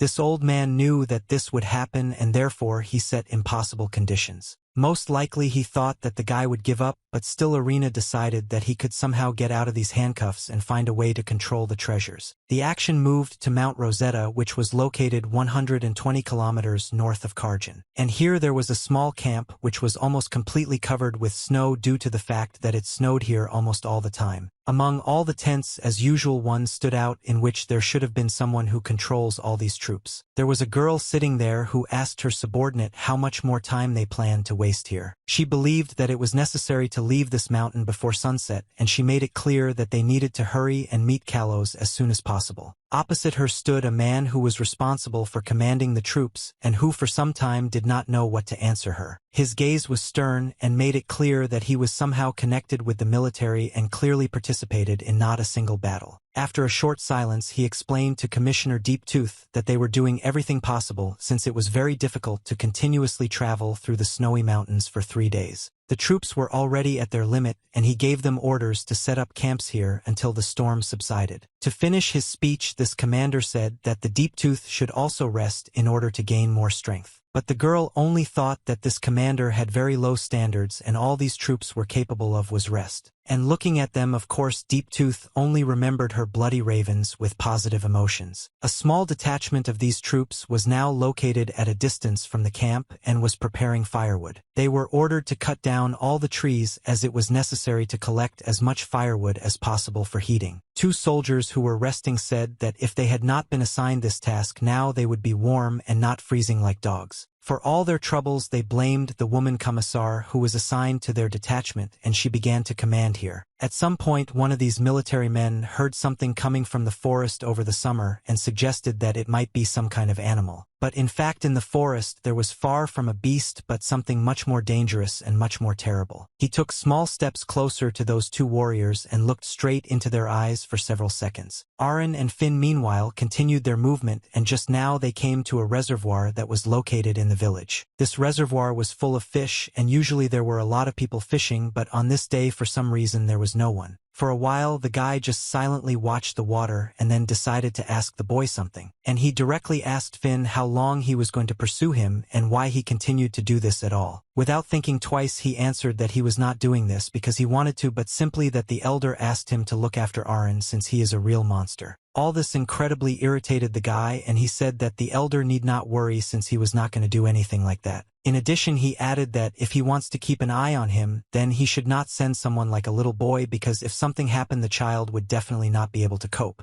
Finn got very angry when he heard this and shouted at the guy, ordering him not to call him a child. Why did he boast that he was recognized by the soldiers and now he can be considered an adult? He was 12 years old, and he shared that Luda said that by killing a man he became a soldier of the village once and for all. With a smile on his face, he continued to say that this is just the beginning, and over time he will improve his sword skills and kill many enemies. Of course, these words did not impress Arin at all, and he only remembered the girl, whom he also found very difficult to listen to. At the same time, getting up, he continued to listen to the boy's words that someday he would become the best soldier just like Elijah. He wanted to say something else, but suddenly Arin grabbed him by the neck with his hand and began to press. The boy began to experience probably severe pain and grabbed the guy's hand, trying to loosen his grip. But all these attempts were in vain, and he asked Arin with the last of his strength why he was doing this and ordered to let him go. But the guy did not respond to this in any way, but only began to press harder and harder with his hand on his opponent's neck. His strength stopped more and more, and he began to notice how Finn's eyes rolled back and the leather of his face became bluer. Tears began to flow from his eyes due to the fact that all this for him was accompanied by an incredibly large amount of pain. At some point, Arin let go of the boy and his body fell to the ground, and at the same time he began to try to take several strong breaths. At the same time, he wiped tears from his face and coughed because it was now more difficult to breathe than usual. A second later, he looked at Arin in order to see some kind of reaction to what had happened, because just now it was completely unclear what he even wanted to do. Therefore, the boy decided to directly ask him if he tried to kill him. In response to this, Arin only said that he knew that Finn would be scared, and then added that if someone wants to be a soldier, they must prepare to die at any moment. He explained this by saying that anyone could be killed by the same soldier.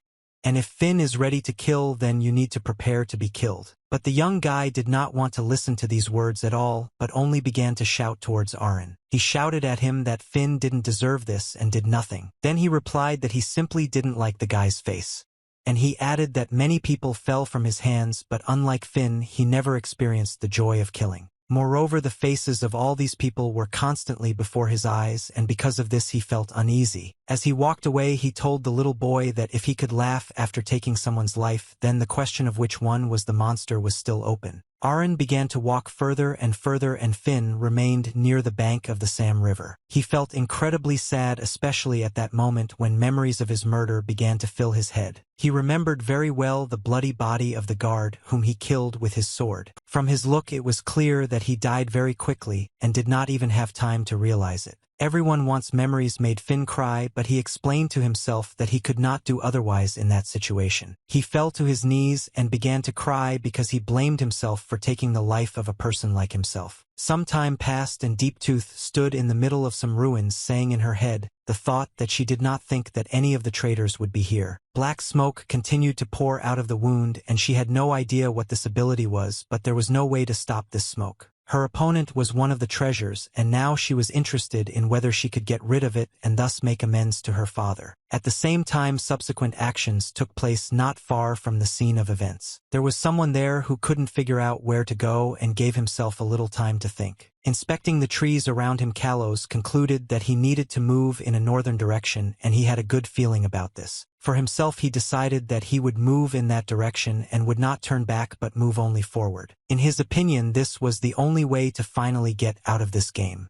A whole hour passed like this, and after such a long period of time, he returned to the mark that he had left earlier. He was upset by what he saw in front of him. Well, he realized that since the sun would set in the west, it means that Travian is in the south, and therefore he needs to descend in the direction of the sun. But there was also something he didn't like, namely the clouds that obscured the sun, which meant he should have taken a compass with him when leaving the camp. He began to blame himself for not taking such a basic thing as a compass, because as soon as he thought that he could rely on something created by people, he found himself in such a situation. Kalos continued to move forward and realized for himself that it was quite humiliating that he was wandering through such places and really didn't know where to go. About 1 more hour passed, and he again came to the sign that was painted on the tree. It was very difficult for him to ask anyone for help since he was a treasure, and obviously all people thought that he was omnipotent. Now you just need to find someone you can ask what happened there, and suddenly he felt a spell. But after running only a few meters, he felt another presence and stopped to listen. No sounds were heard in the forest nearby, and accordingly there were no landmarks for Kalos either. But in a short period of time he was able to find a wounded soldier and help him so that he would live longer. He ordered him to breathe deeper so that the energy could be distributed normally throughout his body. Then Kalos will explain to the soldier that he stopped the bleeding and poured some magic into him. After this, the fever should disappear and he will be able to move around soon. Having carefully examined this warrior and the treasure, I realized that he was dressed in a Treven uniform, but in this case, he should not have been in this part of the forest. In any case, he thought that he should just ask him and not be embarrassed but look confident and ask for directions. His voice began to tremble quite a bit, and he told the warrior that he was a little lost and would like to know something. The warrior interrupted him and said that he did not need to go anywhere. Of course, Kalos did not like this wording, but he began to listen more carefully to this man when he said that everyone else had been dead for a long time. With the last of his strength, he tried to connect words into a sentence and explain that the enemy suddenly appeared out of nowhere and they could not do anything to him. After these words, the warrior put his hand on Treasure's shoulder and tried to draw as much air into his lungs as possible. Having done this, he shouted that they needed to run since this monster would definitely come for them very soon. Now Kalos did not understand what this warrior was talking about, but he was incredibly interested in what kind of enemy this was. Meanwhile, Deep Tooth, making incredibly great efforts, tried to hide from pursuit and constantly increased her speed. She constantly changed the direction of her movement so that the enemy could not recognize where she turned last time. In the short time of such an intense chase, the girl quickly began to lose all her strength, but the desire to live still forced her to move on. At one point, she shortened her speed a little in order to look around, and turning her head, she took a closer look to see if the enemy was there. Literally 1 second after she did this, one of the traitors appeared on the horizon and began to pursue her with even more impressive speed. Realizing that in a short time she will not be able to gain greater movement speed, the girl decides to use one of her attacking techniques. But when the harmful energy of this technique reached the body of the traitor, the girl was very surprised. She knew that her opponents were not the weakest, but the fact that she hit him with Scarlet Thunder at full power and he didn't even move could surprise even her. The girl would try to change direction frequently, but the traitor still managed to shorten the distance at one moment and strike with his sword. At the very last moment, she managed to dodge deeply, and at the same time she thought that this was already her third encounter with the treasure, but only now she did not feel the spell. The enemy was following in her tracks, and for her, he felt like a real ghost that had no physical shell. After a few more lessons, she had even less strength, and looking at her opponent, she noticed that this black smoke also distinguishes him from the other treasures. The smoke continued to spread, causing suppuration on the skin, and thereby bringing pain and discomfort to the girl. Therefore, after thinking a little, the girl concluded that it looks like she has no choice and all that remains is to tear off her infected hand. Of course, Kren did not react to this in any way, but on the contrary took advantage of this moment to strike. This blow was much faster than all those that the treasure had reproduced before. This attack required a high level of concentration from the girl and attention to how the weapon moved. This opponent managed to land multiple blows in just a few seconds, each one faster than the last. At some point, it deeply seemed that the number of blows became so large that she would not be able to dodge them. These fears were true. No one could withstand such a number of blows, and therefore, after a few seconds, the girl was divided into dozens of parts. From the outside, it looked simply terrible, and even Kren himself stopped to make sure that the target was eliminated. After all the parts fell to the floor, he became even more confident that the task was completed and began to move away. The understanding that he could not stay in one place for a long time forced him to leave, but at the very last moment he stopped for some reason. Approaching the girl's head, he moved it a little with the help of his sword, and a large amount of black smoke began to come out directly from the ground in that place. It turned out that the real Deep Tooth had been watching the battle taking place all this time from behind a wide tree. And being in such a seemingly safe place, she noticed that it was good that the bait was activated on time and Kren fell for it. The idea was that the girl wanted to hide here and wait, because if she allowed the spell to fall to the limit, then the enemy would not have the opportunity to find her. But the girl became very scared at that moment when the treasure, right as she was moving away to the side, suddenly stopped. It stood there for literally several tens of seconds, looking into the void in the direction forward. Deep Tooth only had to blink when suddenly the enemy disappeared somewhere, and he could not be seen in any direction. And the moment she turned her head, she already felt someone's presence just a meter away from her. The blow that Crestl delivered this time had no idea of causing severe injuries to the enemy, but was only aimed at pinning the deep tooth to the tree. Despite the fact that he did not put a very large amount of force into this blow, the girl still practically lost her consciousness. Where it was not clear how this could happen, because until that moment she thought that treasures could track people only by their spell, and apparently she was wrong. Black smoke followed a direct path through her hand straight into the girl's body, and she thought that this was the first time she felt that death was approaching. Before her was an incredibly absurd power, and the realization that it was very close did not give her peace.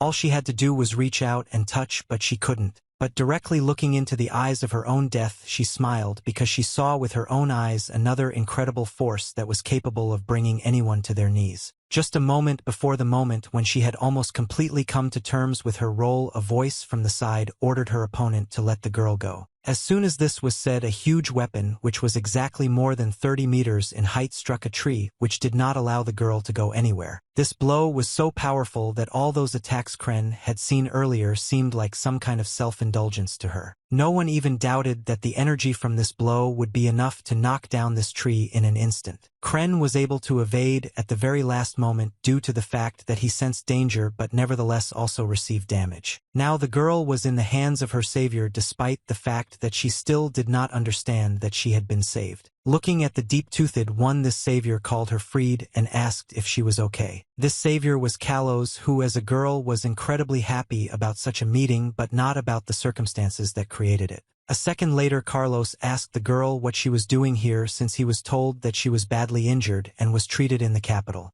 But despite the Linerhound's exaggeration, he is glad that she is better than he expected. Now Deep-Tooth was not in a state to somehow answer at least one question posed, since black smoke still completely filled her body. Therefore the guy immediately made a decision and said that since the girl must be in pain now, he would try to cure her. He directed a large amount of energy into her body and thereby began to expel black smoke. To the right, even more strength, the girl shouted to the Kalos that he needed to run away from here as quickly as possible. But the guy didn't seem to agree with this idea, since he was now right in the middle of Freed's healing process. He told the girl that she shouldn't worry because as long as he was here, no traitor would lay a finger on her. Then he added that the girl just needed to relax and be here, and he would return to her as soon as he destroyed the main enemy. The goal was as clear as possible to him, and he was ready to do anything to eliminate it right now. Crestl decided not to run away from the battlefield but made the decision to stay and take on this battle. Looking at the one with whom he would have to fight very soon, Kalos said that he had been looking for at least one traitor for a very long time. Literally a moment later, an incredibly sized hammer appeared behind him, which in its area occupied a good part of this forest. And swinging this legendary weapon, the guy said that the days when a traitor could walk around unhindered were already numbered. He promised that he would seal it with his own hands. Cool. The next day Elijah came to her brother because she brought some news with her. She handed him a small box. She said that as he asked, she made a second pair. The main question Jones asked her was whether anyone had noticed this, and she answered that the operation had gone unnoticed. According to the man, it was an excellent job, and he also added that he would not have asked for it if he could do everything himself. After all the words said, he also added that they must act carefully so as not to be noticed, as this will lead to disastrous consequences. The girl in turn also wanted to know something and therefore asked her brother if this proof of residence was required. She was really sure that this was just a barrier that protected them from the outside world. Ilya didn't think that that guy united everyone. On the contrary, it made them treat the whole world with hostility. The brother had an answer to this, and he said that this rite of passage gives the losers time and the opportunity to cleanse themselves and come to their senses, since everyone who was now in this village had gone through something like this at least once. When a man in trouble looks back into his true self, he finds that much has changed around him. For this reason, this path is necessary to show that they, along with the stranger, share this change. This was not the first time Ilya raised this topic, but she did it again.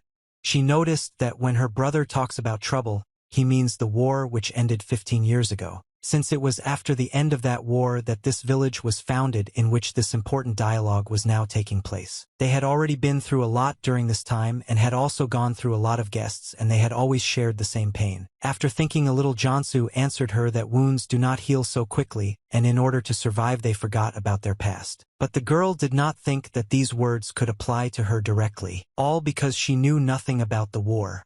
She still couldn't remember what happened 15 years ago, and all the memories from that time were like a blank sheet. She wanted to share her memories with someone despite the fact that even to herself they seemed useless. Hearing all this, the elder brother took a very loud and strong puff from his smoking pipe and retreated into the room. Turning to his sister, he said that she should stop talking nonsense, since this is not the first time he has asked her to consider this a blessing. For there are so many truths in the world that must be forgotten.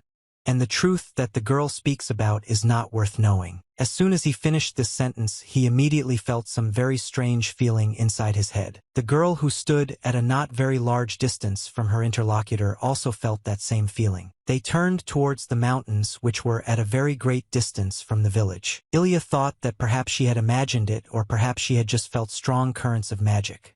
Two very large springs intertwine in the mountains. After realizing this, she turned her body towards her brother in order to see what reaction he would have.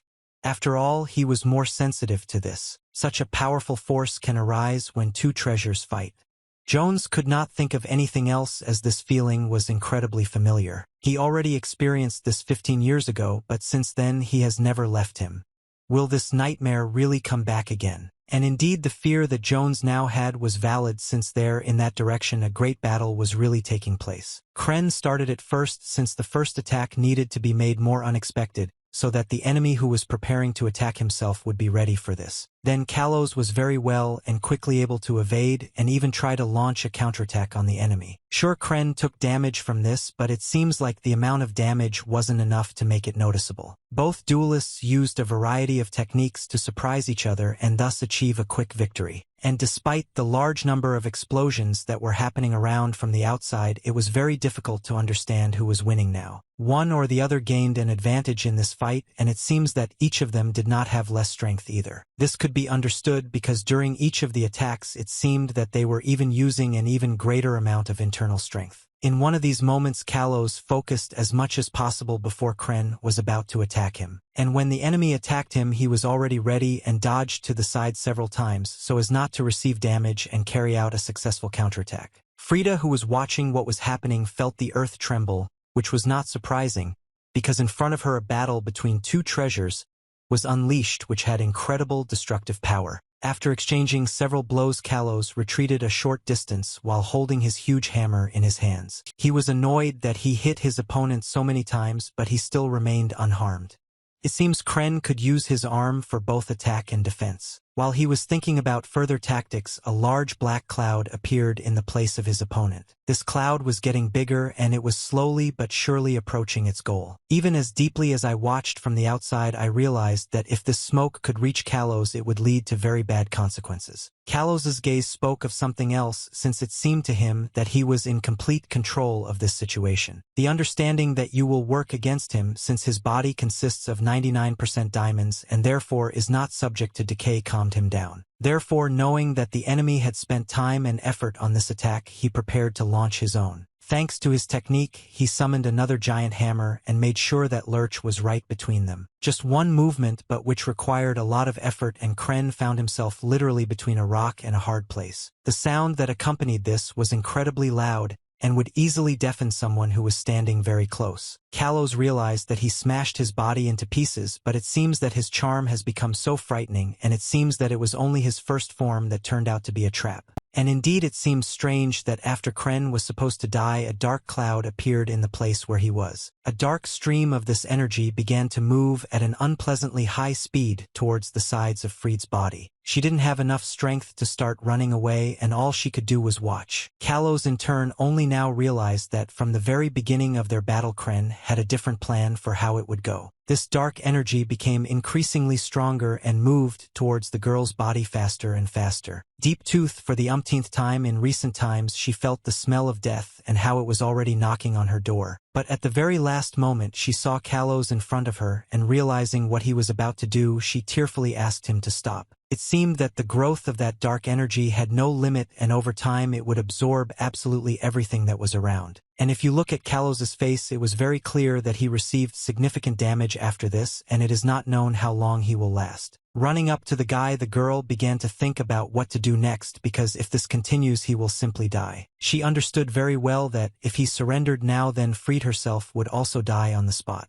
But at that moment, when she was almost close to Kalos, unknown energy began to fly around the treasure. And at the same time the treasure said that everything was fine and he took the damage, but in general he could survive for a long time. The black energy around his body disappeared, and he said that he could not lose when she looked at him, because in fact he had just not shown his full strength. This was the good news, but the bad news for the Callus and the Deep Tooth itself was that Kren most likely was not fighting at full strength either. For the first time in a long time, Treasure's opponent said that he would probably never understand Kalos. He said that this girl is just a doll in human form, and also added that Treasure's actions do not comply with the first rule of protecting people. Ignoring all these words, Kalos admitted that he did not know that his opponent could speak, and asked him if he attacked Freed in order to provoke him. He began to explain that Freed is a person who has a heart and a brain, but such a treasure as Kren does not know, since all he does is kill. Saying all these words, he hugged the girl even tighter, who was already incredibly tense. The aura around Kren's body gradually became more transparent, and he noticed that it seemed that he now understood what it meant to be human. This form of unconditional love for people spoils and makes fools of all treasures, but especially Kalos. Treasure didn't want to listen to all this, so he ordered his opponent to stop wagging his tongue, since they could agree on everything in battle. He invited him to fight with full force, since most likely both of them were no longer satisfied with fighting only with their hands. The proposal was that now they had to solve everything once and for all, taking on their true forms and using all the strength they had. Kren listened to all this very carefully, but initially no reaction could be heard from him. He simply remained silent and turned his back to his opponent, at the same time moving away in an unknown direction. Then after a few seconds he said that he would love to fight, but he didn't have time for that. They are incompatible, and therefore the battle will not be easy.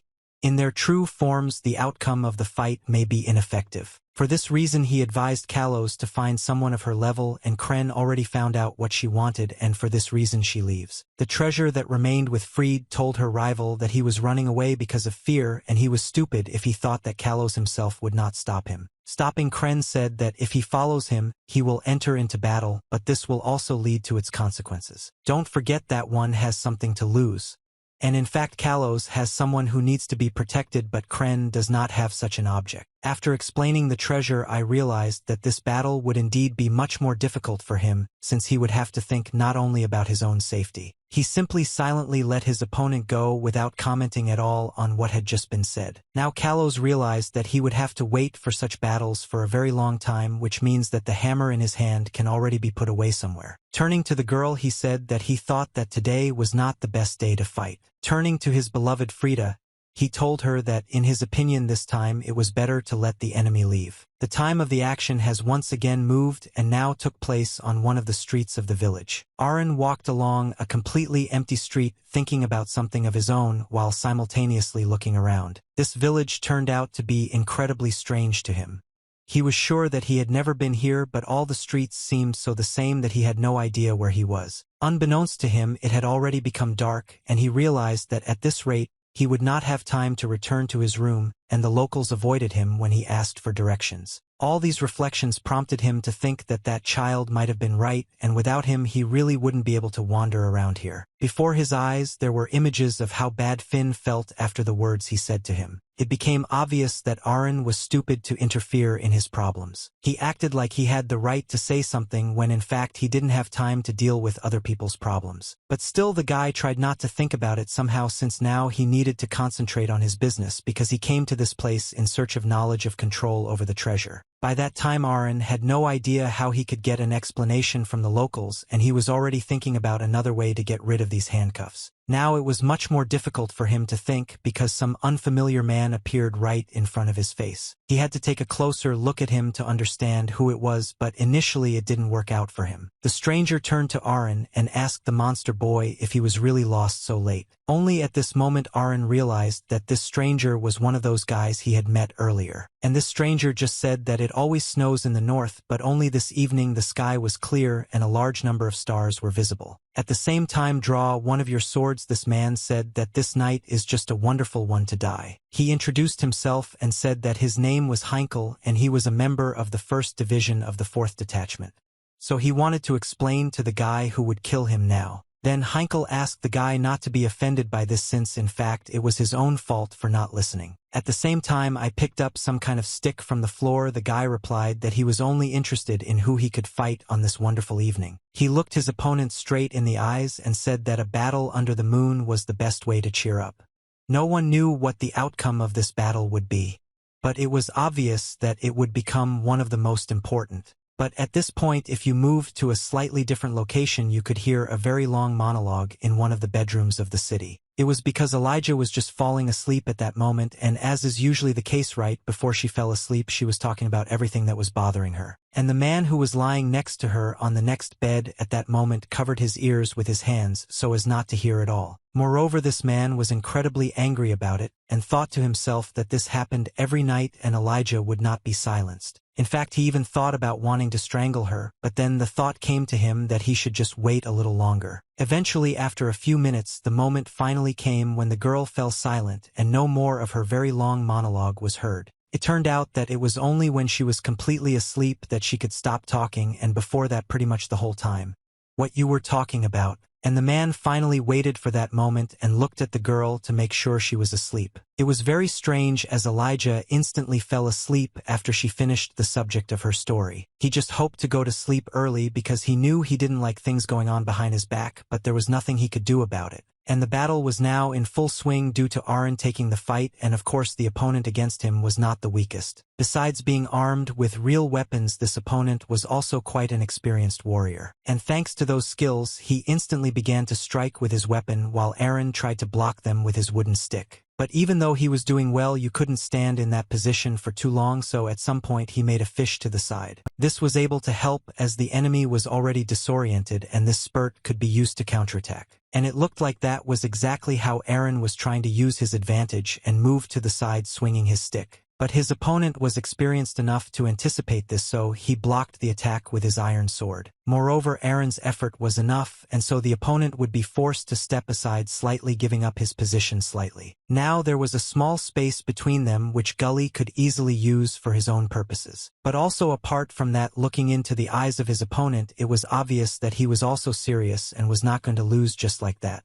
Every blow Arin threw chilled his blood, and that would have been able to confuse anyone. After analyzing the situation, one could realize that this opponent was not trained in sword fighting, but he was not bad in combat, which meant that he probably had quite a bit of experience. Furthermore, he's forbidden from using the power of his treasure, but it seems like he somehow still managed to use it just now. Arin didn't wait long and moved forward again to make a surprise attack. The opponent was moving around and trying to block, but it was generally clear that he was expending too much effort to do so. It went on like this for a very long time, but it looked like the enemy still had the strength for such blocks. Despite this, Arin did not tire, but only continued to deliver more and more blows with his wooden weapon. This indicated that in this fight so far, his pure strength had overpowered him, and the opponent realized that he could easily lose at this rate. For this reason, it was decided to increase the distance and go for heavier artillery. When he increased the distance too abruptly, Arin looked at him and didn't understand why it was done if he had a melee weapon that was useless at that distance. But holding his sword in his hands, his opponent thought that now there was no time to linger and he must move to end this fight. Therefore he used Asher, namely the double cut, and for this secret attack he needed to use his two swords at the same time. This technique was also known as the swallow kick, and it was a fairly quick technique that covered a large area. Arin definitely wasn't prepared for this and expected them to have a duel with roughly the same balance of power. As an aside, it was too late, so he simply recovered his wooden stick that was destroyed from that attack. But thanks to that, all the energy was absorbed by the stick, and Arin himself moved his body afterwards and was able to move to the side without taking damage. The guy didn't understand why his opponent got angry out of the blue, and now he was using this strange technique just like Elijah. Some sort of action had to be resorted to, so Arin threw his stick straight at his opponent, aiming for his forehead. Toth raised his arm a lot to block that throw, but still tried to stay alert. That wasn't enough because the guy ran right up to him and kicked him right in the kidneys. Moreover, this blow was quite strong as the opponent flew several meters aside and even dropped both of his swords. But still now looking into his eyes one could see that he was conscious and it looked like he was even ready to continue the battle. When he raised his head he saw that the guy was running in his direction and at that moment the guy was thinking that he had to finish before the opponent thought of something else. But suddenly there was some sudden movement that made Arin think over his plans what he was about to do. All because of the fact that this enemy was approached by an aide who in one move was able to strike the guy and immediately move to his ally for first aid. The moment they realized that the ally was almost completely fine they ordered him to rest while they straightened the guy out.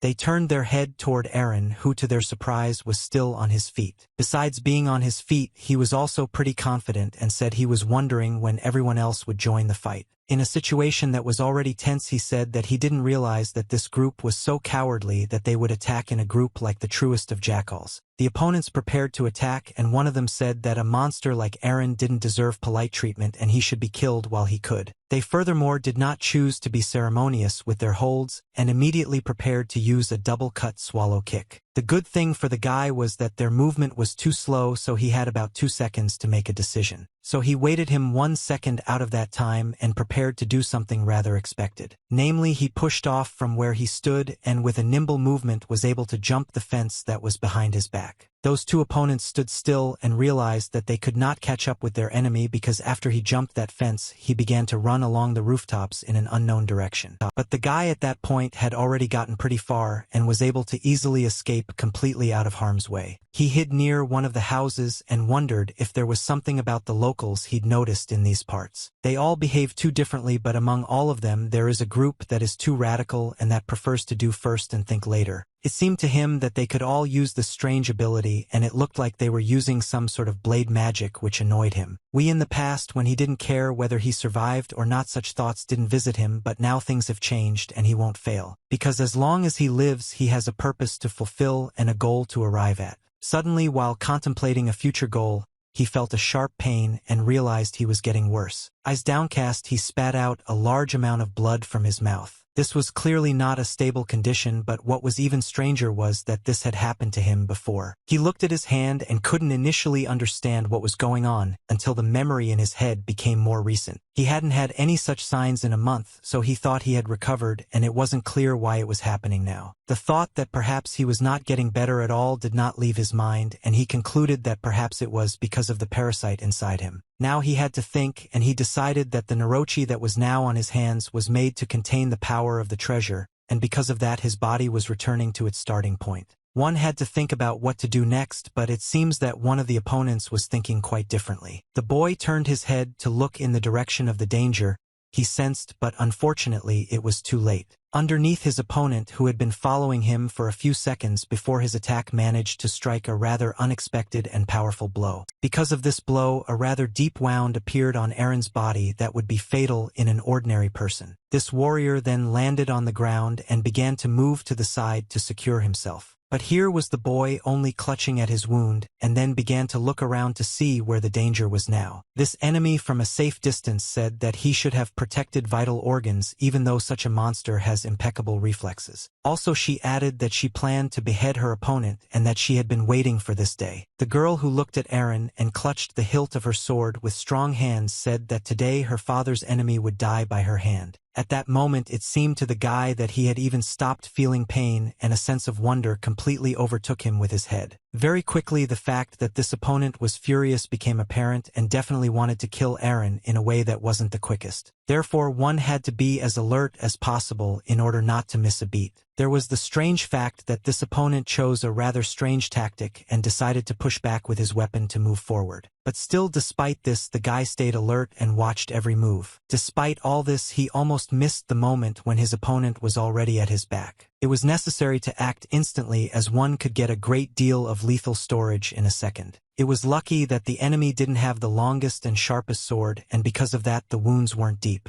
But they were still wounds that hindered movement and carried only negative effects. It was necessary to retreat, and the lad did just that in order to leave behind him at least some chance. While he was moving to the side, he noticed that the enemy was also following him, and that gave him an idea. He focused all the power that was then in his body into his hand and prepared to do what he was preparing to do. In one motion he threw that opponent to the side, and that girl flew away at a tremendous speed. But the effort wasn't enough, and so she was able to remain standing for a while longer and even held her weapon in her hands. A second later it bounced off the spot it landed on and disappeared somewhere. Initially the guy thought she'd be behind his back, but she wasn't. As he looked around he noticed that she had climbed onto one of the rooftops and was watching him from there. It was a good chance for dialogue, so he said she must have him confused with someone else since he was languishing in the prison of an enemy camp just a month ago. He had to get down on one knee because of the pain, and he started screaming with all his might that they didn't even know each other and the girl had probably just mistaken him for someone else. But she cynically said it didn't matter, and she wasn't interested in whether it was true or not. Because Arin is a monster and that's all that matters. Having taken the first step being on that very roof, she said it was enough to eliminate him. In just a second she pushed off hard and jumped to another roof, and then she took a few steps and jumped to the next one. Arin had to watch all this action as it is obvious that this is her plan, and she will not be in a hurry to make it a reality. It became clear that the enemy was going to run on the roof until she found his blind spot, and she was using the terrain as her advantage. She would probably try to reach his vital organs again, but the knife she had would only give such a strong warrior a couple of scratches. At some point she moved several times around her target and bounced off one of the rooftops that was here. Arin purposely didn't turn fully in her direction as he could hear the moment she recoiled clearly. And even then when she was in flight he turned sharply and saw the girl who jumped on him with a knife. The stabbing blow was instantaneous, and she only had enough length of that blade to really only make just a small cut on the guy's body. That split second was enough time for her to think about the fact that the weapon was not enough to eliminate the enemy. But Arin was acting according to his plan and realized that he would be able to make a very successful counterattack. So taking advantage of his opponent's unprotected zone,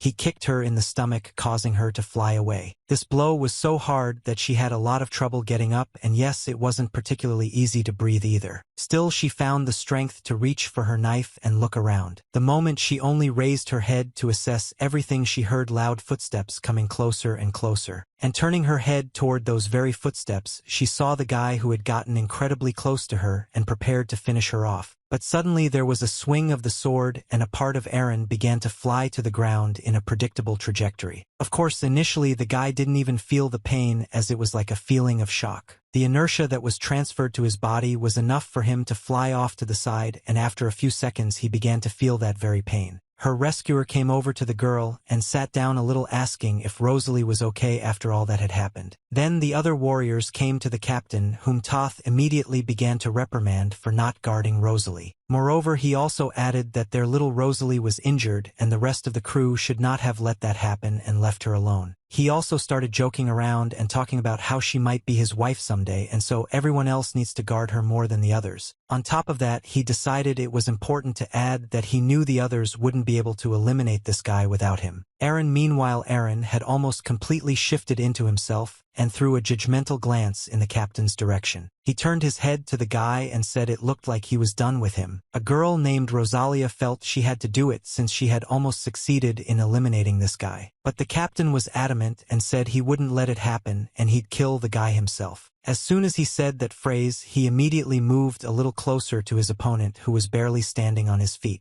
Addressing him as a monster, he asked if he was ready for the fight that would be the last of his life. Arin, meanwhile, only analyzed that if the captain in front of him now, he must be quite strong, but it was strange that he didn't even take a fighting stance. At some point the guy blinked and noticed that his opponent had moved somewhere, and because of this he began to look around. Now he was standing in a different place, and the guy thought that originally he didn't feel rage when his ear was cut off, which meant that such people were much more dangerous. After another second, the captain moved to another location, and this time it wasn't clear where he was. Arin realized that if he couldn't see him now, he was probably right behind him. At the very last moment, he turned his body and thus was able to dodge the sword of the captain. But that wasn't the only hit, and the subsequent ones were already hard to ignore, so the guy was taking damage. These blows were so fast that it was simply impossible to dodge them, let alone block them. After a few more seconds, the captain disappeared again and reappeared behind Arin's back. With one swipe of his blade, he pierced his shoulder, which again created a severe wound in the guy's body, and was the beginning of heavy bleeding. Immediately after that blow, he disappeared somewhere, and the guy realized that he just couldn't see his opponent. It was very difficult for him to stand on his feet, much less spin around and constantly try to figure out where his opponent was. As he tried to rise, he suddenly felt the cold touch of a blade near his neck and the captain behind his back addressing him. This captain asked Arin in a quiet voice, "Why is he looking at me in the wrong place here, since he is constantly behind me?" The enemy prepared to finish his target, but at the very last moment he ducked, and because of this he was able to survive. Arin couldn't believe that the enemy had discovered his blind spots so quickly, and he couldn't believe that his speed was so fast that it was impossible to keep track of him. Standing behind his opponent's back, captain said that there is no pleasure when the opponent does not know what he is fighting with, and decided to clarify something. Specifically, he said that he uses chara for maneuvers by concentrating it in his legs, and also added that no one can match his speed, not even other captains. This attitude managed to anger even Arin, and he shouted at the captain why would he suddenly decide to tell him everything in the middle of a battle. Then he turned around and said that if he wanted to kill him, he should do it right now. That's when this captain threw a few punches at the guy's legs and cut his tendons. Because of this, the guy fell to the ground, and his opponent replied to him that only he is here to decide whether to knock him out or continue playing, and Arin's opinion doesn't interest him. He also added that all the guy had to do now was dance to the beat of his sword. His monologue continued, and he admitted what he'd like to say, but the guy can't move because his legs are hurt.